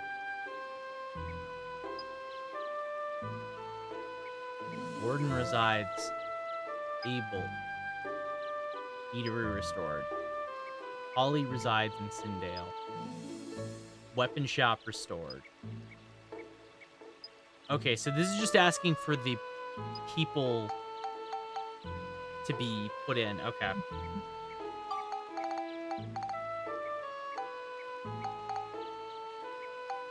Wither tree restored, and Gordon resides in Sindane. Who the fuck is Gordon?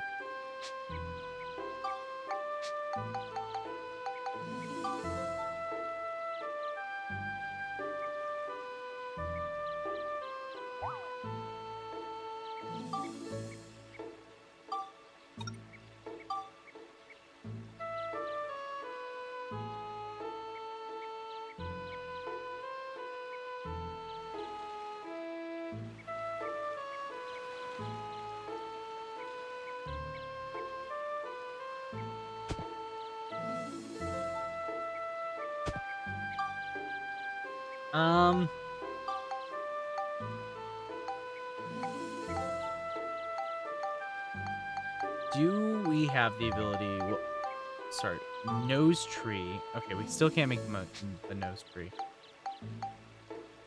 Okay.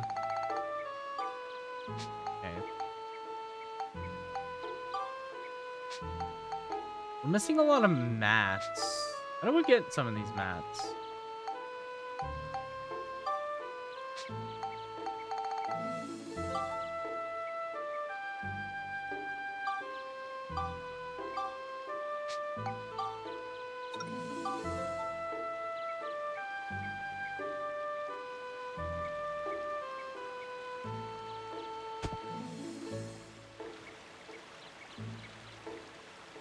Oh? According to the geostone you brought back this time, if we want to bring Jurak back, we need to get someone who knows about the trees to immigrate to Sindane. Get someone to immigrate? That's right. There are lots of people living in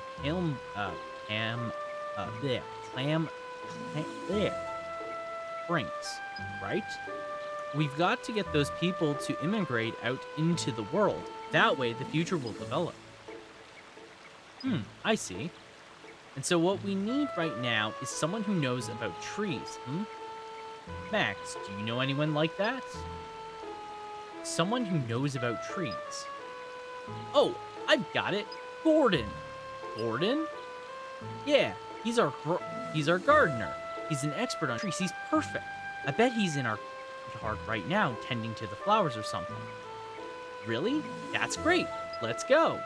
Okay. Okay, so that's who.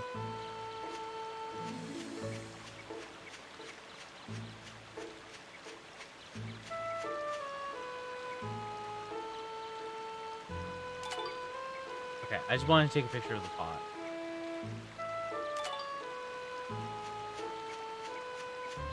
I'm back. Welcome back, Night Tides. How you doing? Jurak guy. Now what that is? That what that is? That's kind of still creepy. Rock. Nice. Nice. Take a picture of a rock. Alright. Just chilling in deck building. Hey, sounds like a good idea to me. Sounds like a good time. Freak. We are just taking pictures. Ah, yes, frantically taking pictures of everything. I've been there. Listen. You gotta do what you gotta do. I don't know what makes what. Doesn't matter. If it's possibly an invention thing, it's all getting put into the idea. All right. You have a guide? True. But it's really annoying to have to keep tabbing over to the guide, so I'm just going to pretend like this is the easier solution. Because it is.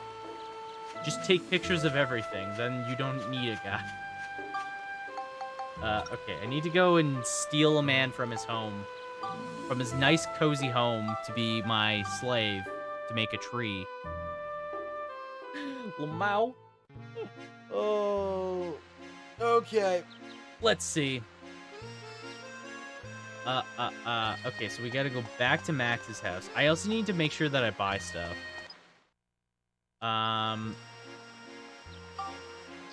Characters. The ride pod, you can't board the ride pod here. Well, that's great. I know that. Also, I have all these fish. I don't know if there's a point into having all these fish. And additional wrenches. I don't really know. Also, Casey. Question for you. If I just kill things with the ride pod and then just have Max get the experience, does that experience just go to his weapons? That's what I'm getting the vibe that that's how that works. It doesn't matter if I don't have to use the weapon. I just have to have Max get experience and he gets the same experience for his weapons. That made little sense now that I'm saying that out loud.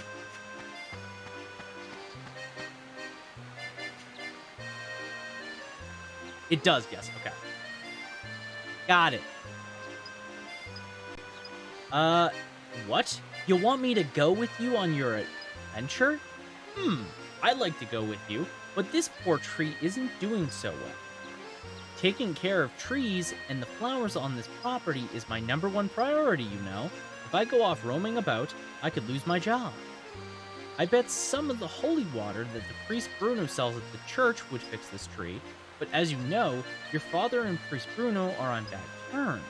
Your father never give me money to buy holy water from priest Bruno. Well, that's where I come in, because I already have it. How that works is the weapon that defeats it will get the experience, but if you swap and gather with someone else, it spreads evenly between weapons. Ride pod experience is split between the wrench and gun if you swap. Okay, that's what I was wondering. That's fine, because trying to get the kill with the gun is kind of annoying. But good to know. Okay. I guess, so is it just the last hit that kills the enemy, that's what gets the experience as well? So, like, say I use the gun, it's the last hit. Guy's at, like, 1 HP. Blast him. Put a cap in his ass. Okay. Okay. That's good to know. That's good to know.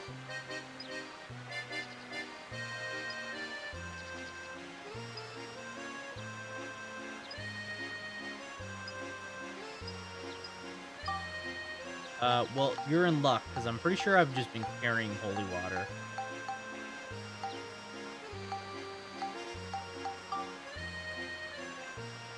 Okay. That's good to know. Because it was definitely... Been in a call with Justin. How was Barrel Arm? It's insane. It quite literally has 1 and 2 shot every single enemy I've seen thus far. It's actually insane. Also enjoying the build system now that you're seeing.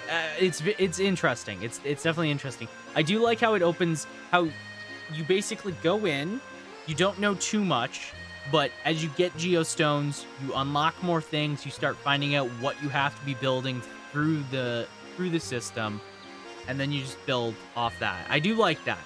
That is a neat, like, the way it's set up is neat. Also, say hi to Justin if you're still in a call with him. I was just talking about Justin too. It was just funny. Thank you, Max. My work is all taken care of for now. Now I can go with you on your adventure. Oh, and don't mention that holy water to your father, you hear? Okay, Jordan, if you recruit someone else to join your adventure, that person will go train. Talk to that person inside the train to switch him. To move one of your train friends into a house, choose move person. Okay. There may be many more others willing to join your party. Okay, so that's how this works. Now, I called it an item virtually fair. Fair enough. Fair enough. Well, I hope he's doing well. I haven't had a chance to speak to him in a while, so that's why I was like, yeah. There's some nice monsters out there, too.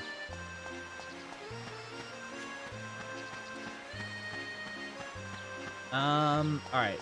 We should buy stuff. We should buy stuff. Stuff is good. Stuff is good, and we should buy it. Yeah, no. I did. That was like the last time I talked to him. Is basically I actually went and saw him. We talked for like once or twice, and then we've both been too busy. Like, he's been busy with work. I've been busy with work. Such is life, you know. And I've seen him streaming, but I haven't had a chance to, like, pop in and say hi or anything, so that's why I'm like, I haven't... Yeah, that's life. That's life. What do you do? Hello.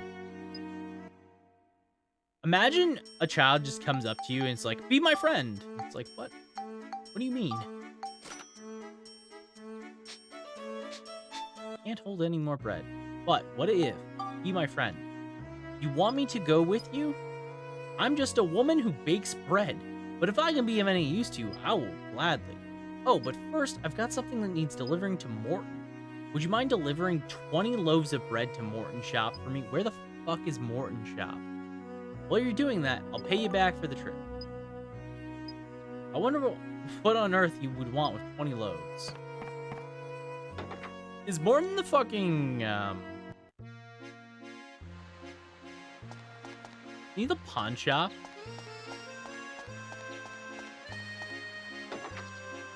These are unique, so be careful about using them.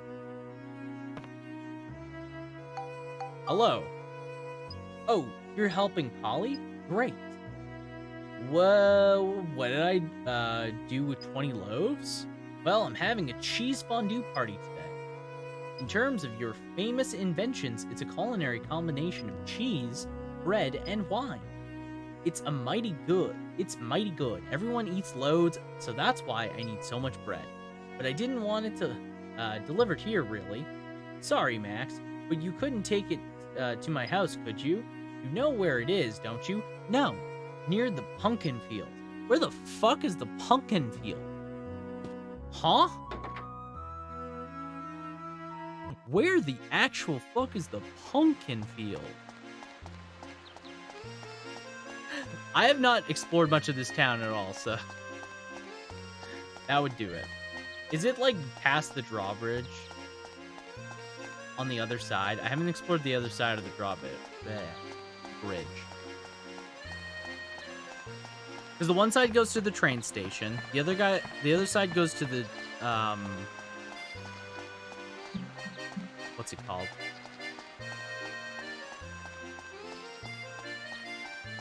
I don't know. The where the circus was. I'm assuming this is pumpkin field.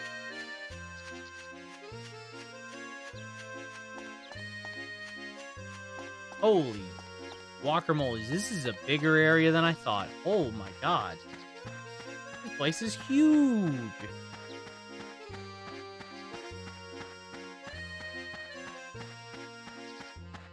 Oh my god.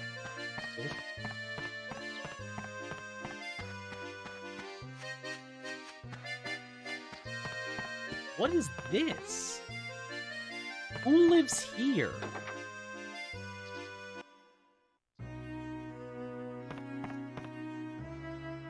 It's a guy that's a duck. You know, I have lots of bugs in my feathers these days. Doctor. And they make me itch terribly. He's the doctor.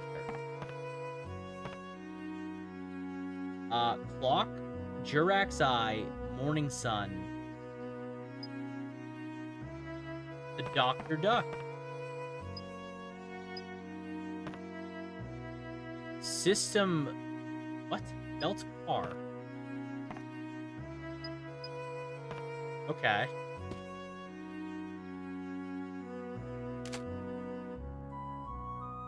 His name is Dr. Dell.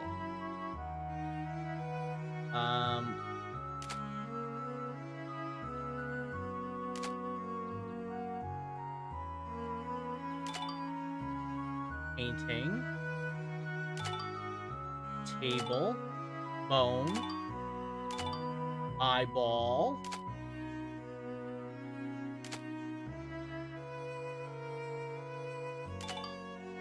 Chair. I don't think that's what a chair is. I think that's not a chair. I think that's a couch.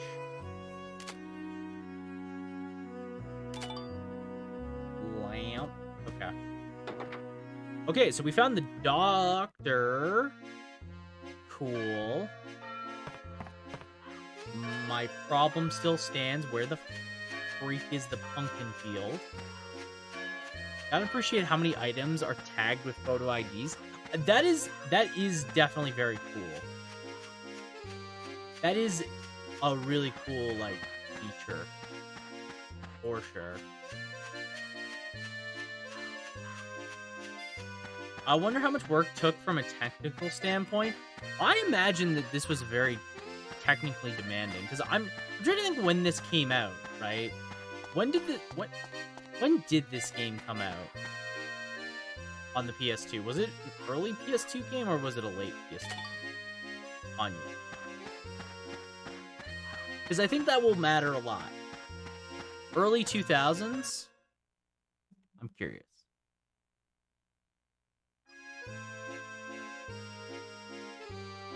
Dark Cloud 2. So Dark Cloud 2 came out in 2002.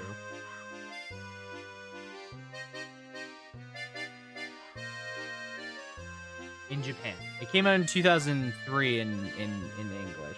So, and the PS2.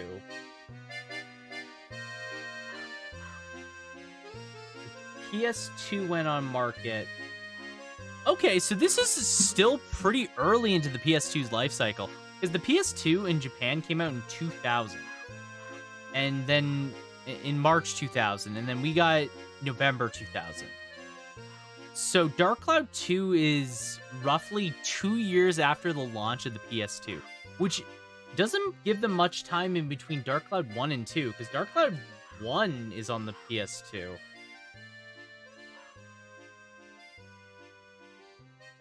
It's like almost a launch title. It didn't launch with the PS2, but it launched very early on the PS2. Like, it's an early PS2 game. I actually didn't know that.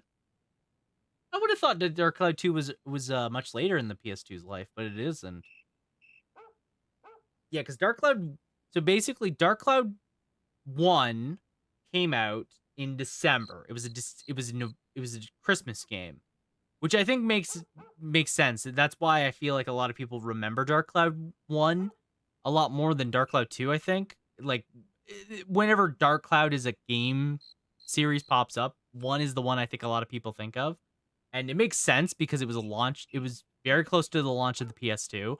It was around Christmas season. There's a lot of parents that probably were looking for a game, or they got their children a console. They saw Dark Cloud and they're like, that looks cute, and so they got them that.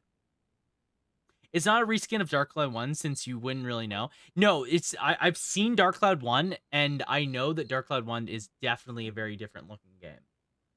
Like, Dark Cloud 1 looks like an early PS2 game. Even then, it looks a lot more rough than what this game is, because this game is visually very impressive.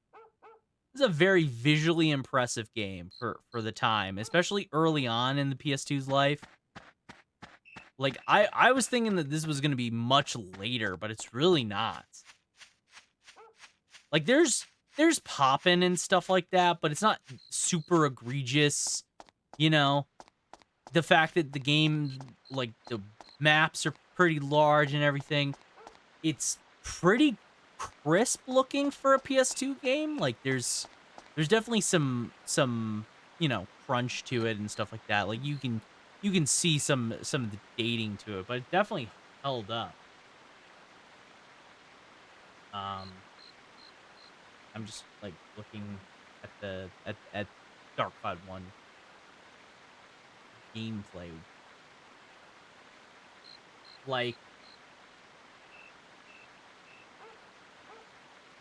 these are terrible photos. They're all little tiny photos. Really bad photos. Even then, I would say Dark Cloud 1 looks impressive for the time. It didn't age as well. The controls are much more rough. It's definitely was a game that was transitioning from PS1, and you gotta remember that PS1 at the time it was a different controller, right? Like, the PS1 controller is a controller that does not have an analog stick. A lot of games were just starting to grasp the fundamentals of, like, full 3D movement. A lot of games don't control as well. I would say the game still looks okay. This is obviously, like, These, I'm pretty sure, are from HD ports or something like that. Like, I don't think the game looks this good. I don't think I refuse to believe that the game looks this good on original hardware, but it's definitely upscaled in some ways. But still looks okay. But it's definitely the gameplay and stuff like that did not age nearly as well. Kloqdq definitely has aged a lot more gracefully. Like I'm not like frustrated at it for bad controls or anything, right? Open.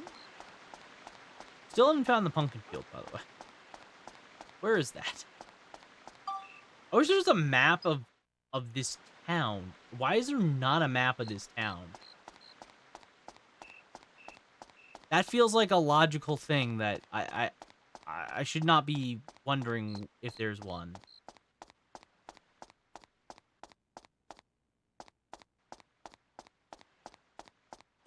But as far as systems go, I'd be super impressed if something these days released with as much as Kloqdq. The thing is, I would say that generally speaking, a lot of games nowadays go for a lot of systems, and they should be on the other side of the bridge. Oh, so the other side of the drawbridge? Okay. Half sign. I needed that. Bar.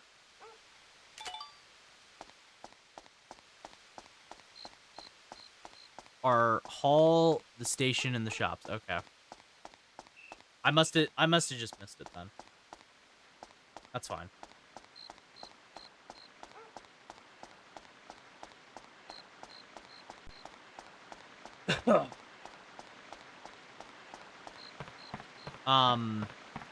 So yeah, like I was saying, like a lot of games nowadays, most of what they go for is like it's hard to explain. It's like they go for little side quests, they go for little things here and there, you know.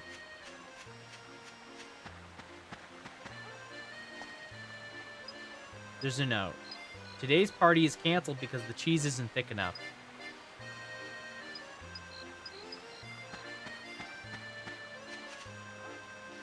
My dad still treats me like a child. I'm an adult now. I wish he could just let me be. Okay.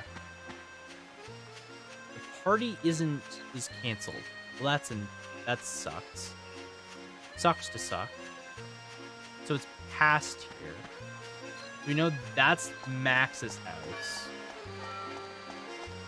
That's Ferdinand's.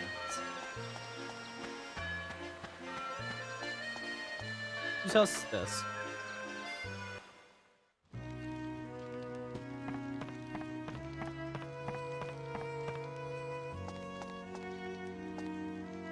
Oh?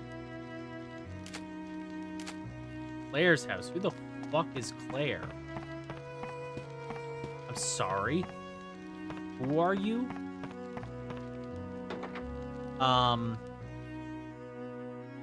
But yeah, like a lot of games nowadays, they go for different kind of features and stuff like that. Oftentimes, I don't think a lot of them do a very good job at making something interesting. You know? Like, they make games have like length and stuff, but like a game like, I don't know, Forspoken, for example, is the maid. The maid gets a house like this? Are you kidding me? This is the finest goddamn house I've seen. Unless that was just Claire's room. Oh, she has children.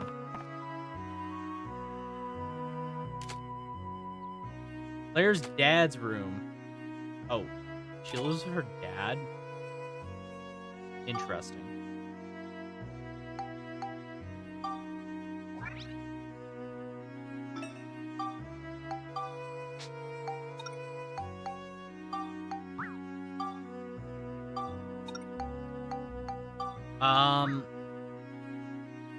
But yeah, like something like, I don't know, Forspoken, for example. It's a game that it'll have like a lot of extra content and stuff like that, but that content is probably pretty meaningless at the end of the day. Like, it's not anything worthwhile. It's just like, kill. It'll be just like, oh, there's a person that you need to help, and you gotta kill X amount of mobs, and there's about 15 of those across the entire map, and that's what it is. Waterfall, laundry, and palm tree. Interesting. Oh no, clock. Wait, no, we have a clock, right? One of the ideas we have is a clock. Ideas. Clock. We have one, don't we? It's alphabetical. Clock. Okay, we have one. Not me. Not this clock. You know, like an actual clock. But yeah, like the Dark Cloud 2 is pretty unique for the sense that it has a lot of scope. It's a game that is very ambitious, and it's something that I don't think a lot of games nowadays would try and emulate. Hey, Max. I haven't introduced you yet, have I? This is Julia, my wife-to-be. My man has a painting? Destiny has been a pretty egregious time when it comes to rehashed content with small twists. Not that I have beef as long as there's worthwhile rewards, but there just isn't. See, like, Destiny is a good example. Like, modern AAA, a lot of games are like Destiny, is a great example. There's like rehashed content ideas. You're doing the same sort of gameplay loop on repeat. And you're doing it for rewards that have some sort of value, right? And that's what you're grinding for. It's not so much like Dark Cloud where it has this huge invention system that may or may not infect a person's playthrough. You know, like there's places where you want to interact with it, and then there's places where it's like, I probably, if I didn't know much about it, I may never interact with it. And that's fine. That's, you know, what each person will be involved in systems in some way. You know, like there's crafting systems in a lot of games I've played that I've never touched in my life. You know? Like when I first played Tactics Ogre, Let Us Cling Together on the PSP, there's a crafting system in that game. I never touched that crafting system with a 10-foot pole. I think I maybe did a little bit more in Reborn because it was a little simpler to work with, but it was so convoluted. I would not touch that thing with any fiber of my being. That's fine. It didn't matter at the end of the day. I got through the game perfectly fine. But I think there's like examples of that where it's nowadays a lot of games want you to just do the same sort of content. They want you to be invested for as much time as possible because a lot of games are playing for the more time you invest in it, the more we can make money off you. You know? That's why a lot of games have like battle passes and stuff like that, you know? Like the whole reason League of Legends has a battle pass is because it wants you to play League of Legends for as long as humanly possible, which God help your soul, you know? You're making a lot of life choices. I don't know if League of Legends for multiple hours every single day is a good choice for anybody. But there's a reason that battle pass is there. It's to offer a reward for meaningful content that you're gonna basically keep doing, you know?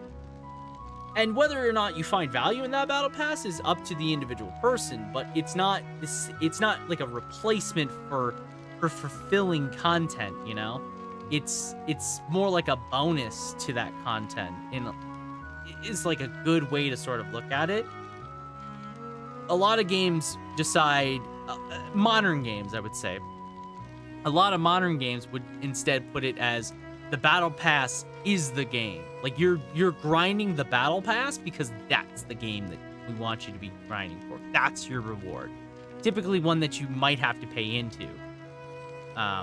Most cases you pay into it. Some good battle passes usually make it so that way you can kind of pay itself off and keep getting them on infinitum, which is nice.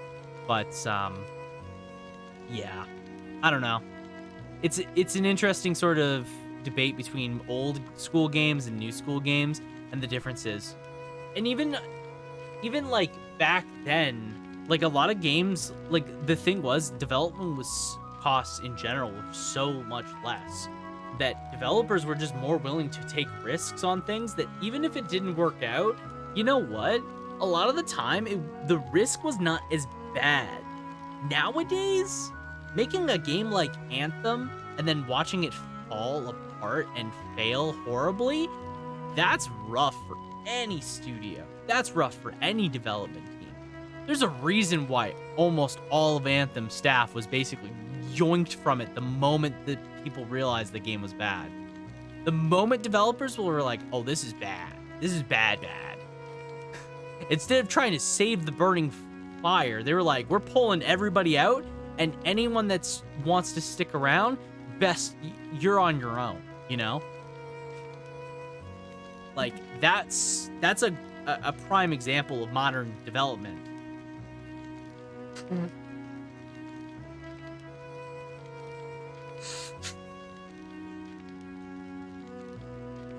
It's also the reason why we get a lot of games that are kind of similar in idea and concept. There's a reason why we get a lot of Destiny kind of games.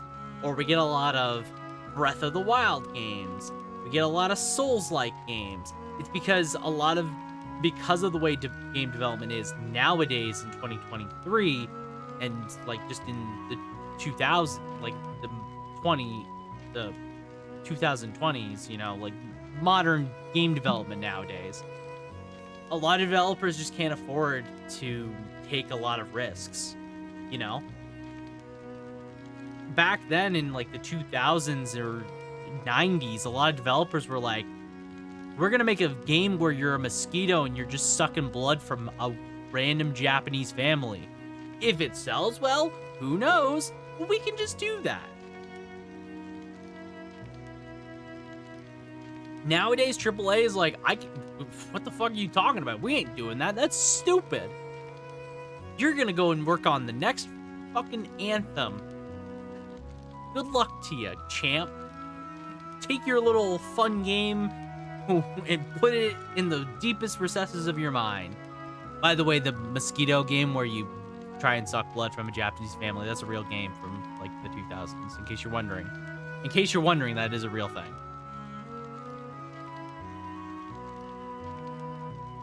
I'm out of water, by the way. I'm actually out of water. Thank God for passion projects. See, that's the thing that's different now.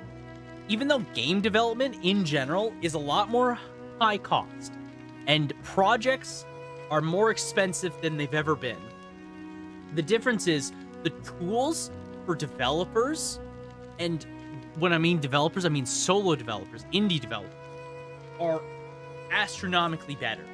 The ability to make a game nowadays is so much easier and so much more feasible for a lot of indies to be able to pull off. Obviously, it's not always the case, you know, sometimes that's why crowdfunding exists, stuff like that. Like, you still need to have money in the banks. Not every developer can make a game in their free time. Not every developer, you know, has the resources that they need to be able to make something. You know, we're not all like Toby Fox, where we make music, we make the art, we make the game, and then we make Undertale, and it's the biggest thing since sliced bread, you know?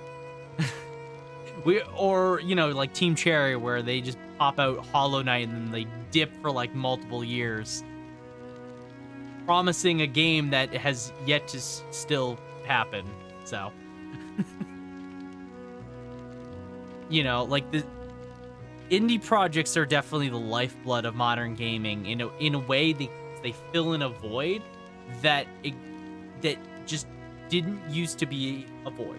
You know, like back then, it was like big AAA developers. They were doing that. You know, they were making the little passion projects. They were making the games that nobody knew they needed. And nowadays, it's the indie developers. It's the people that were inspired by those like weird games that are making the games. You know, there's people out there that probably love Dark Cloud 2, and so they're making a game like Dark Cloud. There's people that love freaking that mosquito game, and so they're making a mosquito game of their own. They're making something. And, you know, there's people that love the idea of things like the N64 era of platformers. So they make aesthetic 3D platformers that are inspired heavily by the N64 and its graphics and its everything, you know?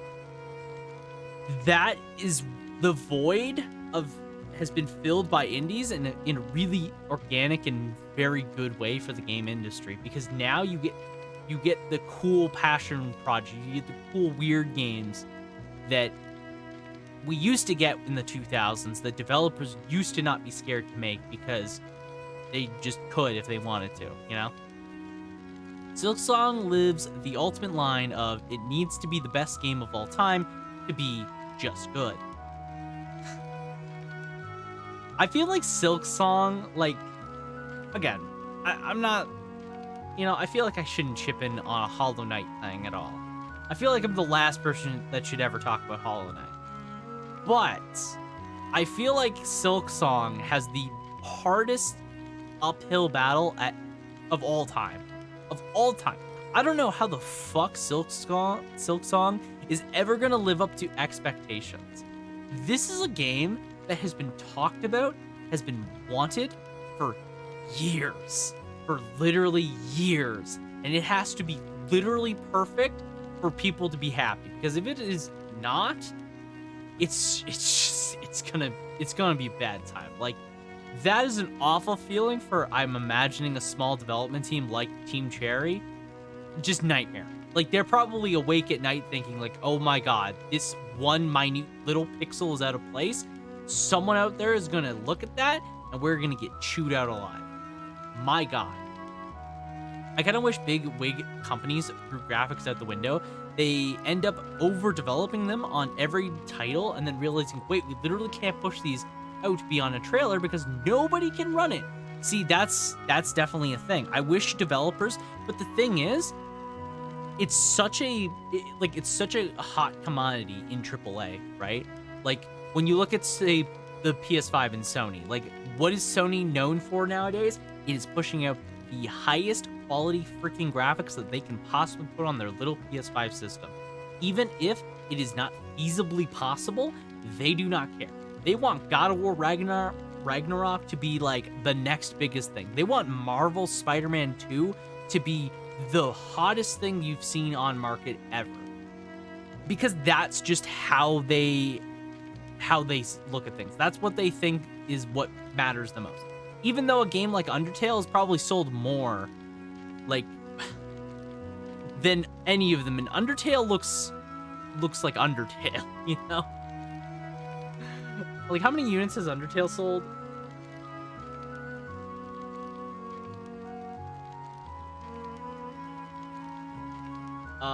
It sold over 1 million. Okay. It sold a lot less than I thought, but, you know, like, Undertale sold a lot. Sold a lot. And it looks like the way it does. You know, it's not a perfect looking game.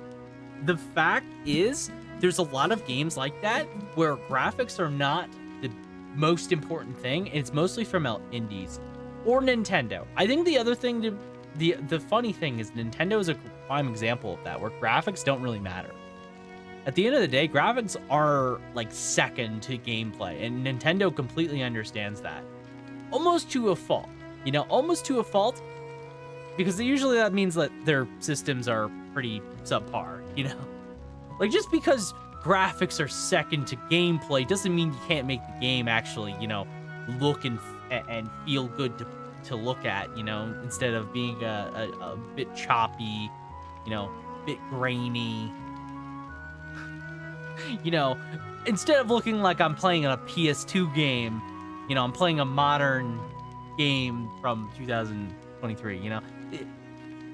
To give Nintendo the benefit of the doubt, though, they still land that idea of, we can make a game look really good, but we don't have to push the graphics super hard. We can make a game look really, really good with just really good art direction. And that's the same thing with a lot of indies. And that's why a lot of indies, for example, and even old school games still look really good. Because art direction is king. But, like, when you look at, like, Sony, they're like, art direction is almost second to the premise of let's just make the best looking thing we've ever seen. Let's make this look as real as humanly possible, which sucks. Because too, it also puts it, like you said, it puts them in a position where it's like literally no one can run this. Also, also it just like, it's such a waste of, like, it makes the development so much more expensive because you're having to work so much harder to make things look realistic. It's so much more expensive. I usually temper my expectations for things of the sort, but I can't. I'm on the side of Silksong needs to be perfect, and I hate myself for it. Yeah.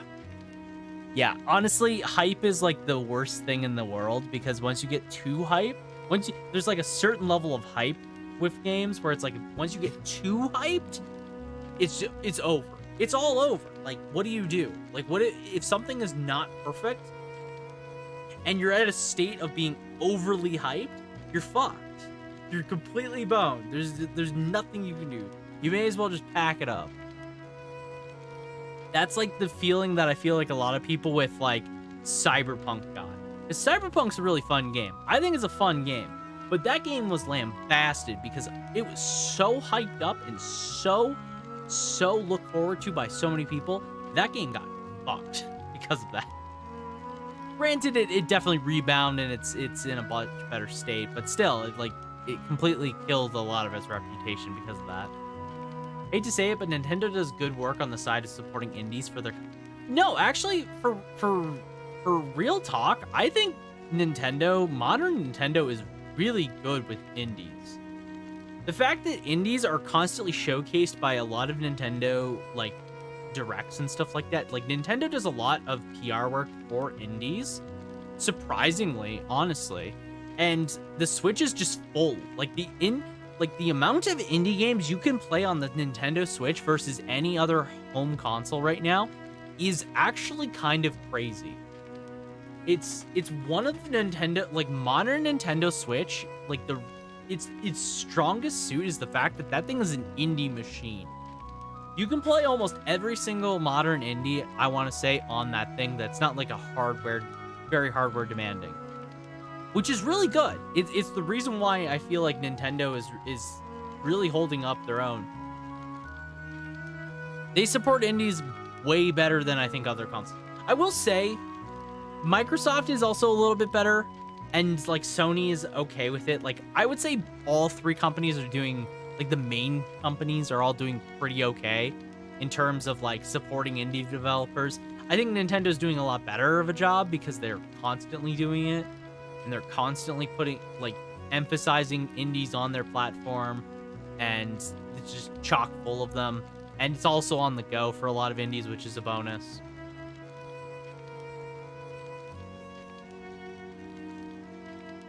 Oh, stretch there. But yeah, long-winded discussion is a game like Dark Cloud 2 could not exist in the sense of being a AAA game without a lot of the heart and soul of it being missing. But as an indie game, I mean, we've seen games that are pushing towards the same level of it, honestly. Not all of them live up to that expectation, though. Or they have several things that hold them back in some way. You know, like Phonotopia Awakening, for example, I think is like a great modern example of like a game busting with a lot of potential and a lot of really great things.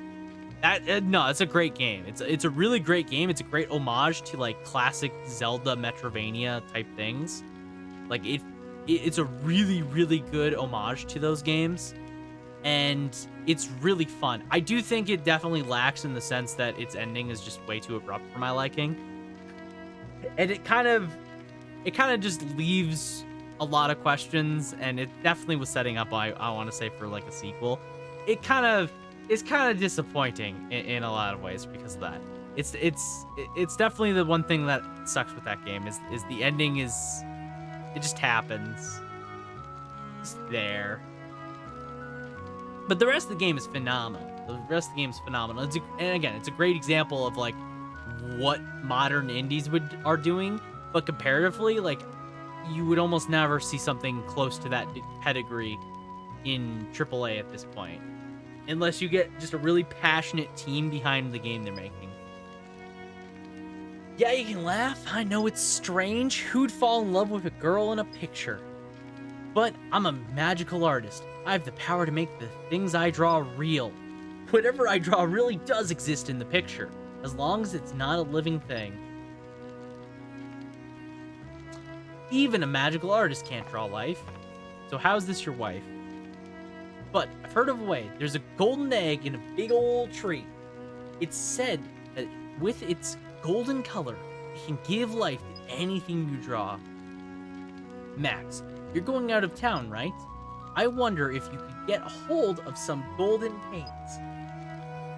Of course, I don't expect you to do it for nothing. If you can help me, I'll use my new power to help you in return. What on earth? Who would find a tree like that? Okay, so this has something to do in Sindane. Obviously.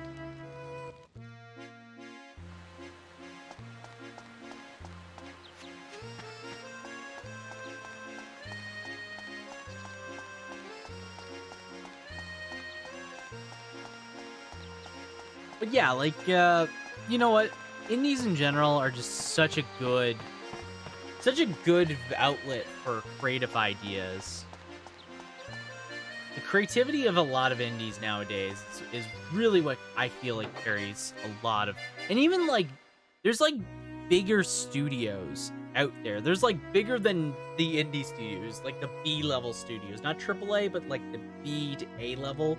You know, somewhere in between indie and that, where they're still getting funded, but they're not quite at the same like level of like a Santa Monica Studios or something, you know, like a Naughty Dog, you know, like a big development team, more like a smaller development team. I think even that at that level, you're seeing a lot of cool ideas. Like Hi-Fi Rush is a great example of like a modern game that's almost like teeters the line of what you would expect to see from like the 2000s, an action rhythm game full of like, with that unique of an art style. It's got a very unique vibe to it that you just would not expect to see. That's a great example of like a modern game that takes the essence of the retro like 2000s and emulates it to a near perfection. And there's a lot of games being made like that at some degree, and that's cool as well. Cancelled? What a shame. In that case, I don't need the bread. Can you take it back to Polly for me? Well, I guess I have a bunch of bread.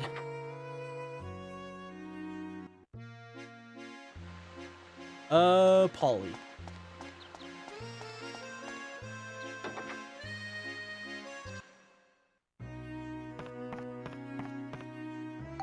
Be my friend. What? How could you be so inconsiderate?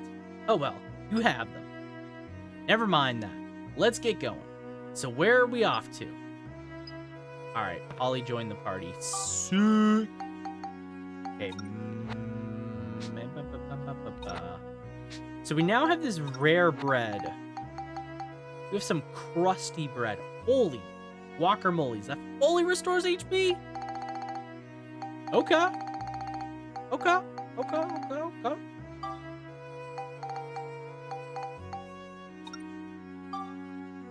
Sounds pretty cooking. Let's move.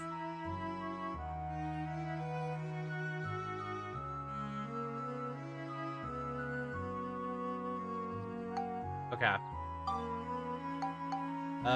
Let's go to the station.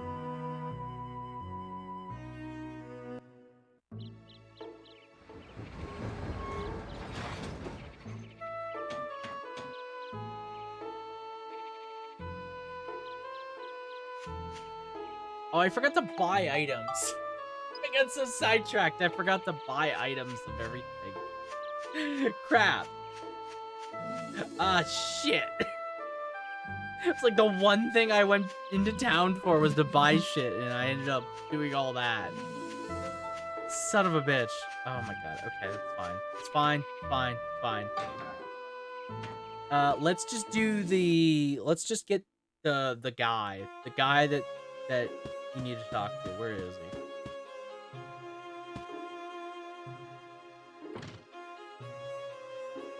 Okay. What's his name? Gordon. Thing. Name Gordon. Aunt Polly. You can move them in from the house menu, if I remember correctly. Oh, that makes sense as well. Buy Geo Marrow parts. Oh, you can buy parts from them? Oh, that's actually... Can I buy parts from them when they're inside the house as well? Oh, that's actually really useful.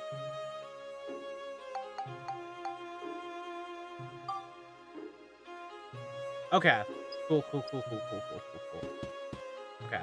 No, it is from their actual house as well. Okay, let's do this.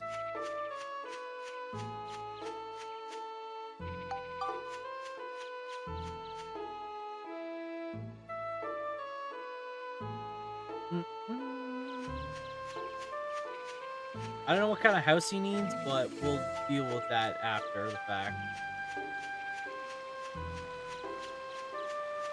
Look at you, Gordon. You get a really nice house here. Move people into the house. Gordon gives you a bonus attack points on plants. Makes bread. Okay, Gordon. Move Gordon into wooden house. Yes.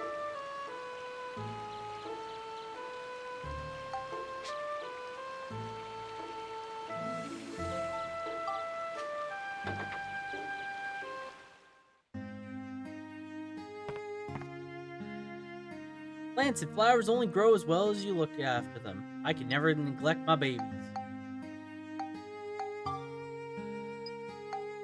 Okay. So he sells these parts. So I actually do need... I like 20. Because I actually do need a lot of this. What kind of house do you got here, Gordon? Your house is kind of popping. Oh, my. Bed. Edge.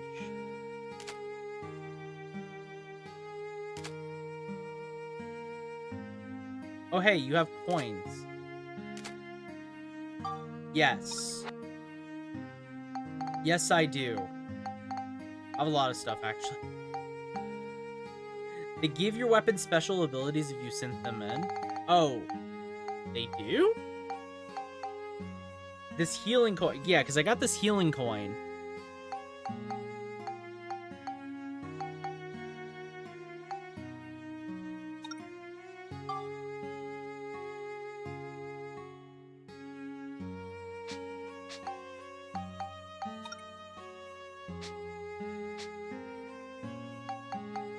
I'm assuming that the healing coin probably heals.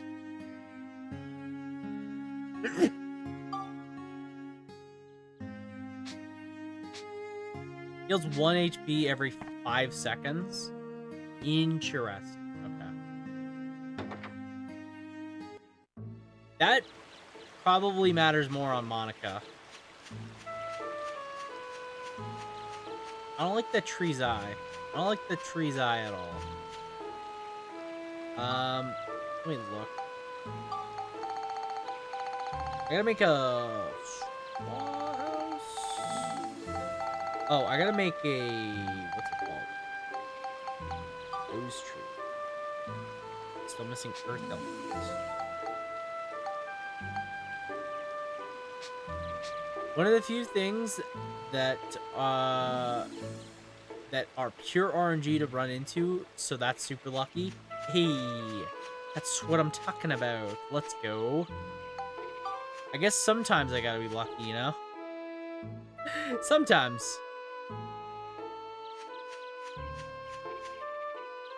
Alright, cool. Well, the more you know. The more you know. Alright. Let's focus the last bit of our efforts. The home stretch of stream will be this final dungeon.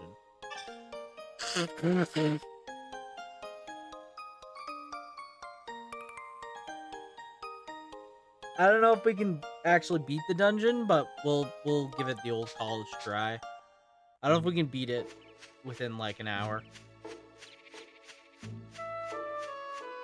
I'll give myself about an hour. If I don't beat the dungeon within the next hour, well, RIP me then. Only Monica's sword. Okay, that's fine. I'm assuming we're on just Monica, which is fine. S-A-OK. Monica pretty strong. Her sword is really good.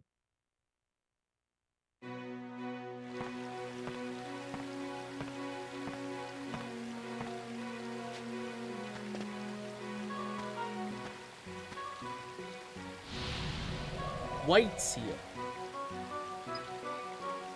You can't restore health or cure abnormal statuses anymore.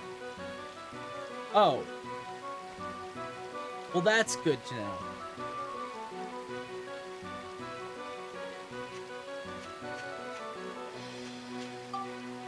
What is Monica's sword at anyways? I can, like, what's the level on it? I think I can go for one more level on it. One more level and then we'll upgrade it.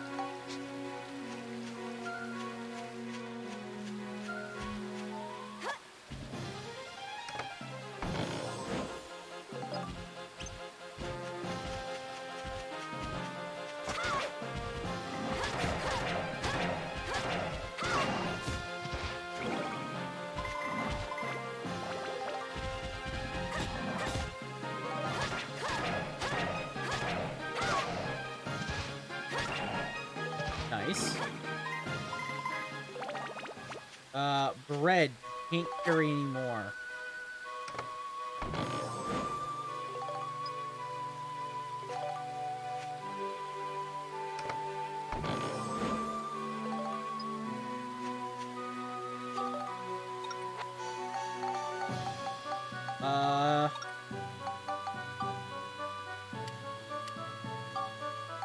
What if we try specking 3 bread? Found bread? Easy.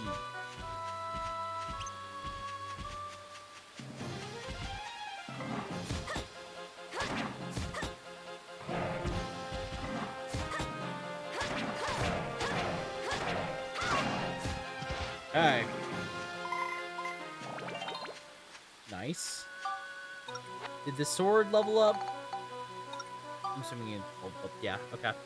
I think level 6 is my cutoff for leveling, maybe. Kind of annoying to try and level.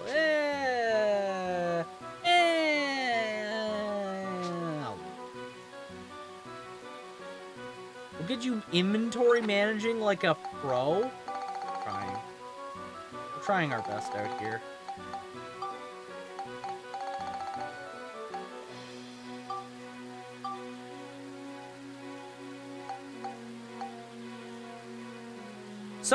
Sometimes there's inventory management. Other times, I don't know what I'm doing.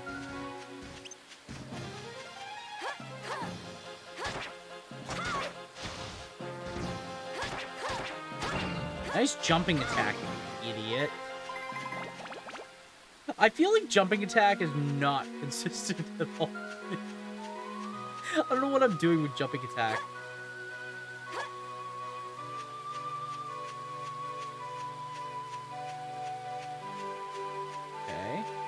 A lot of enemies towards the center of this map. God damn it. Okay, so the most important thing for us to accomplish, I think if I can get Monica's sword to 7, and we upgrade it, that's pretty good. Put a lot of bombs.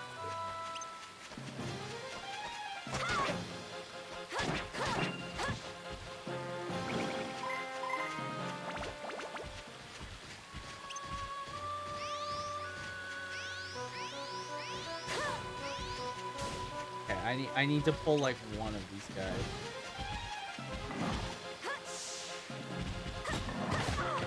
Ow! I dropped my guard.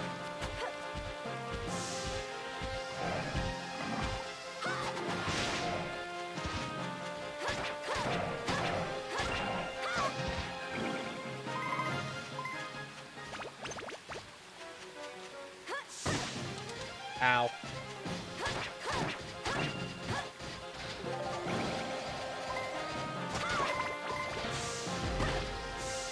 Oh god.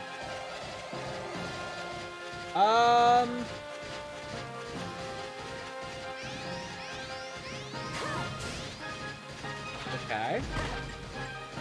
Oh good. Okay. I'm I'm breaking out the ride pod. Fuck this.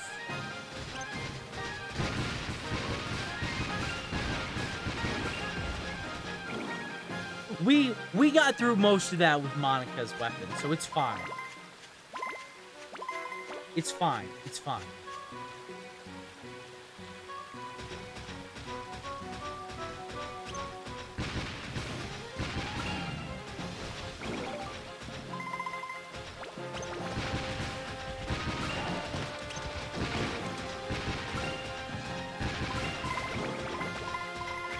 Okay. Ride Pod Clutch lives on. Ride Pod is just the absolute hero for us. Okay. Uncle Chop.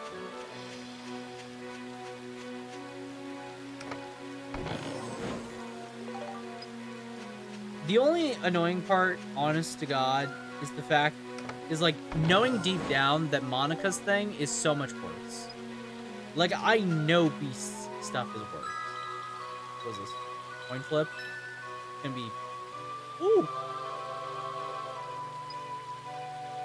ABS bonus. What the fuck is an ABS bonus?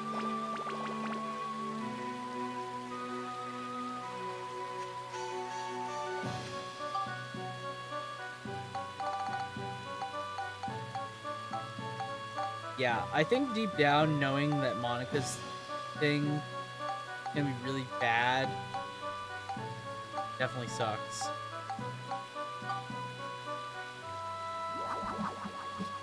Or maybe it doesn't suck, but it's just gonna be disappointing. Yeah, it's called ABS instead of experience. Okay, well that makes sense. I saw it go up and I was like, okay, that.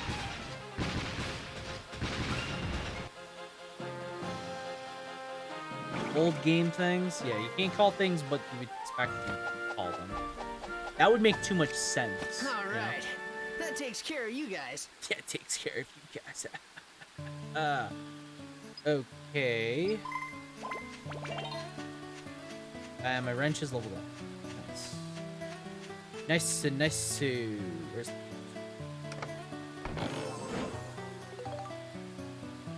Minion?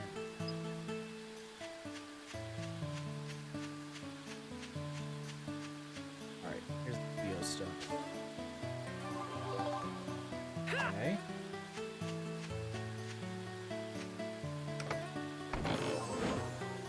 Oh good, the map. Just what I was missing. The map. Where's my... Flip to Monica.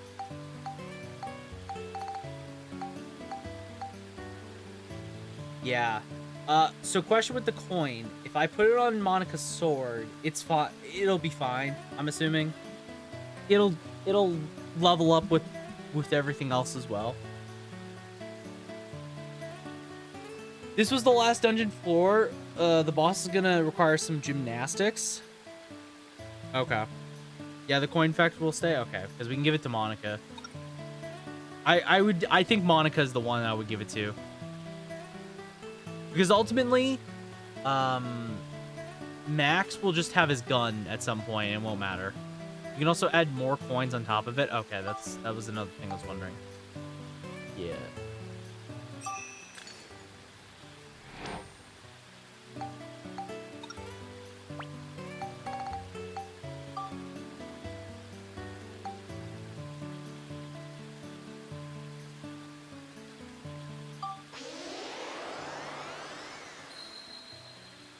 boss.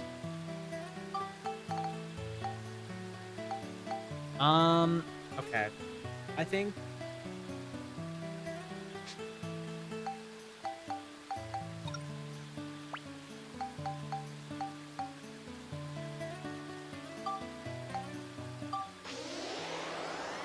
I'll do this. Okay.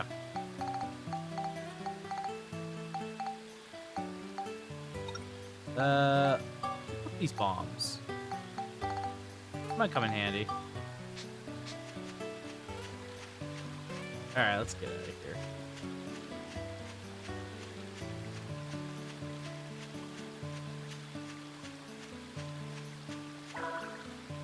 I not mean to use my bread like that, but that's fine.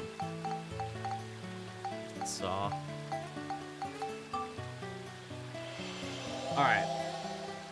Yeah, I think this is the last floor before the boss. So.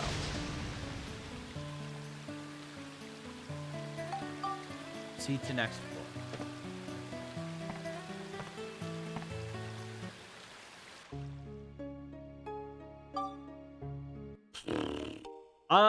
Well, let's save, and then we should repair the rye pod because it's like half HP right now. So.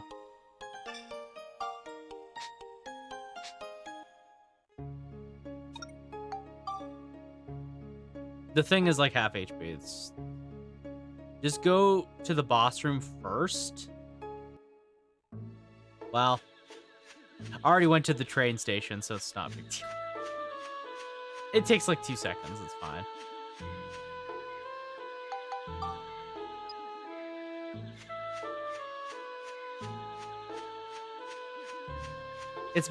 It takes more time between loading, honestly.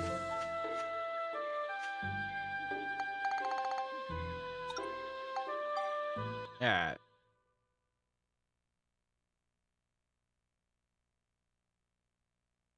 Alright.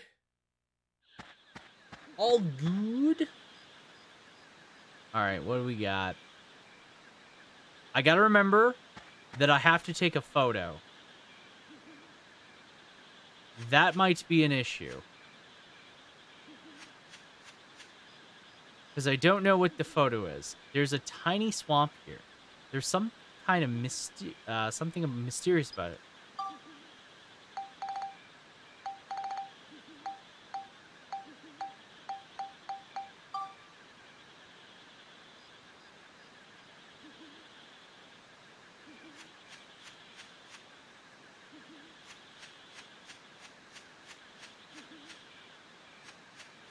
Huh.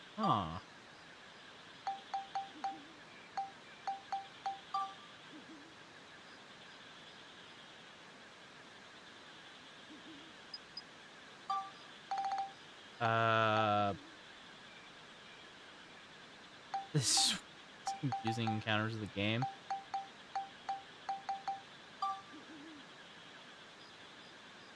Okay.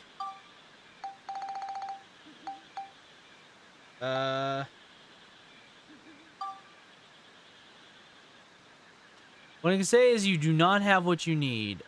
I can spoil more. Okay.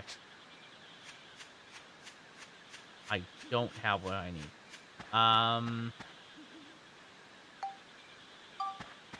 Okay.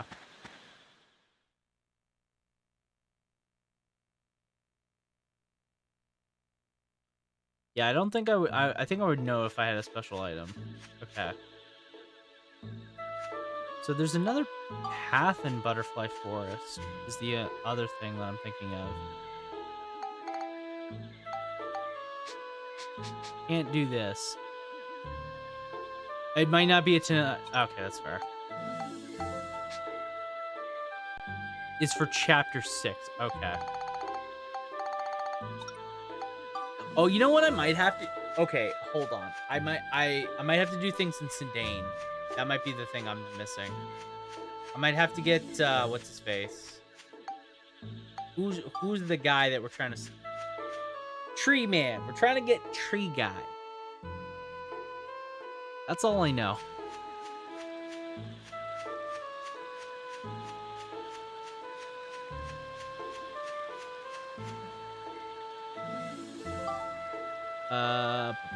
Okay. This is the last geostone. You can make the fruit tree hill has been cleared. Nose and eyes near river cleared. Branch restored. Okay. So we have to make Jirak, I'm assuming. Withered tree restored. Nose and eyes near river. So we have to make a river. Forest lake restored. Withered tree restored. Okay, so we have to restore the withered tree is the thing.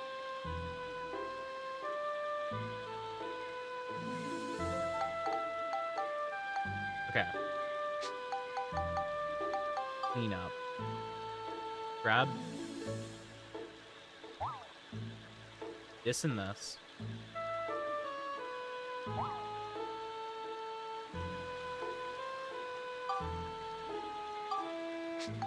Make nose. Earth elements. Where can I find earth elements?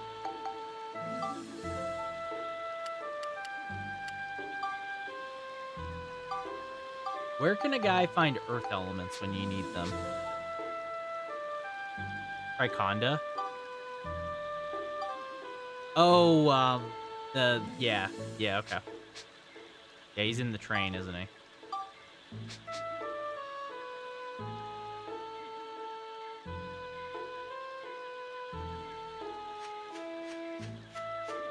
Yeah, he's in the back. He's in the back of the train.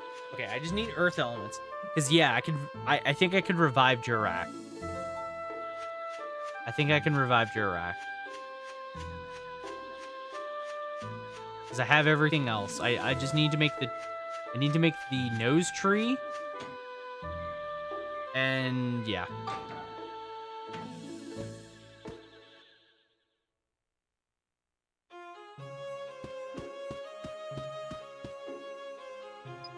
You need some geo elements. Okay, so... Let's see.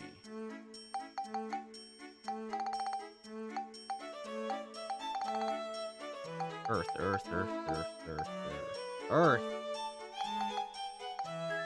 grab, 5? 5 should be enough. We have a lot of other stuff. I'll have to keep this in mind. Is it okay to sell the weapons? There's no, like, other use for spare weapons, I'm assuming? Like, I'm assuming I don't need the extra wrenches and battle wrenches. Yes? So I can sell them? Okay. Yeah, because they only give, the unstable synth, which I don't care about. I don't, it's not a big deal.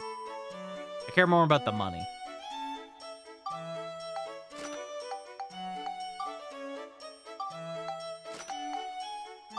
Just to have the extra. I don't think I need more. Maybe I do. Maybe I don't.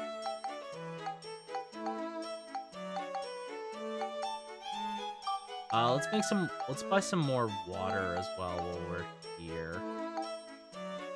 Buy like 10 water, because I think I need more rivers.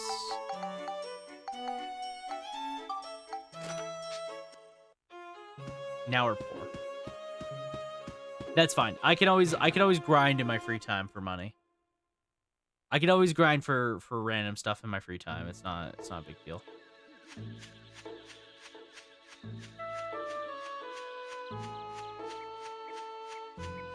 If I really feel the need. I don't think I will for a while.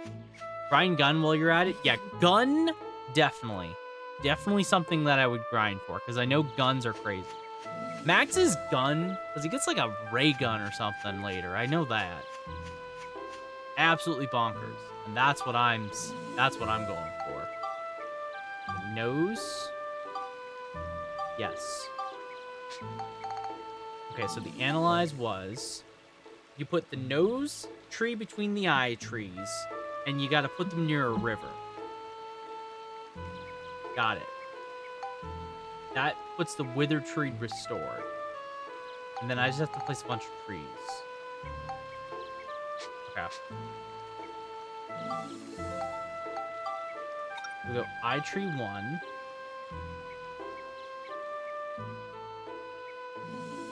We'll put this like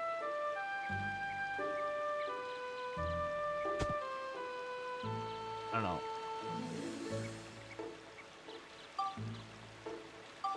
Nose tree.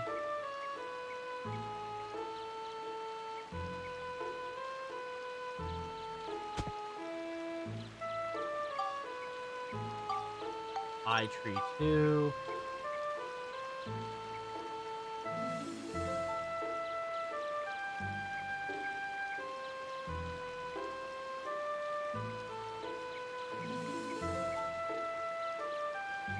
Hello.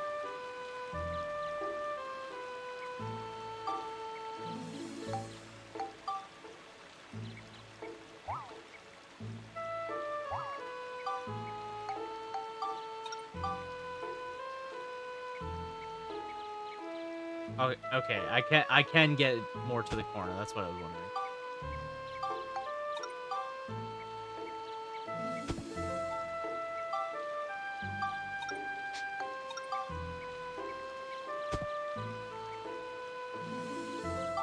And then just river.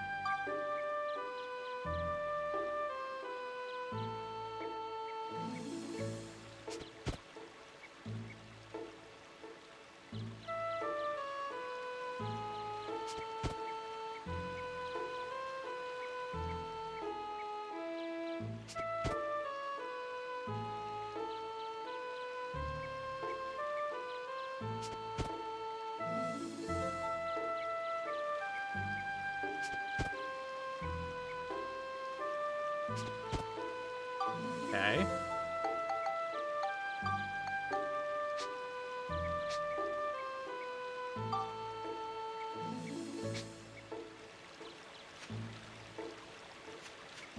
How big does the river have to be? I guess the river has to be much. Yeah, it has to be. Okay. Fine. We'll play it your way, game.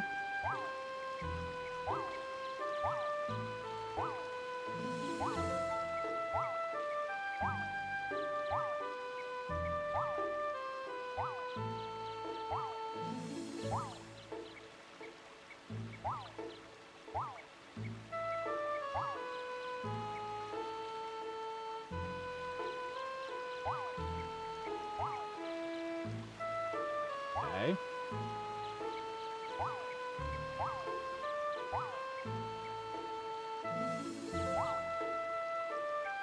Odds are you're gonna see a few iterations before all is said and done. Yeah, that sounds about right.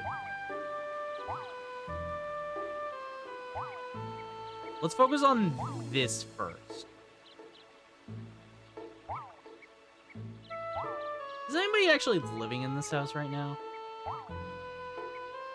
Well, too late. Too late.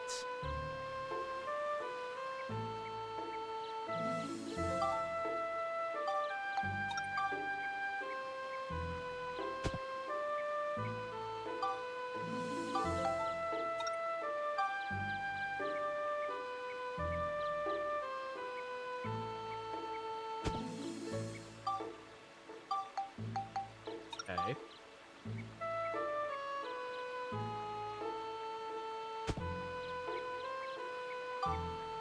Okay. Now let's see. 15. Okay, so river. A nose near river.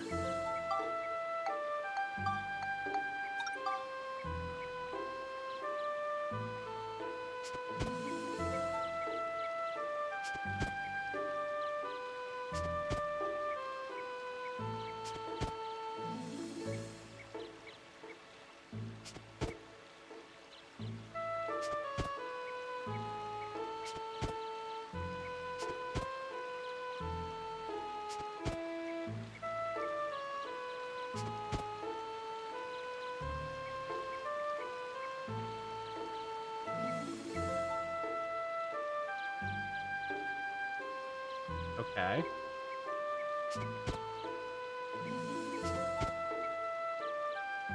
I don't know why I can't build here.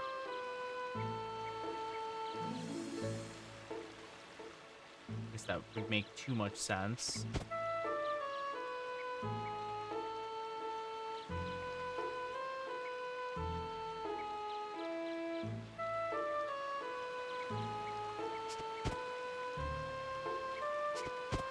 Okay.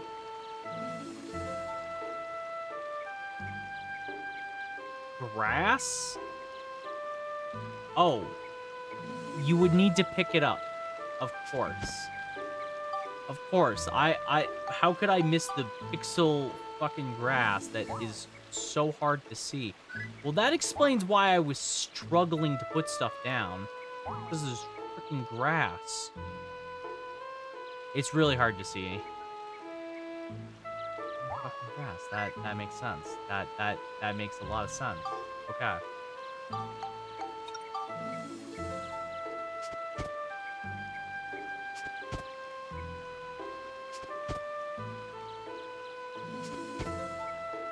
Okay.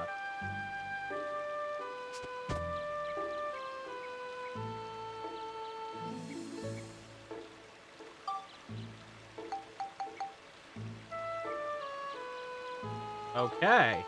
Okay. There we go. There we go. Okay, okay, okay. So, now, one thing we have to do is plant 20 trees. We have 7.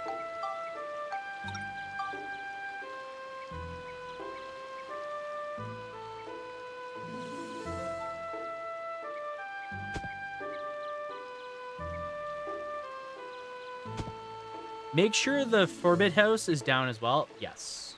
Yes, that's the other thing.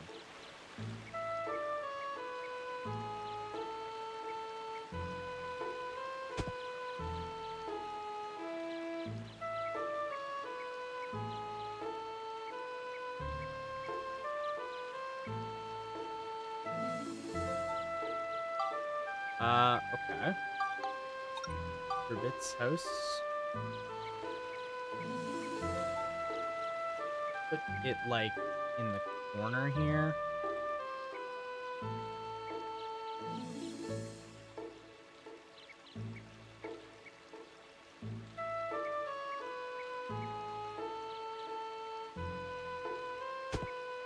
Good. Good, good, good, good.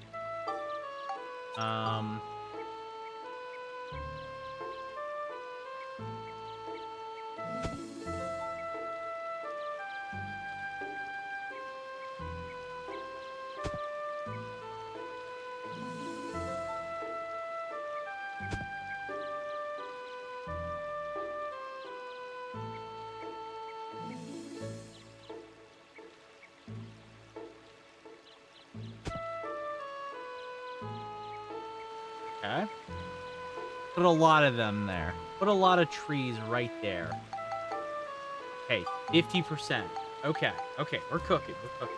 So we need Polly to reside in. I don't know who Malin is, but we need her to reside in. Elder Jirax branch. Oh, is that the item we need? That must be the item we need. Adel? I don't know who that is. Culture 30 points obtained. I don't know what culture points are. Weapon shop clerk? Makes sense. Makes sense.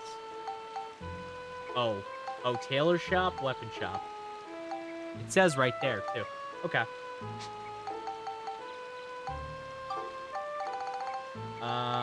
We also need straw houses.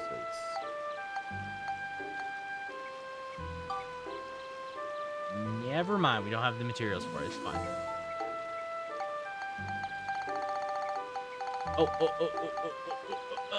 A fruit tree. That's something. That's something. Okay. Well, regardless, there has been a change in the future. Maybe something will happen.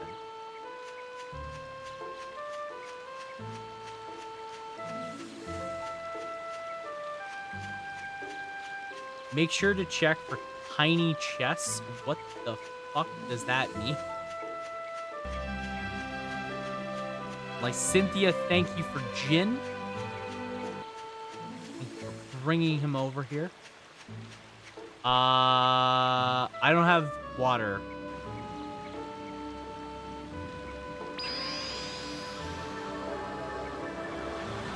I don't have any water. This thing's empty. So I can't hydrate. I forgot that I could go to the future. Quite literally tiny chests like Lego pieces. I quite literally forgot about this. I'm not gonna lie. Forgot that I could go to the future. This is what a week does to you. This is what happens in a week's time. When you don't play a game for a week and you blank it from your memory. Oh, it's a weird nose tree. Oh, hello. So, you were the ones who woke me. That's us. That was us. Somehow I feel like I've slept for a long time. Well, you're welcome. You're awake. Jurak, we need you to tell us something. What's up?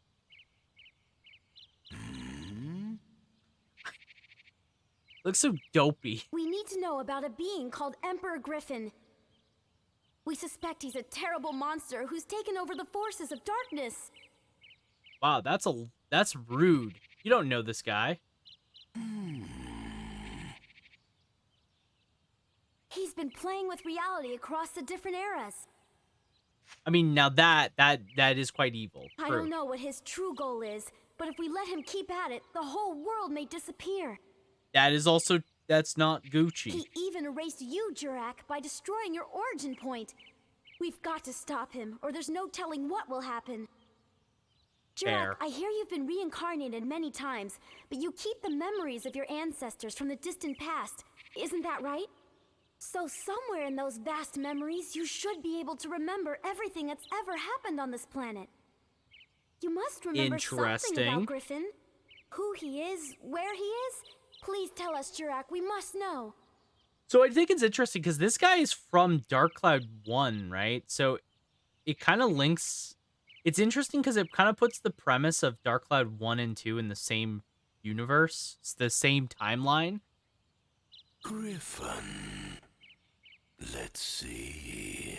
I do know that this... I'm pretty sure this guy specifically is from Dark Cloud 1. I'm afraid I don't remember. I'm truly sorry. Well, if Griffin comes from the future, then of course Jurak wouldn't remember. It's the same universe, arguably the same timeline. It must be.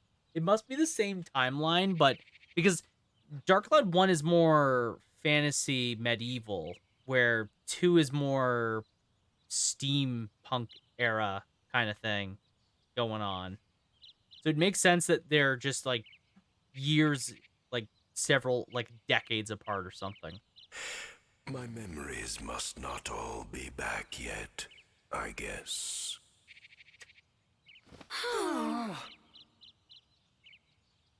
Resets the timeline like hella BC era. Okay. Interesting. Which parfait? Fruit of Eden. Which parfait? I don't know what these items are. Oh, I don't like the nose tree. I don't like the nose tree at all. He's so gross. Why does he have such big nostrils? Fruit of your labor. Ooh. Hey, wind crystals. Casey, you know those really well.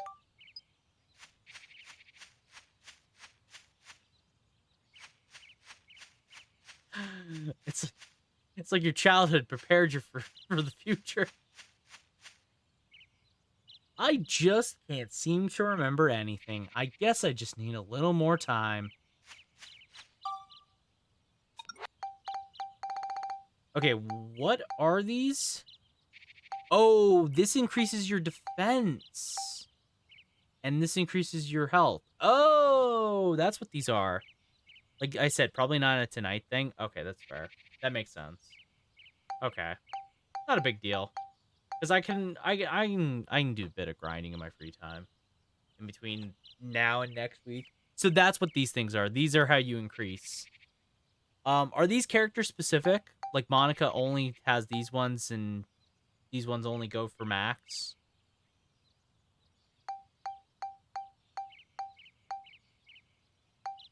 Or are they just like for the one character? Or are they for both characters?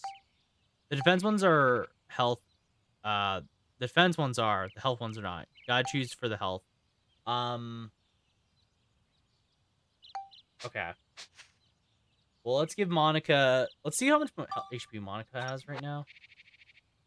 There's a lot. Use on Monica. Use on Monica. She has 16 defense and she has more health. We could use... We could just use this on max. Like 1. Okay, so he's at 40.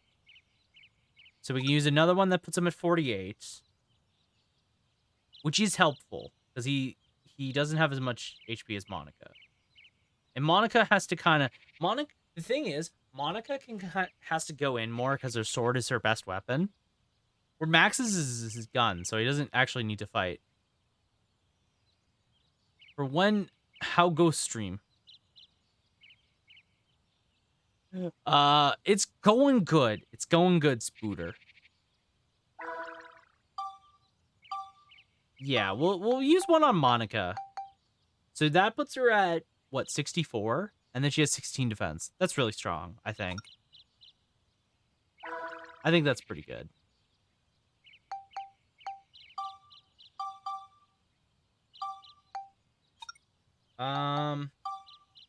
And we may as well increase this to broadsword, I think.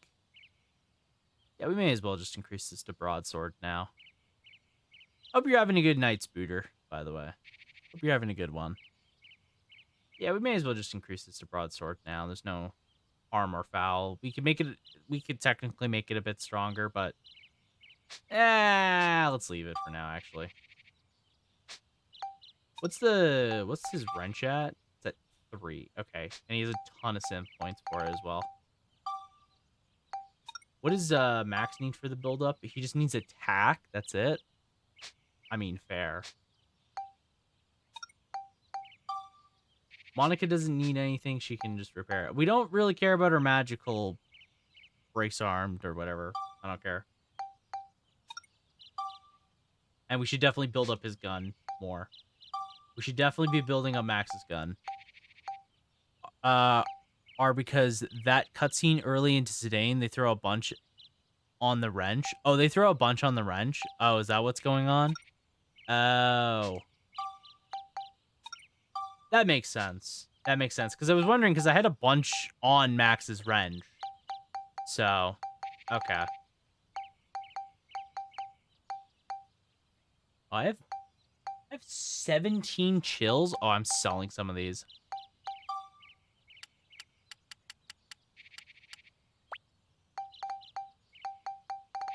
Oh, hell no. We're selling some of those. We'll sell 7 of them. I don't need 17 chill crystals. And we're probably going to get a bunch more later. All right.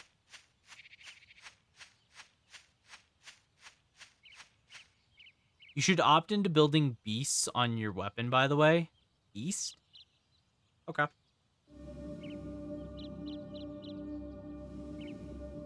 Good. It's good to hear.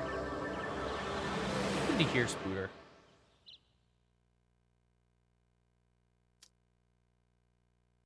I got through Cetacean. Okay, nice. Nice. Maybe something changed in the future. Why is it mentioning that to me now? Hey, early game dungeons. Let's go. That's always a fun one. You know what? I always like that dungeon. Early game, that's a good dungeon. Oh my god. It's saying something has changed in the future. I saw that notification real quick. What changed?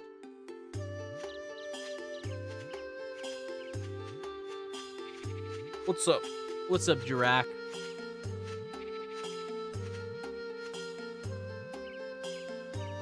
Master Jurak. Master Jurak, do you know about the rainbow butterfly? Let me see. Rainbow butterfly. My God, this man talks way too slow. Love it. It's a very rare monster. But They changed the early game dungeons to be more new user-friendly too in recent times, so it's thankfully saved you a lot of pain. Well, that's fun.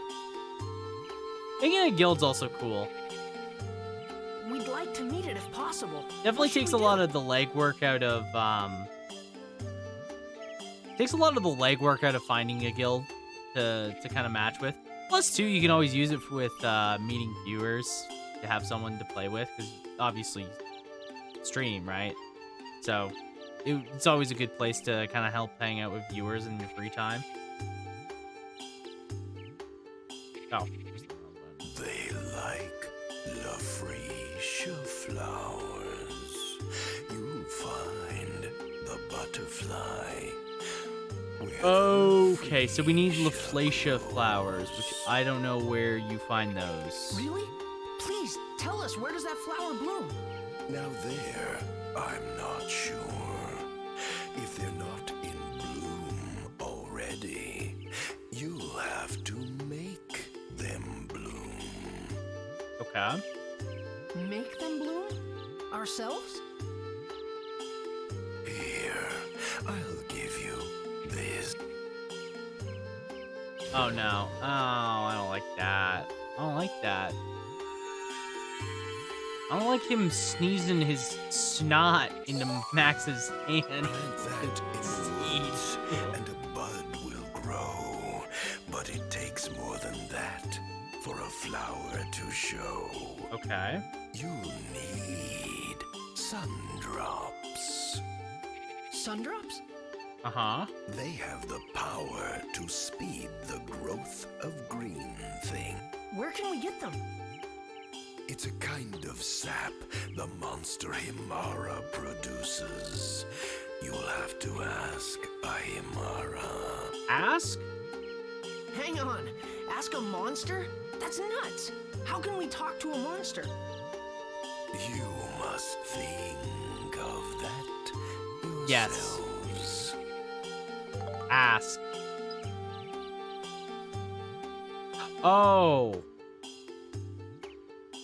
First, you need something that will enable you to speak with Himara, but no, really. So you need Monica's beast form.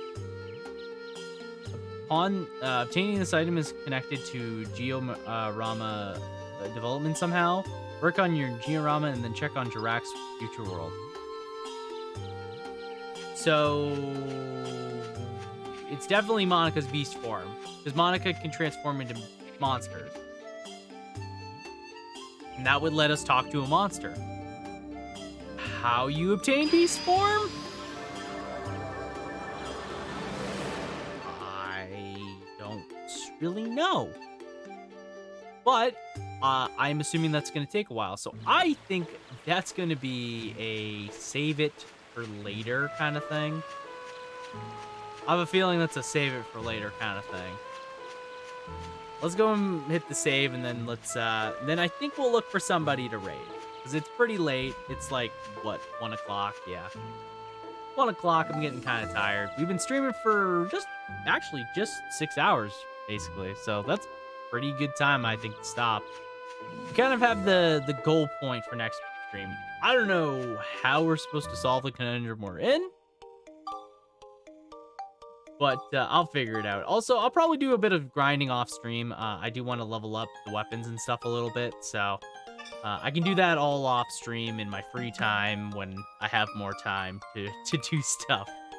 But let's bring it back over here and let's look for somebody to raid. I don't know who is streaming. I don't know who's live right now. Let me take a look. And we will look for somebody to raid. As always, I'm always happy to take any raid suggestions if anybody has any.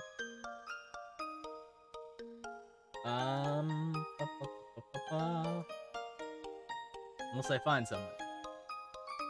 Unless I find somebody.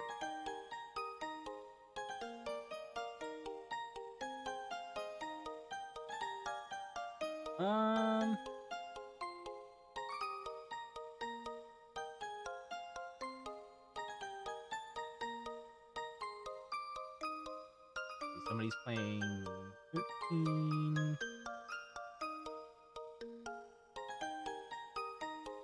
Oh, did Yeah,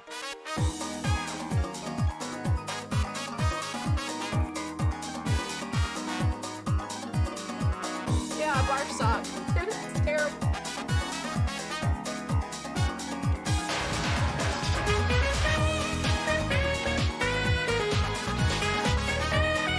Thank you for specialist.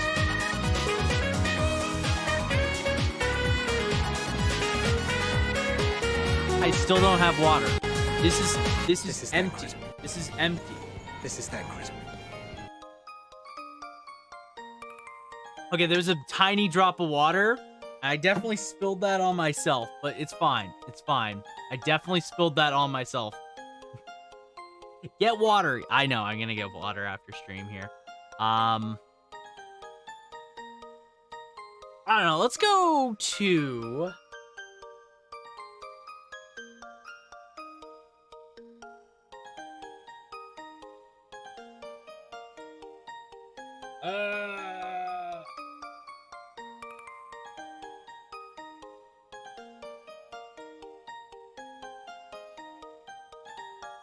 This is always the struggle, is when you see people online, you're like, I could raid them, and then you're like, well, wait, hold on.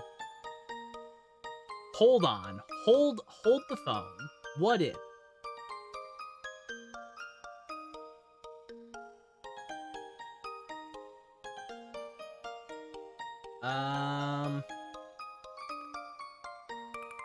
Struggle is real. Okay. You know what? Let's go over to in a bit.